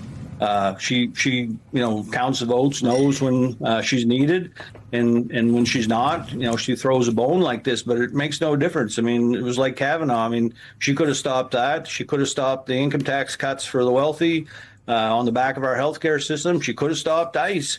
We had a gentleman murdered here 3 weeks ago in Biddeford, in her home state, after she told us she used her influence to get ICE out of Maine, which is absolutely not true. So no, I don't see that. I mean, look, I served 20 years in the Maine legislature. I was Senate president for the last 6. I know it's a lesser role than U.S. Senate, but if you want to stop something as appropriations chair, you can stop it. And it's clear to me that 96% of the time she's with Trump. She gives us that 4% of useless votes when they're not needed. And that's the problem. People in Maine aren't stupid. We know better. And we're gonna make sure in November, like I said, that Susan realizes that we're not the idiots that she makes us out to be. Mr. Jackson, I think not the idiots. I think Troy's, generic Democrat is Susan Collins' worst nightmare in November. Troy is, he's trying to be as generic as possible, and that's okay. I wasn't thrilled with Troy because I thought giving away our best best attributes from Graham Plattner, which were he was an outsider, and as Troy just mentioned, he was in the Maine Senate for 20 years, even being the president. And that wasn't that long ago, and it's like kind of a swamp creature in that regard. But you can be a swamp creature and work in the state legislature for years and still be a great guy. But Graham Plattner was running as an outsider, and this anti-establishment outsider shtick is going over really well with voters right now. So kind of throwing that away with him. And also his age. He's 58 years old, I believe, and kind of tired. And Graham was 41 and exciting. Just, you know, that 17-year gap is a hell of a lot of energy. So, but I think him flying under the radar and just, you know, throwing soft punches is probably exactly what will work right now. So I'm pretty optimistic. It's looking pretty good now. I still would have preferred like someone like Shaw, because I think he had the energy to really get some attention, but I think Troy will be fine. Point that you've made a couple of times now is an important one, because there is, as we've seen within the Democratic Party, some would say a new energy. I would say it's a different energy. It has been there. It has been dormant. It has been sidelined by sometimes events, sidelined a lot of times by how the infrastructure sort of shortchanges or pushes aside the interest of those voters who want to see a fighter, who want to see someone engaged with them, who want to see someone who's willing to take a punch, yes, but more importantly, deliver one politically of their own. And I think that is something to be rather frank and honest about. It's something Donald Trump did for Republicans in 2016. But the seedbed for that was well established long before we got to 2016, just as I think the seedbed was in place before your arrival on the scene, before the arrival of Mr. El Sayed in Michigan, or even Mayor Mamdani in New York. And I think that's reflective in some of the early polling. Now, I'm not putting these numbers up to say, oh, this is where the race is going. Folks, just calm the jets, right? Because as Mr. Jackson will tell you, and anyone who's on the ballot right now, the work between now and the end of August, Labor Day, is tough.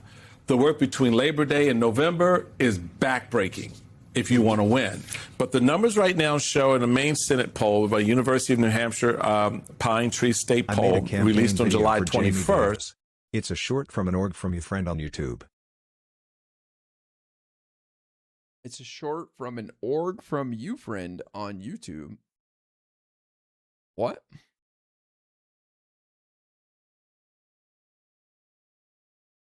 Jamie Davis. This is the Louisiana guy. That's great, man. Whatever skills you got, get involved. Right? Shows among likely general election voters, Troy Jackson, 49, Susan Collins, 46. What that says, though, to me, that the voters out there are looking to change the game. How do you see it, sir? Hold on. What was the poll? Troy's winning by 3. Boy, I don't trust any of these polls, especially in Maine. Susan Collins was down to her opponent. What was her name? Sarah. Remember something like Golden or something, not Golden, but something. She was down like 8 points to her previous challenger 6 years ago and end up beating her ass. So I don't trust these polls. Gideon. Okay, I was close. Looking to change the game. How do you see it, sir? Well, I do. I mean, look, you can go to jacksonformaine.com and see, my longtime record. I mean, back in 98, just a small group of us that didn't really understand politics or anything, reached out to our elected officials, and Susan Collins was in her first term. When it came down to us against the billionaire landowners here in Maine, she didn't want to have anything to do with us. And that's what prompted me to run for the legislature to begin with, was to try and give a voice to everyday working class Mainers. And I don't care who you are. We all want, government to fight for us, to work for us. And it's clear now, I mean, I've waited so long for everyday working class people to step up and push back on a government that hasn't been working for us. But at this point, it's so bad that I think people that couldn't get there before are now saying, I have to do something different. And there is an energy in Maine like I've never seen before. And I ran Bernie's campaign in 2016, and that was incredible. But this dwarfs it because everyone knows, Republicans and Democrats, that they're getting left behind in this economy. And they want somebody to fight for them. And it didn't have to be me. It didn't have to be Graham. It had to be somebody that's not afraid to push back against the establishment. And I'm certainly not willing. I'm certainly willing to do that. And I got a long history of it. And that's really what we all want is somebody to do what's right for people that are struggling and need somebody in their corner. Hell yeah, Troy. You tell him, bro. There's actually a primary tonight in Tennessee. I don't know why on a Thursday, but something interesting is happening here. If we scroll down in the House races. Oh, wait, where is it?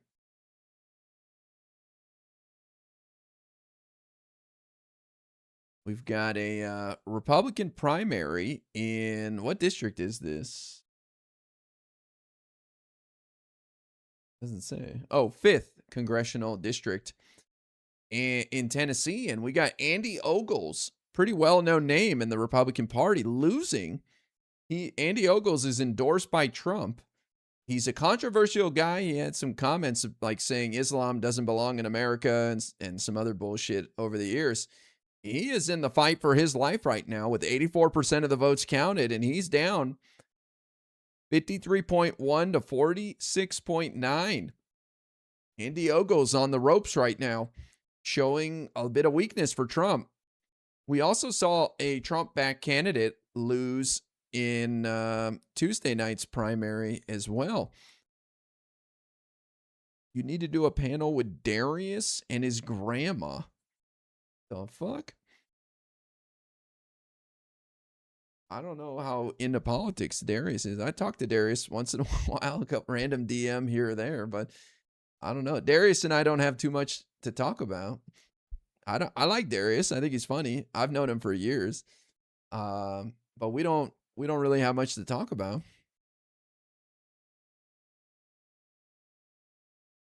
You gotta be careful around Darius. You might catch a case, man. That guy, he wiles out. Darius and his grandma. I never heard about his grandma before.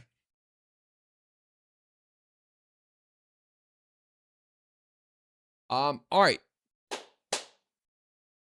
Let's get to the prizes for today's stream. So whenever I get to 100 subs, I do unban requests. So let me see if I have any. I don't think I do. Yeah, 0. That's good. All right. So nothing to see there. These are only on Twitch. Then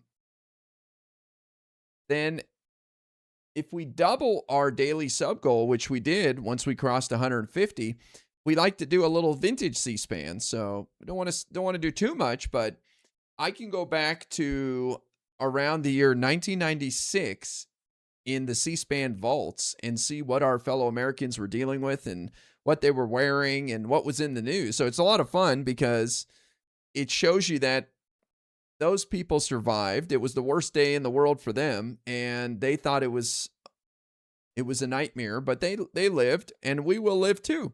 So I give the opportunity to pick the year to the top gifter, which is 2003. Yeller knows how this works. Picks the year 2003. Any reason why, Yeller? Any reason why you picked that year? We can definitely. So we will go back to August 6th, 2003, 23 years ago. No reason? Okay. Let's do this. You guys can go into the vaults anytime you want over at C-SPAN 2. The way you do it is you go to their website and search for Washington Journal. That's the name of the show that people call into every day. And then you click on videos and you could pick a date. So let's go to 2003. August 6th was a Wednesday. Bush administration energy policy, religious discrimination in the workplace, C-SPAN school bus tour, open phones. We got a young Chuck. What's Chuck's last name? I can't believe I forgot. It's been a while since we've seen him. Chuck Todd. Duh. We got a young Chuck Todd. AFL-CIO Candidates Forum, open phones, 24 days. Yeah, so interesting. Let's see what Chuck's has to say here. This ought to be funny. The co-chairman of an organization called the Coalition for Religious Freedom in the Workplace. There is a new law that is being proposed on Capitol Hill that would guarantee protection from religious discrimination, which its supporters say currently exists in the workplace. And also, we're going to learn about that legislation and why Mr. Standish supports it. And our final guest will be a different perspective on the energy legislation in Congress. Susan Swain, she's a legend at C-SPAN.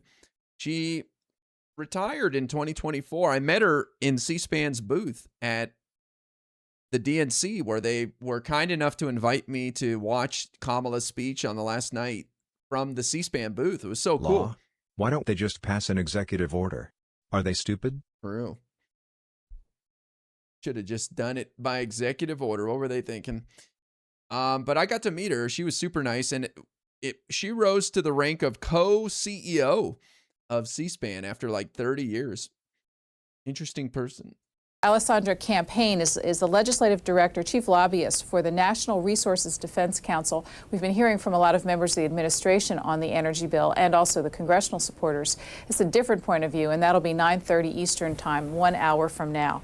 And we're going to go back to politics. Let me keep my fingers crossed here. We'll return to the hotline. Chuck Todd, you're looking much better than we last saw you. Good morning. I guess I was feeling a little black and blue this morning, apparently. Word had it. Well, you've got to give us a lot of news in a short time to make up for the last time. Fair enough. California, things, you think they can't get crazier, and yet they do. Because while we wait on what Arnold's going to do tonight in the Tonight Show, and then that, of course, will have a trickle-down effect on what Richard Riordan's going to do, and, of course, what Richard Riordan's going to do might have an effect on what Dianne Feinstein's going to do.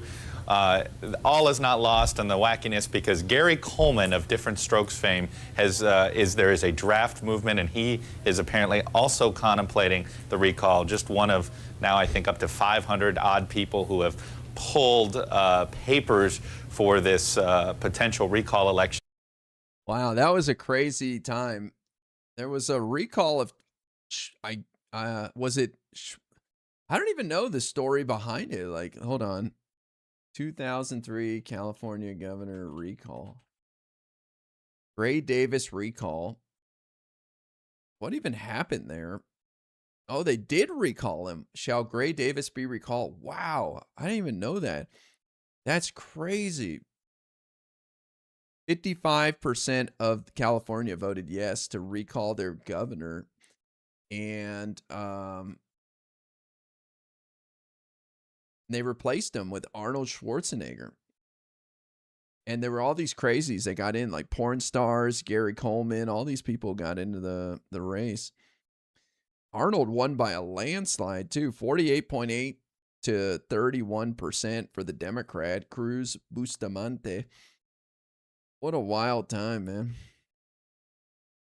What did Gray Davis do that they were so pissed about? Let me see. Why? What the hell, man? What did Gray Davis do?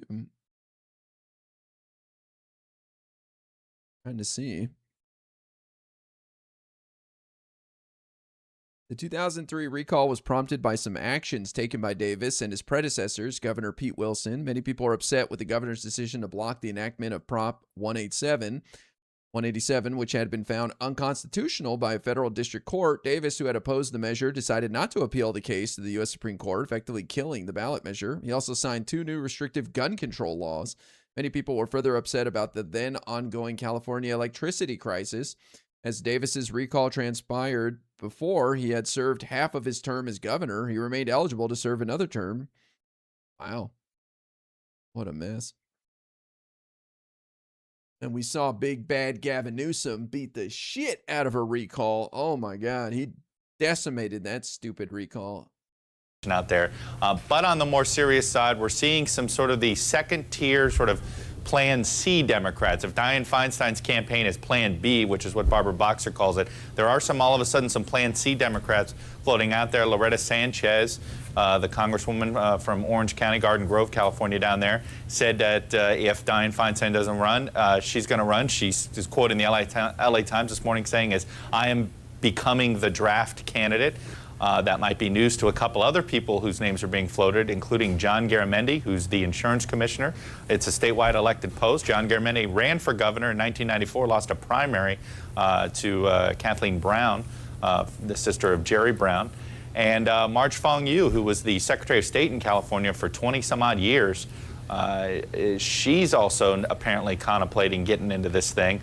This, of course, all is sort of pending what Dianne Feinstein's going to do. Feinstein is in Aspen, Colorado, still demurring, but at the same time has not said anything on the record in the last couple of days. That's making the Davis camp very squeamish and very nervous. Meanwhile, they're in lawsuit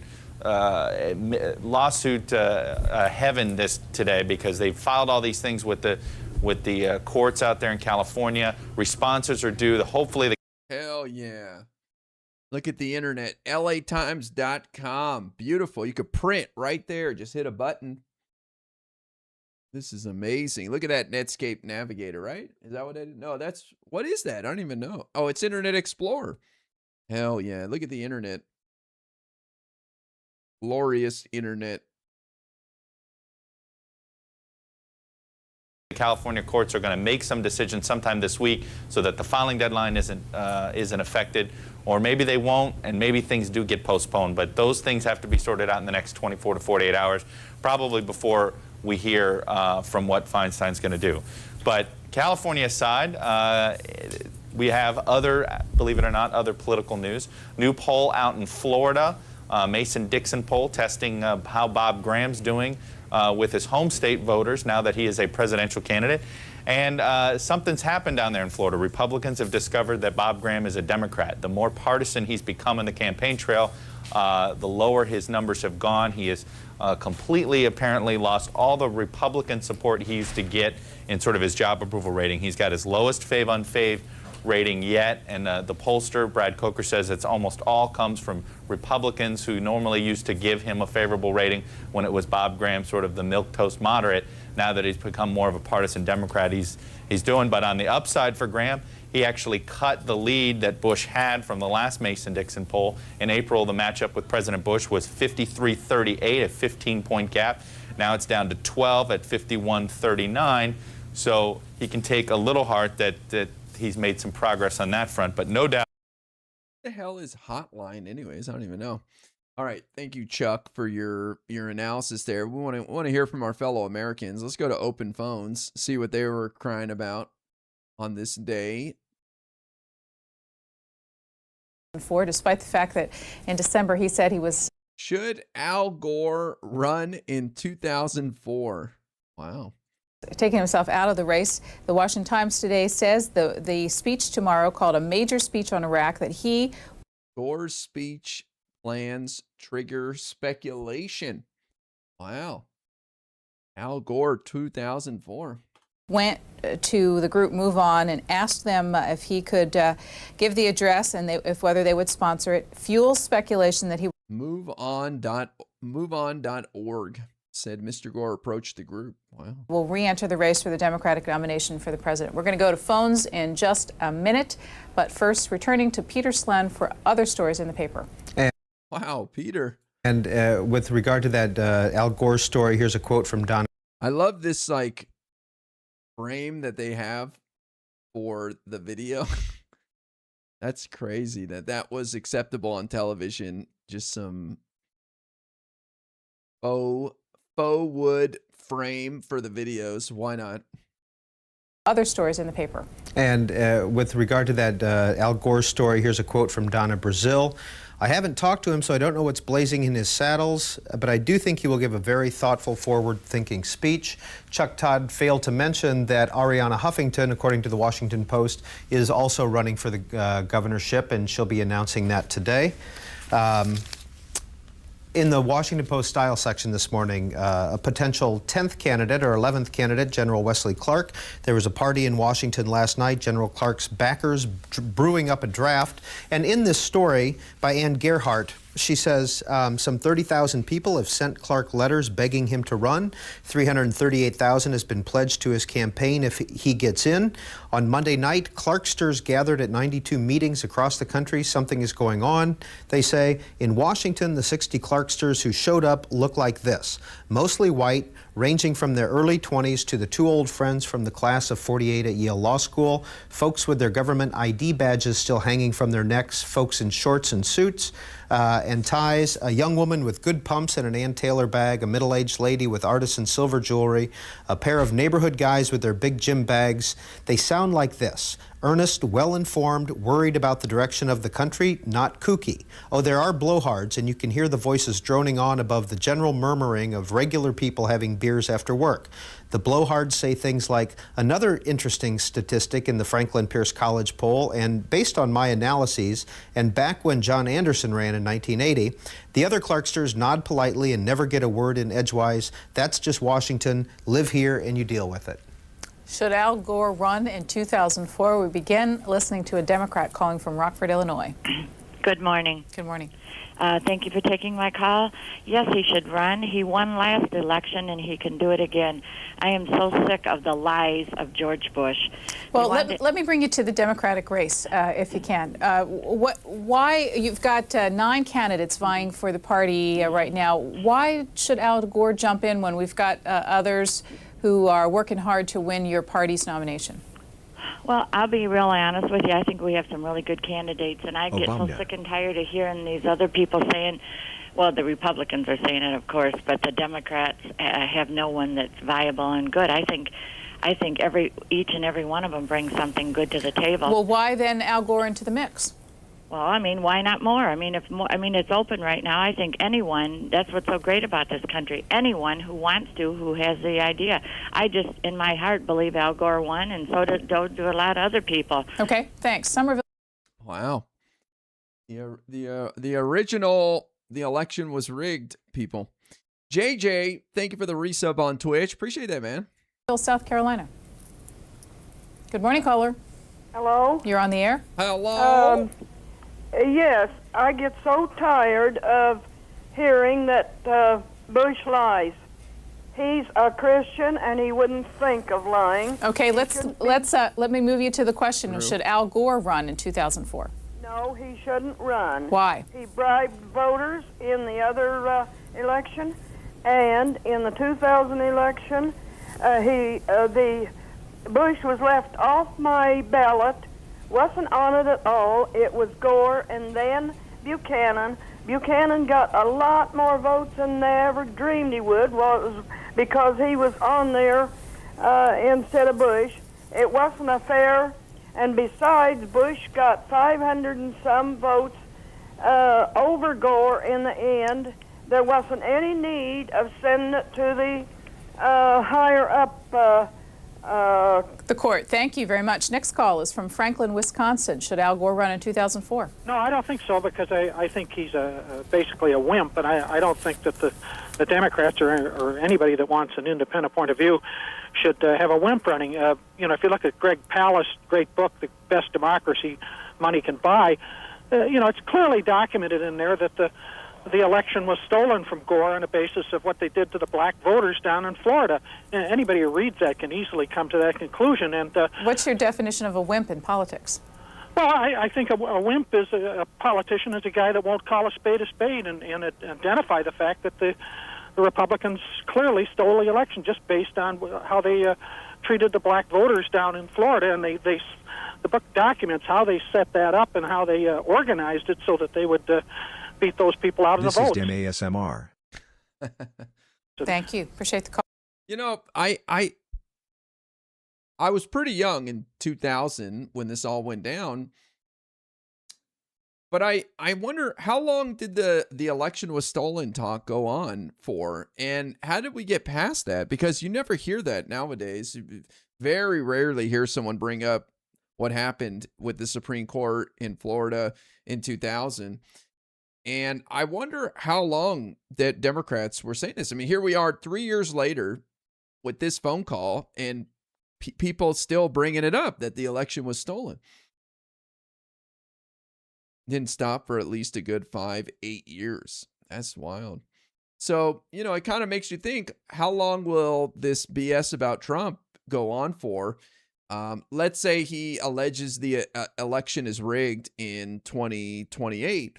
You can imagine that hopefully within a couple of years that it all goes away, right? Because here are people calling in 2003 saying the election was stolen 3 years ago, and it faded eventually, you know. So that makes me feel better about the future. You know, a lot of people are thinking that Trump is, you know, permanently ruining America. I have a feeling a couple elections once after Trump's gone and really won't be that big of a deal, hopefully. Where we live certainly has an effect on politics, and there are two. Gore didn't carry on about it for a decade. He didn't, but Gore, he said he's the one who took the initiative and chose to say it's over, not to fight more, you know. And I understand that's different for this than the situation now and what we're going to deal with, but still. Two major stories in papers today, national papers, based on new census reports about what's happening to the American population. Front page of USA Today, moving west is no longer the norm. Censuses shift in where people live.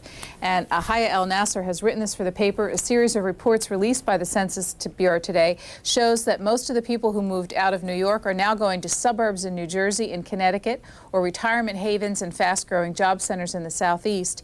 And most of the people leaving California are going to other western states such as Nevada, Arizona, Oregon, Washington, and Colorado. California and New York have been anchors in the east to west migration for more than a century. But the pattern that has emerged in the past several years is east to east and west to west. What it shows, says an urban expert, is that the country is finally filling out. Next telephone call, Mobile, Alabama, Republican line. Should Al Gore run? Al Gore should not run for the president office because we have lessons in the 2000 races. People remember Broward counties, West Palm Beach counties are Democratic-controlled counties. The Democrats have always been up to their lies, their rhetoric, and last night's debates is a sure case of this. We cannot go back to the left. We're going to keep George Bush in office because he is the leader to lead this country in the right direction. Al Gore cannot lead this country along with his left-wing Democrats. Cannot do it. Thank you. Boyd's. Cannot do it. All right.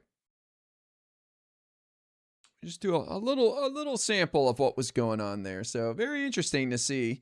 It's always fun to revisit stories that happened when some of us were much younger and not paying as close attention to politics. It's like some of the names are still around. You kind of almost see like the origin story of some of the people that are big in the news now. And like I said, it's fun just to see the clothing, the hair, the makeup, the fashion, but also what they were dealing with, and they survived, and what stories eventually faded, right? I remember Iraq felt like it was never going to go away. I thought, I'm going to live the rest of my life hearing about Iraq. Can we please stop talking about Iraq? It's never, ever going to go away.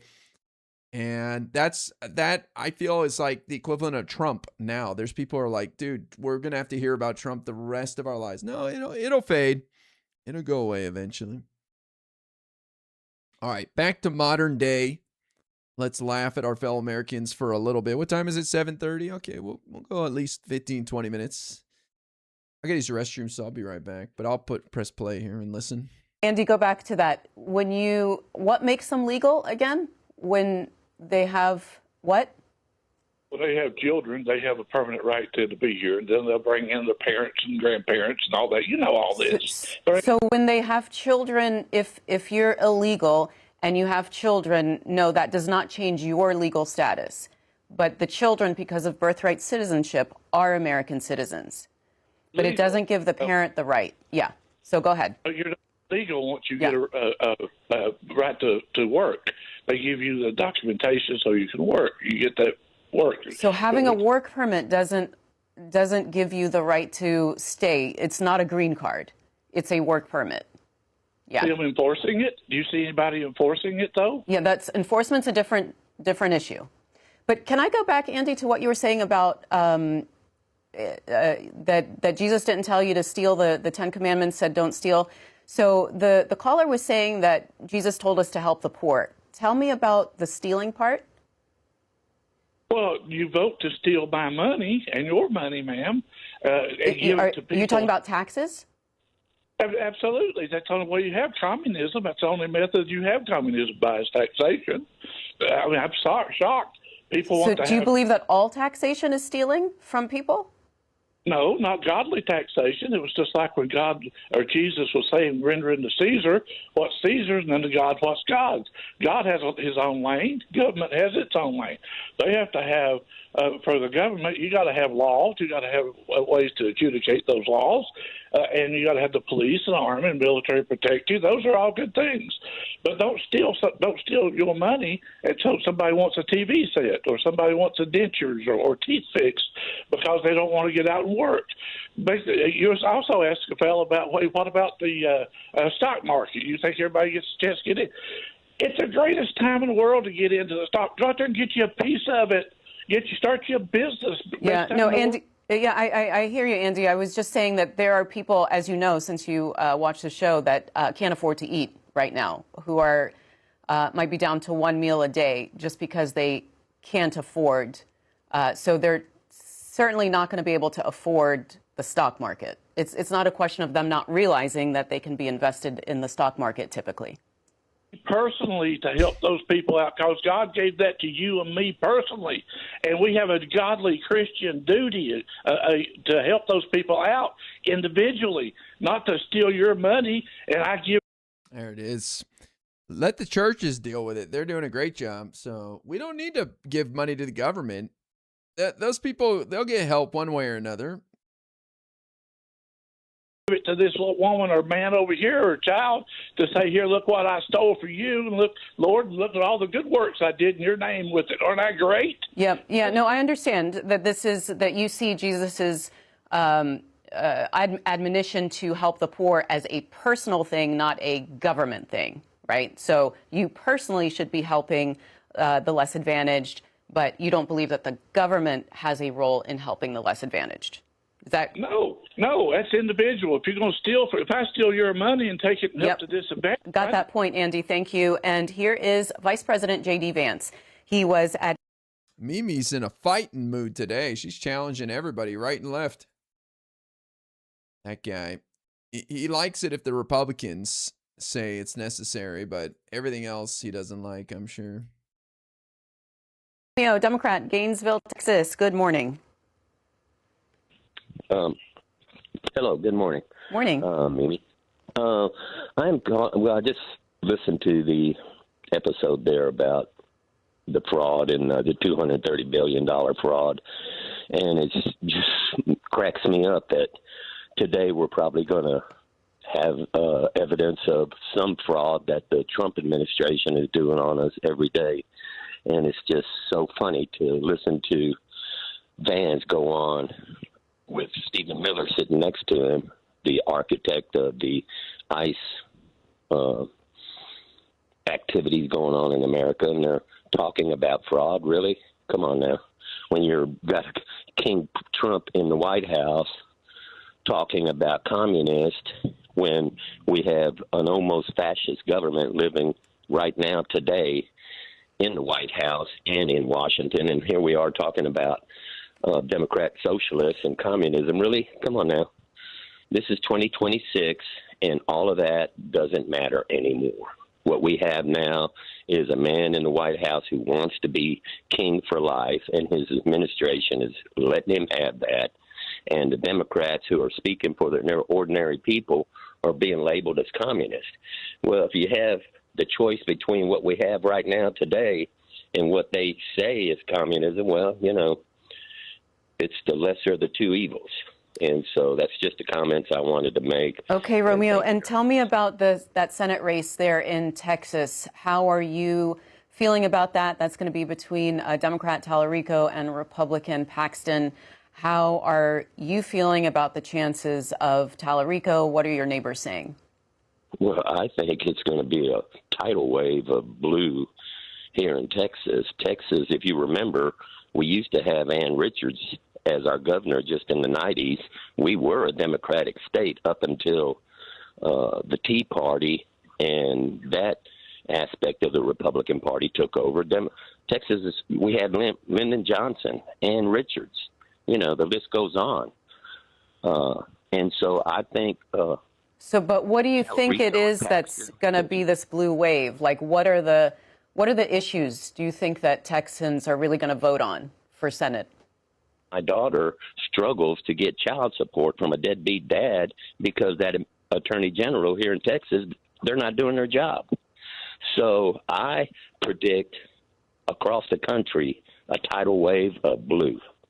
And so I hope to see it. I'm going to be early voting in November, and Tallarico is my pick. All right. And Wow. He's confident. Well, he's got a little more evidence to back him up because a Trump-endorsed Republican incumbent just lost his race, his primary in Tennessee's 5th congressional district to nobody. I don't know who the hell Charlie Hatcher is, but Andy Ogles, a name that we've seen many times on this channel, one of the crazier Republicans in the House of Representatives. Andy Ogles going down by almost 6 points. Rip Bozo. Representative Andy Ogles, the incumbent backed by President Trump, has drawn backlash even within his own party for his anti-immigrant and anti-Muslim rhetoric. Charlie Hatcher, a former agriculture commissioner, is challenging him in the Republican primary. So Trump taking a fat L tonight, his endorsement being rejected by people in Tennessee, of all places. Not a great sign for Trump.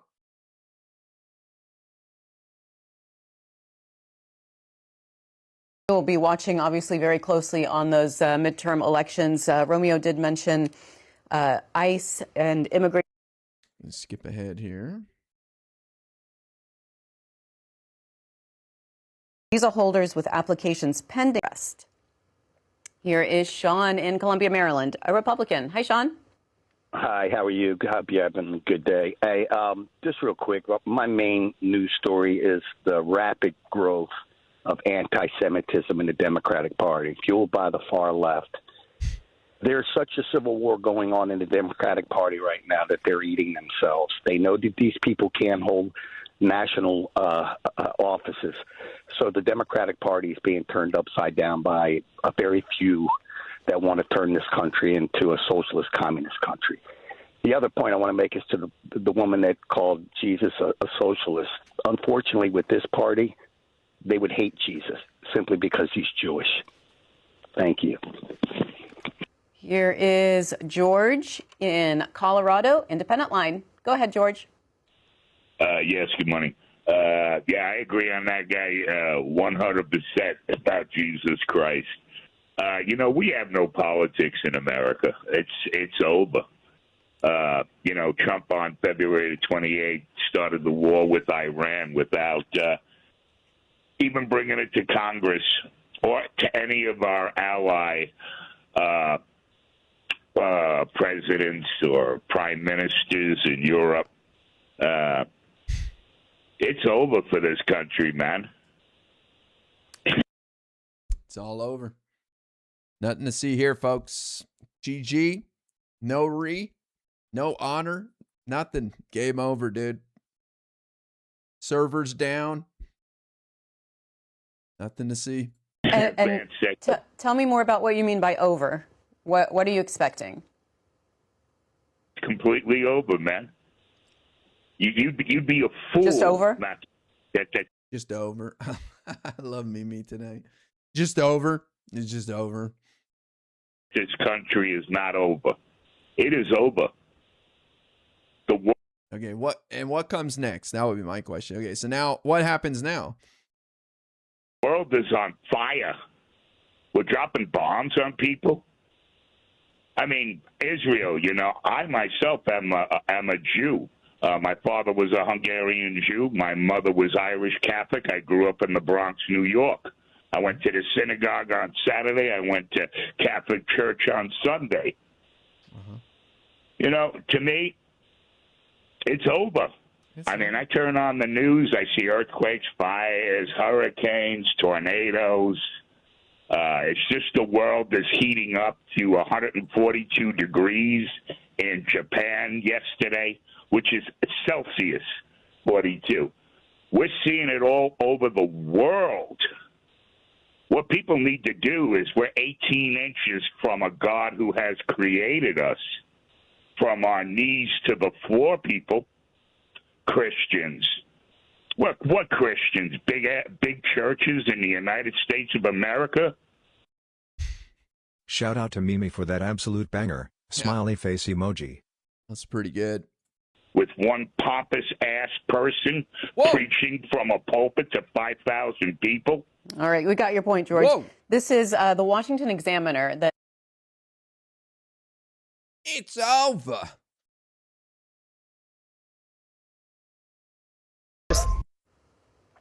What's your top news story of the day, Mary, Democrat, Orangeburg, South Carolina? Good morning. Good morning, Mimi. I want to say some things, and hopefully you and the listeners can make some sense out of it. I was born in North Carolina, but my parents moved to New York in 1948. So I grew up. I know Donald Trump very well because I had the experience of living there and got a chance to see the news, him talking. He's very good talking when it comes to news. He's had it for years doing it, so he's perfected it. And I called your show one time and asked why Donald Trump wasn't vetted properly. And the speaker there, he said he was the most vetted person in the world. No, he can't, because I never hear anybody talk about what he did in New York. He used to own Miss U.S. Teens and the U.S. pageant. And it was a big scandal about that, what he did to those young girls there and to the Miss U.S. teenagers. That never came out. It never came out about him affiliated with the mafia in New York. Nobody talks about that. They never talk. Well, they're talking about the Epstein. That happened back in the 1990s. That's finally coming out. But Epstein was a school teacher.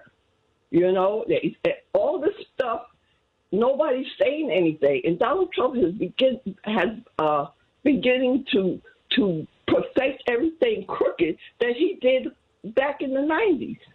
And Mary, you said that Donald Trump had affiliations with the mafia. Is there evidence of that, or is that just speculation? No. Look it up. It was a scandal where he was trying to get them to go with him with the casinos and different ventures that he wanted to do.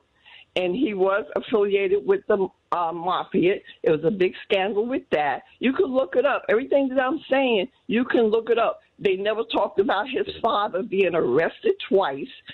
Fred Trump, pals dualizing with the KKK. That's a fact. And Donald Trump was raised up as a racist. Now he's got it worse. He's a racist and a bigot. He don't like poor people. He never did. He always hung around people that was rich. He never cared about poor people. That's why he's not doing nothing now. He don't care about us. If you're not a millionaire or somebody in Hollywood, and they done turned his back on him, the Hollywood people did, and that's what he did all his life. He pals around with rich people. All right. Mary got that. Ben in Florida, a Republican. You're on the air. Hey, it's Ben from Florida. I just want to talk about El Sayed's victory. I think Florida Republicans, as well as Republicans all across the country, they could learn a hell of a lot from that. You look at El Sayed's campaign, very energetic, talked about policies, talked about things that were going on actually in Michigan. Look at Haley Stevens' campaign.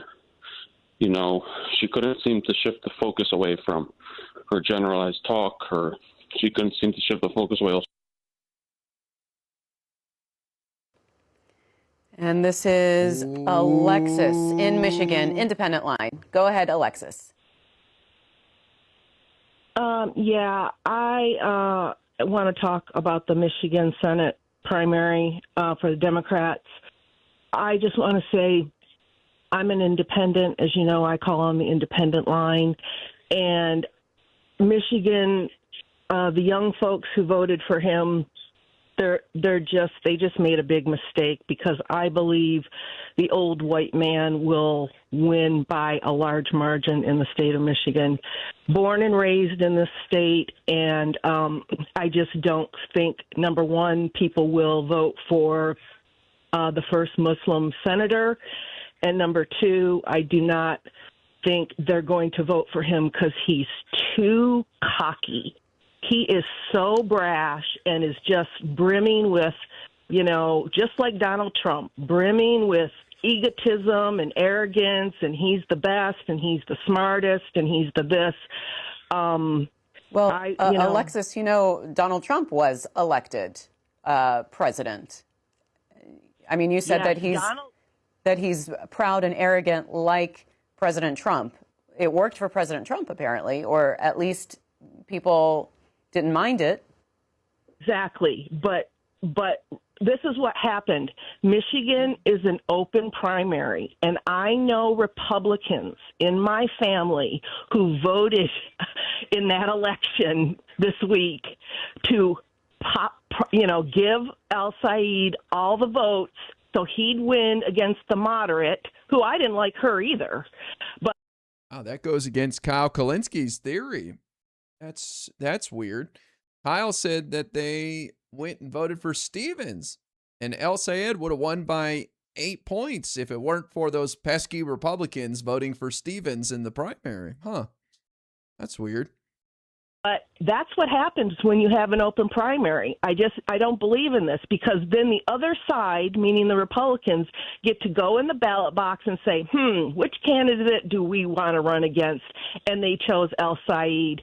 And I just think Mike Rogers is going to sweep it. And it's very unfortunate. I think the young folks who supported him are going to get a big wake-up call. I don't have anything against his economic policies. I have a lot of problems with his social policies, the ICE stuff, the immigration stuff. So I just want to make that clear, that it was an open primary and Republicans voted for him. All right, Alexis. Translation, to Muslim. Yeah, those social policies, you know what she's talking about. This is why I'm saying, man, drop Hasan like a ton of bricks, Why keep him? He's just a liability. I think this lady was full of shit too, though. She's like, I got family I know that voted for him to try to help. I'm like, yeah, right. I think it's so uncommon. It's so rare that people will go vote for the other party's candidate to help set your guy up with the easier opponent. Like, does it happen? Sure, but it's asking a lot. You know what I mean? Like that is a lot of work. That's a lot of effort. People are barely inclined to go vote for their own candidate, let alone strategically vote in the other party's primary to see if you can get the the better option against your candidate on the ballot. You know, that's asking a lot. So I'm sure it happened, but I think it's insignificant. People said the same thing with Graham Plattner, that a bunch of Republicans went over and voted for him because they thought he'd be easier to beat than the more moderate candidates. I don't buy it. But Kyle Kalinske, he was even more bugged out about it, even crazier. It just shows you how out of touch people like Kyle are. Just the it blows my mind that someone like Kyle Kalinske, who's been doing this for decades, and you would think is well educated and versed and understands how things work, would be so brain broken by his view of the world and how politics are, that he convinced himself in the video we watched that a bunch of Republicans went and voted for Stevens to try to help her. So for what purpose? Because they were terrified of El Sayed? I mean, the polls showed that Stevens was winning against Rogers. The only reason they would go vote for a Democrat would be to try to set up Rogers with an easier target. So they would have voted for El Sayed. Doesn't make sense, but it just shows you how useless a lot of these political YouTubers are, man. I'm telling you. A lot of people show their ass when it comes to their analysis. And I'm not a smart guy. I'm nothing special. I'm just some random dude. I just read the news and listen to experts and just kind of connect the dots. You know what I mean? Like, it's funny to see such big YouTubers be so stupid. I mean, quite embarrassing. Like, every time I tune into Hasan's coverage of an election, I'm just shocked at his analysis and how pedestrian it is and how inaccurate it is. It's pretty strange, man. Most of these people are entertainers. They're really not that interested, I think, in the subject. It's really kind of like team sports, and they found a way to make money and get attention and views. But then there are some people out there that care about this shit and know a lot about it, but they are not the norm, man. I'm telling you, that it's a lot of these YouTubers don't know jack shit. That's why when that Keith guy came on our podcast, he got his ass beat by some simple questions, and then he lashed out by calling us all sex perverts with some weird tweet that he retweeted. Bro, you showed your ass, man. Get better. Do better. Well, let's hear from Abdul El Sayed. He was speaking in Detroit yesterday. And all right, let's see. We got a couple more minutes here. Because he's president. Answer this question. We're asking about your top news story of the day. In Austin, Texas, on the line for Democrats is David. You're on the air, David. He unretweeted it, man. True, Yeller. And he apologized to Josiah, because Josiah was one of those sex pests, and he was supposedly Josiah's friend, or that's how he got on there, that Josiah texted him. He threw his own friend under the bus. And Josiah said, you know, before you guys are too harsh on Keith, Josiah said that he didn't read the tweet that he retweeted, and he unretweeted it. Okay, so all is good. I love that was what he thought would be enough. I love that he thought that would solve the problem. Right? It's like a little kid caught eating chocolate with their hands covered in chocolate, like thinking, you know, they're gonna cover the crime scene somehow, and it's just like so obvious what happened, you know? Like, why is there chocolate on your mouth, dude? I didn't eat the chocolate.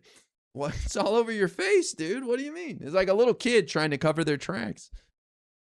So funny, man.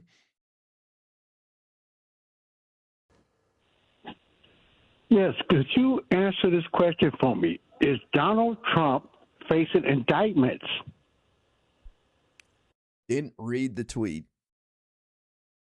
What are you referring to? Yeah, I should show it. Let me see. How can I show it? Somebody posted it. I'm going to go through my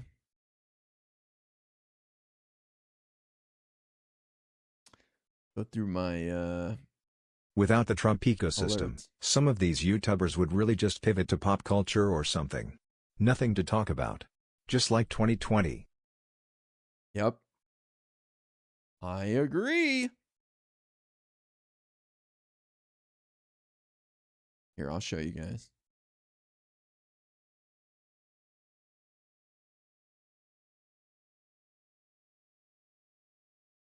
So on Live and Learn on Monday, for some reason, this big YouTuber who's got 1 million subs decided to come by Hutch's chat, and he wanted to join. I don't know why. He wasn't scheduled to be a guest or anything, but he wanted to join for some reason. I met him at the DNC and seemed like a nice guy. But he reposted this after we talked to him. He basically said he goes to DSA meetings, and we asked him why. And you know, do you support the platform? And he was like, no, I don't support any of that. And everybody I met there doesn't support abolishing prisons or borders. And so I asked him then, like, are you concerned that you're kind of like sane washing DSA by going to these meetings, you know? And so, and Wick asked him if Hasan shocked his dog, and he said no. And so nothing really bad. I don't think it was that big of a deal, what happened, but this person posted, I guess, a Clipping Wings said, Keith Edwards crashes the Live and Learn podcast where he's asked, are you afraid as a liberal joining DSA that you can open a door for some of the more extremist stuff by legitimizing them? And then some person, I don't know who this is, quote tweeted that, said, in a world where liberal either means being a pill-gobbling, dead-eyed apparatchik like Neera Tanden, or one of these winging freakazoid sex perverts, you should just be a leftist. You can even believe in things outside of hating Hasan Piker. So I assume they meant whining freakazoid sex perverts. So basically, this person called us all whining freakazoid sex perverts. And you can see I'm there, Wick, Josiah, Pondering, Hutch, Pisco, Anna. I didn't know who this woman is. We just met her. Leftist Blondie or something. Soy Pill. So the person just calling us all freaks, which, you know, whatever. I mean, people say stupid shit, but then he retweeted it. What the fuck? That's just insane lad behavior. And so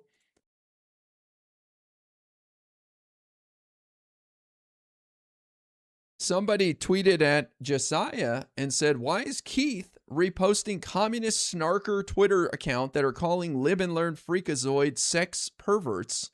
This is an account which is known for harassing liberals. This is when I realized Wick's power level.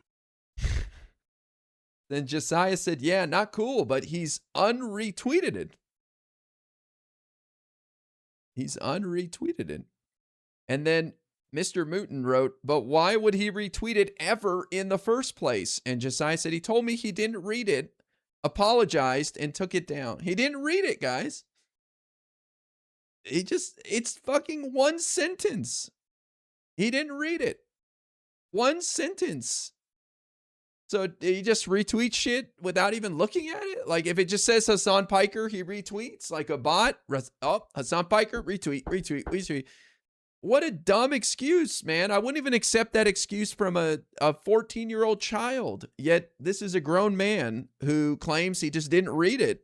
And so he took it down. Like, how does that even come out of your mouth as a grown man? It's so embarrassing. What a dork.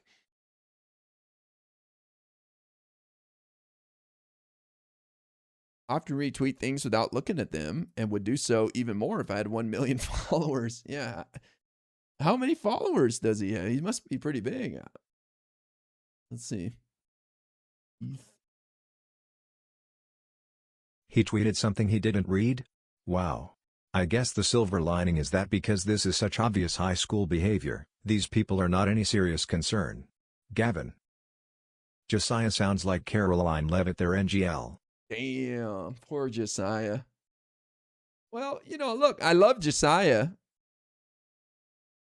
And I think he talked to Pisco about this, right? And he was kind of calling it bullshit too after the fact.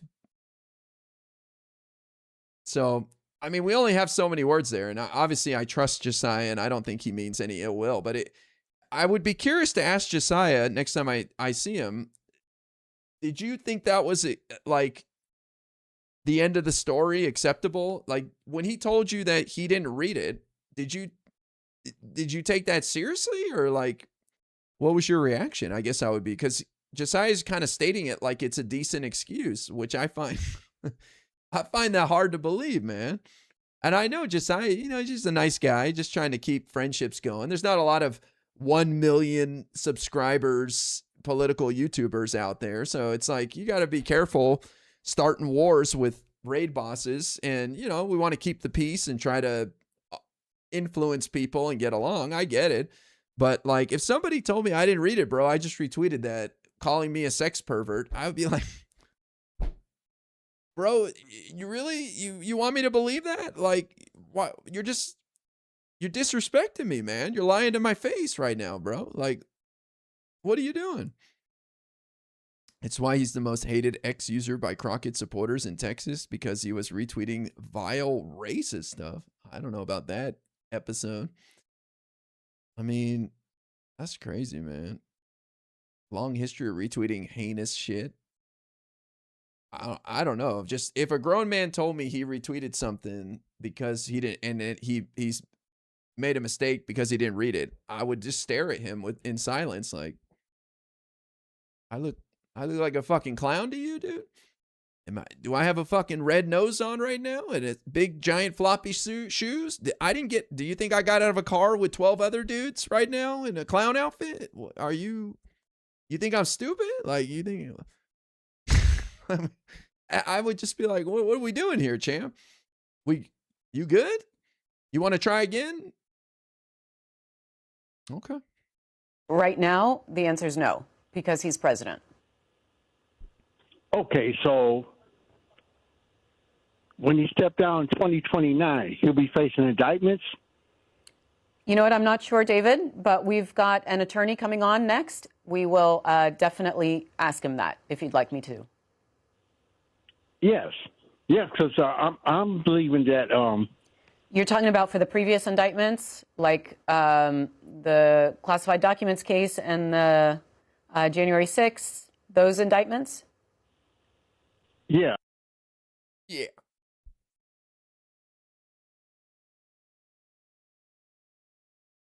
What happened? You broke it, Yeller. Maybe it'll read it here in a moment. Now, again, I want to say, I love Josiah. He's a total sweetheart. I know he's just trying not to rock the boat. No hate to my boy, Josiah. But it just shows you how, like, strange some of these people are.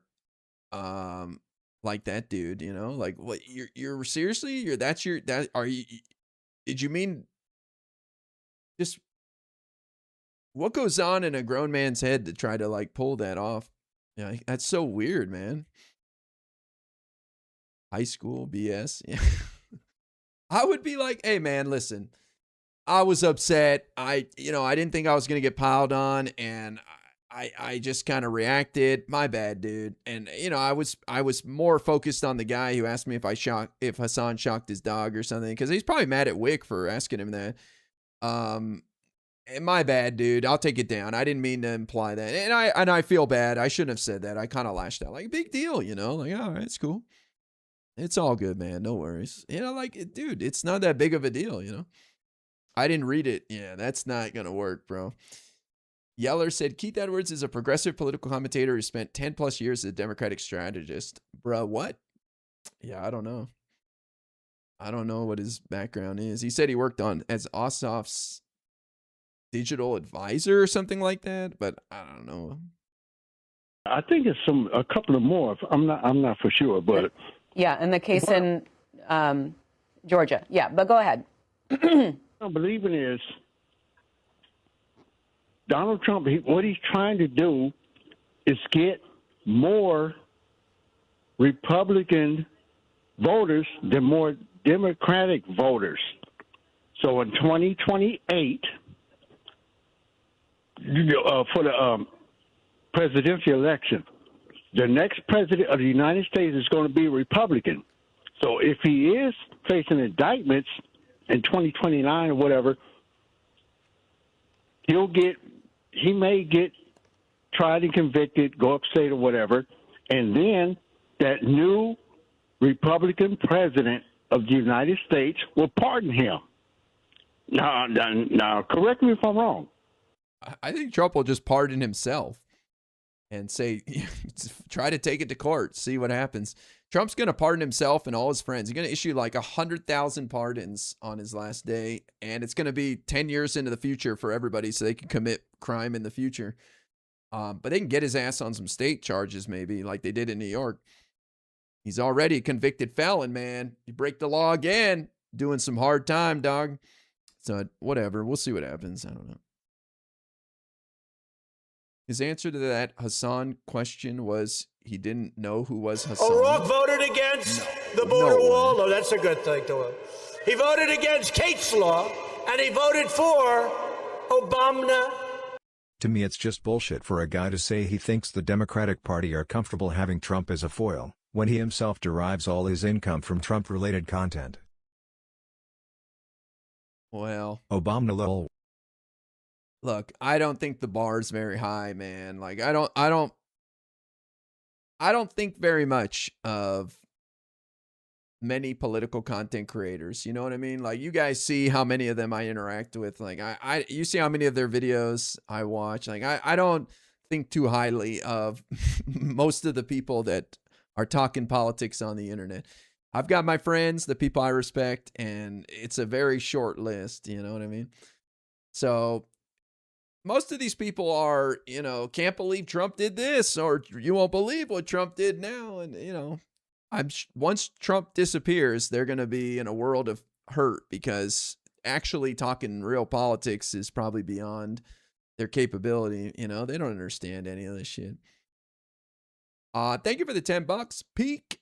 I appreciate that. And only Brian, thanks for the resub, man, on Twitch. Hell yeah. Better to keep your circle. I am not the example to follow. I say this all the time. I am a complete moron with my content. I sit here and watch C-SPAN. After 8 years, I've grinded to get where I'm at, and I do just enough to be palatable to enough people to have a big enough audience to get to do what I do and reach the level of success that I have. But boy, I would not encourage anyone to follow my strategy because the internet will not reward you for that. I know you think you can run. It's getting hell yeah, the big one. I just can't let you go.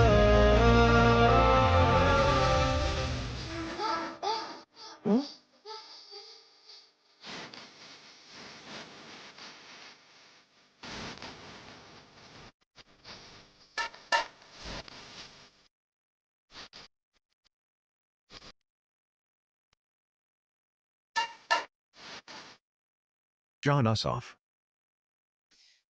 Yeller with a $50 super chat, throwing some love to John Ossoff. John Ossoff and AOC are just duking it out, man. Slugfest here at the top of the poll. Hell yeah. Thank you, Yeller. That's huge, man. Let's freaking go. I appreciate that. Yeller likes the content. I like the content. I have a lot of fun coming on here and hanging out. I don't know how I could do this for 8 years without really enjoying it and doing something that I'm passionate about. That would be miserable to just show up here and talk about stuff I don't care about. But my point is that, the way to succeed is to cause problems and drama and focus on the sensational and, try to reach as many people as possible. I like the content more when you don't talk shit about pup cups. Get wrecked, pup cup enjoyers. Noted. I'll take note of that. Listen, I don't mind dogs enjoying a cup full of whipped cream, all right? Let the dogs have it. I just say, if anyone were to ask me advice on how to stream, I would tell them to not do what I'm doing because it is a uphill climb,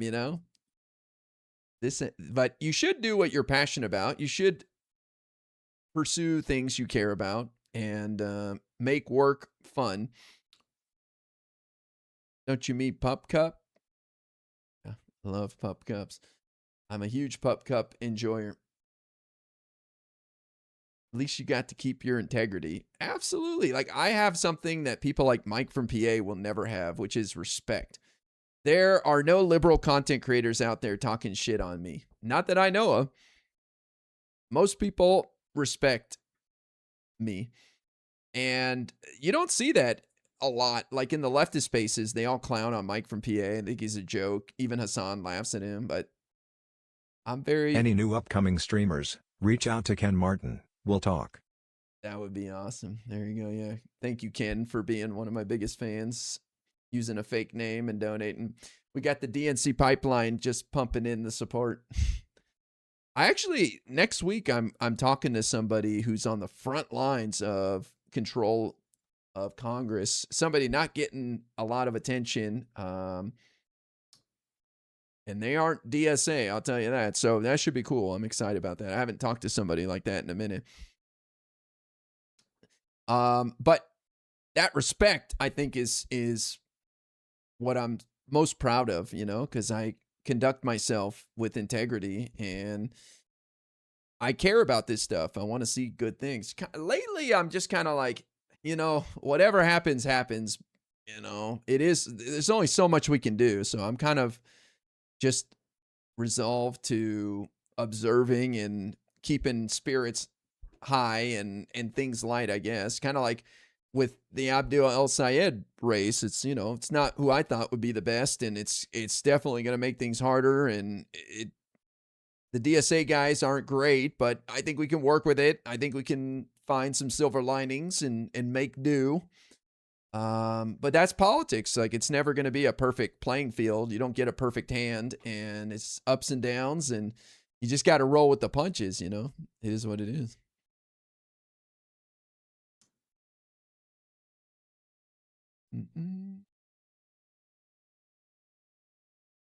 We will survive. We'll be fine.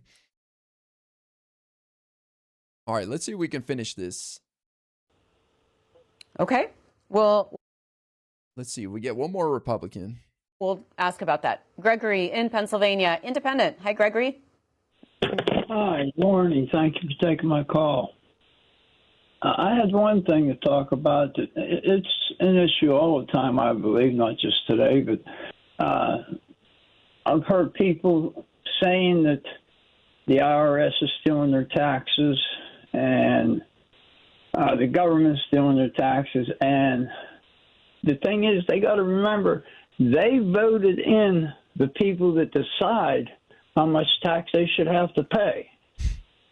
So if anybody's more responsible for that, it's, you know, the representatives, of course. It's not the employees, just like employees of other agencies.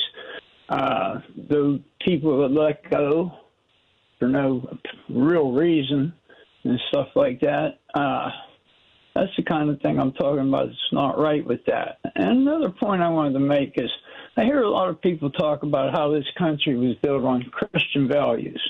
Well, they were. Christian values were part of what this country was built on. It was also built on other values from other religions, because basically our forefathers were Masons.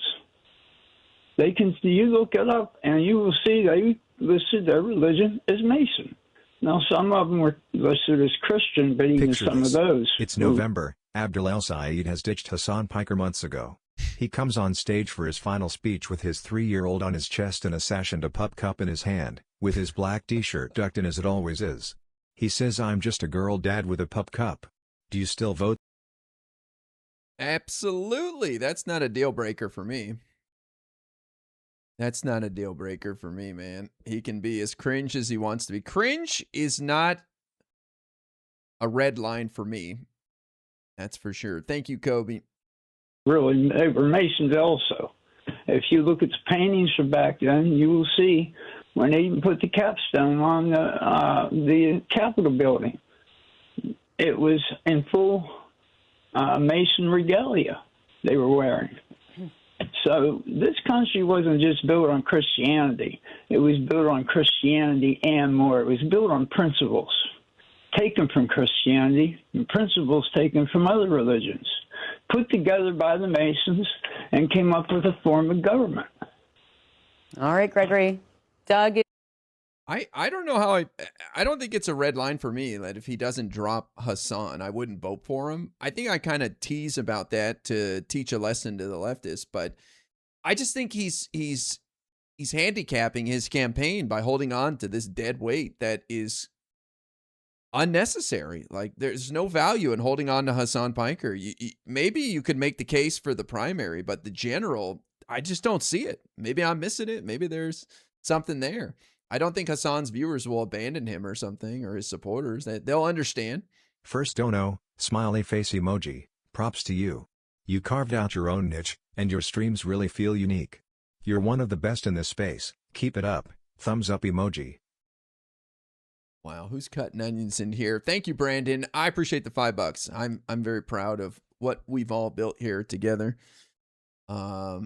But yeah, I've definitely carved my own space. But boy, if people look at my channel and they're like, damn, IRI gets so many super chats and subs, like he's so lucky. It's like, if I told anybody, here's what you do, for 8 years, you're going to do this, and 8 years later, you will be where I'm at, nobody would take that up. I give them the exact layout, the exact plan. You just got to grind for 8 years and you'll be where I'm at right now. Nobody would do it. They like, dude, I ain't got 8 years. What the fuck? So this is no overnight success. It's just persistent dog-headedness. Thank you, though. I appreciate that. And Yeller gifting a tier 3 sub to Kobe. Damn. Only got a couple tier 3s, man. Get to flaunt that badge. But yeah, the Hasan thing, I just don't really get it, man. Like, I just don't really get it, because before you know it, the Republicans are just going to say that El Sayed said America deserved 9/11. They're not even going to bother talking about Hasan Piker. They're just going to be like, El Sayed said America deserved 9/11.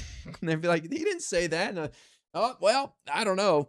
I think he did. Like, that, your uncle who loves Trump is going to be telling you that El Sayed thinks America deserved 9/11 soon. And it won't even matter, like, that it's Hasan.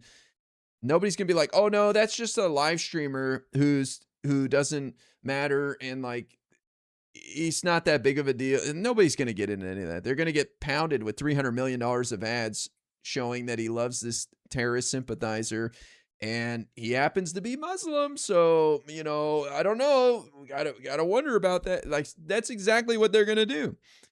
I just think if you're trying to become the first Muslim senator in America's history, you'd be insane to pal around with a guy who said America deserved 9/11. So we'll see. We'll see how he goes. I mean, I'm curious to see what he does, but it just makes sense to me to drop that guy. We'll see what he does. Is a Republican in Virginia. Hi, Doug. Good morning. Good morning. The only thing I'd like to find out is, when did we get to where we are in this country? This country was founded, your great-grandparents, my great-grandparents didn't have medical. They had no one handing them food. They had no one telling them to sit at home and keep having kids and we'll pay for them. You worked. That's how you get ahead. People whine about they can't get in the stock market. Okay, well, work an extra job. I worked 3 jobs most of my life to get where I'm at. I didn't ask anybody to take care of me or go to school and run up a bill and then turn around and say, well, I can't pay it. Let the government pay it. Well, I was drafted out of school. Who's paying me? I had to serve in the military. People need to learn to step up. You can complain about the war that's going on right now, that 17 people died in 4 months. That was 15 minutes in Vietnam. So, first of all, people did not fall through the cracks like they do now. It wasn't so cutthroat. But second of all, if we can prevent people from suffering who didn't get as lucky as you and your grandparents or whatever, then we should do that. What's the problem, man? We should learn from that. Not everybody lands on their feet, man. People have got to grow up and get back to where we were before this runs out. It's not our first time with communism. They had it in Hollywood years back in the 20s, and they had people lost their jobs and never could recover from it. People need to just stop whining and start being Americans. All right, Doug. There it is. Quit your whining. This guy probably paid $3 a semester to go to college, and he's like, these ungrateful little pricks want me to pay their college tuition. I was able to do it working 2 hours a week. His college, his first house cost him 11 Blackberries. These lazy people can't afford shit, want me to give them everything. It's like, bro, yep, shit was easier during your days, old man. Chill. My fellow Americans. I feel like a lot of this is performative too from Republicans. Like, they don't know what communism is, socialism. They don't really see people advocating for free everything. They're just kind of mad about I nothing. can't wait to be banished to the Shadow Realm by Hasan because my fence didn't get mended and I didn't fall in party line. I'll be there starting my new party. With blackjack and pup cups. I think there's a pretty good chance that Hasan keeps running his mouth and he gets a phone call from Abdul El-Sayed at some point saying, hey man, probably not even Abdul El-Sayed. He'd waste his time calling Hasan. Probably some staff saying, hey, you're not helping here, man, and we're gonna need you to go dark on this subject. Okay, we're gonna need you to get back to drama and calling people names, and let's have you take a step back from the campaign here, champ. We'll see, because he doesn't seem to be able to stop himself. Right? Like,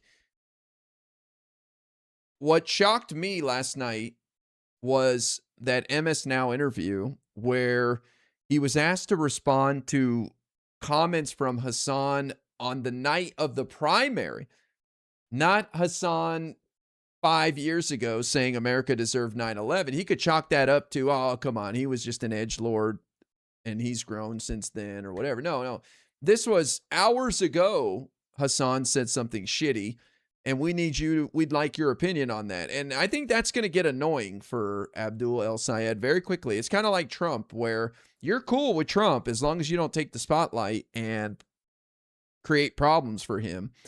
As long as you kiss his ass and you hype him up, then he's cool with you. But as soon as you start taking the spotlight and making him have to explain things and causing problems, now we got a problem.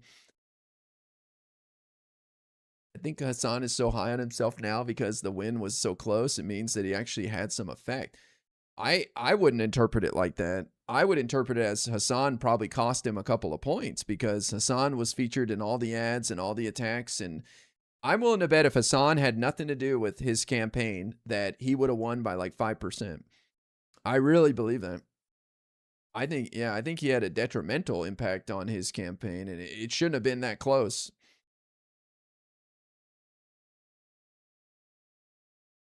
Hasan already got the go home. We love you. You're very special. You think? I don't know.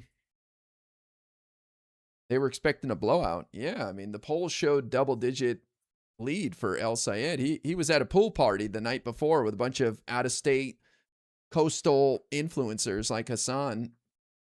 He wasn't with the people. I thought that was idiotic, man. If I'm El-Sayed, the night before the big primary, I'm like serving food at a homeless shelter, or I'm out there at midnight talking to people in this, at some community center or something. Like, I'm not having a fucking pool party. Whose fucking idea was it to have a pool party the night before? I look like a jackass with these influencers. I should be with the people, showing my priorities. Like, this is the eve of the election, and I'm dicking around with a bunch of influencers, which shows you not the best decision making going on over there, which I hope that gets cleaned up before now in November, because that to me was a mistake. But yeah, he was feeling good. It was hubris, thinking they had this. They don't have to do that. They don't have to go play the game. They can do whatever they want. Well, This is why on Wednesday I came on here yesterday and I told you guys I feel a sense of relief. Like, for the first time in years, I don't have to get this over the finish line. It's not my responsibility. I'm not the one that needs to go fix fences. You know what I mean? Like, I don't have to defend my candidate. I'd like Abdul El-Sayed to win. I think he could be a great senator. I think he can do it. But I'm not in the lead. I'm not in the driver's seat here. I don't have to win over a bunch of whining bedwetters who cry about everything. And now they've got the responsibility. It's their job to sell him to people who are skeptical. And they've got an uphill battle, man. More people voted for someone other than Abdul El-Sayed in Tuesday's Democratic primary than for him. So they've got some work to do. And so far, I've been unimpressed with the supporters coming by my channel and screaming about AIPAC and trying to rub vote blue no matter who in my face or something.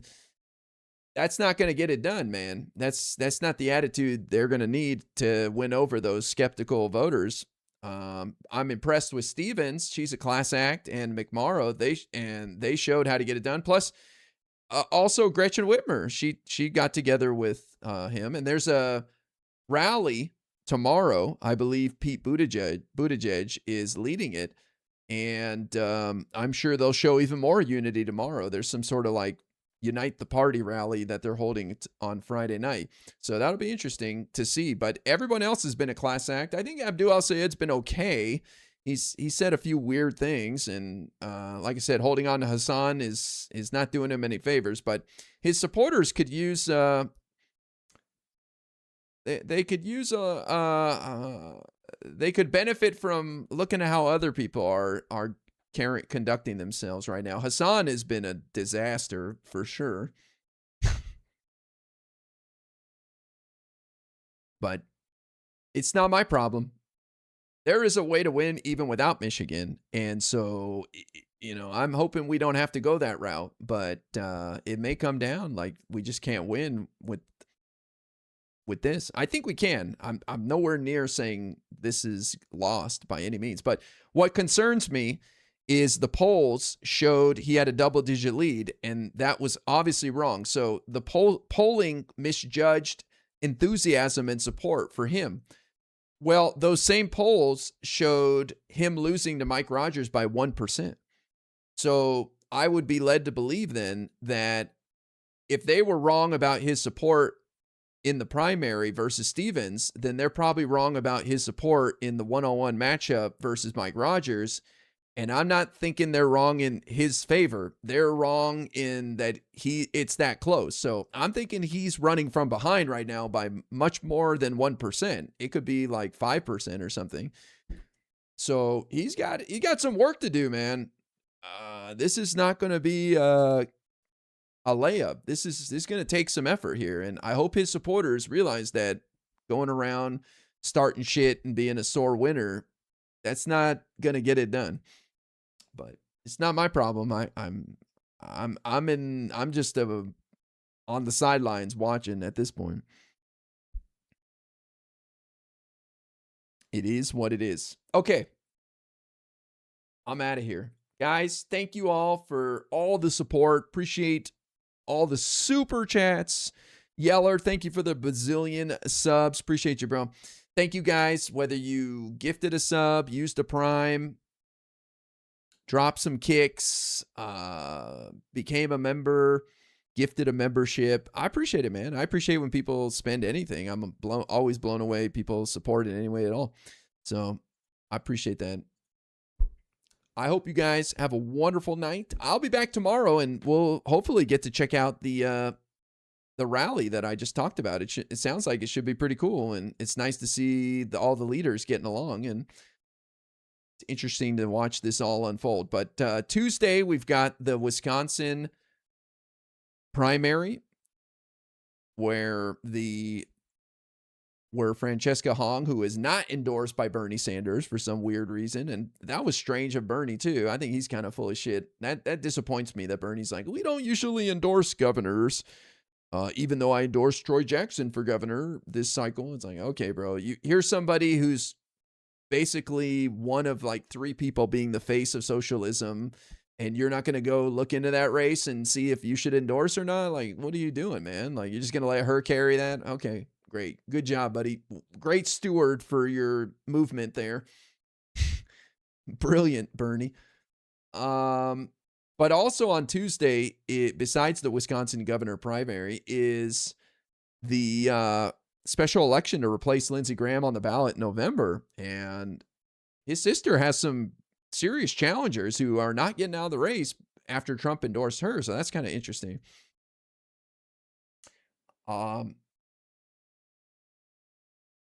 So we'll see what happens. All right, guys, have a wonderful night. Make sure you're following, subscribed if you're not, and I'll see you tomorrow. Have a good one.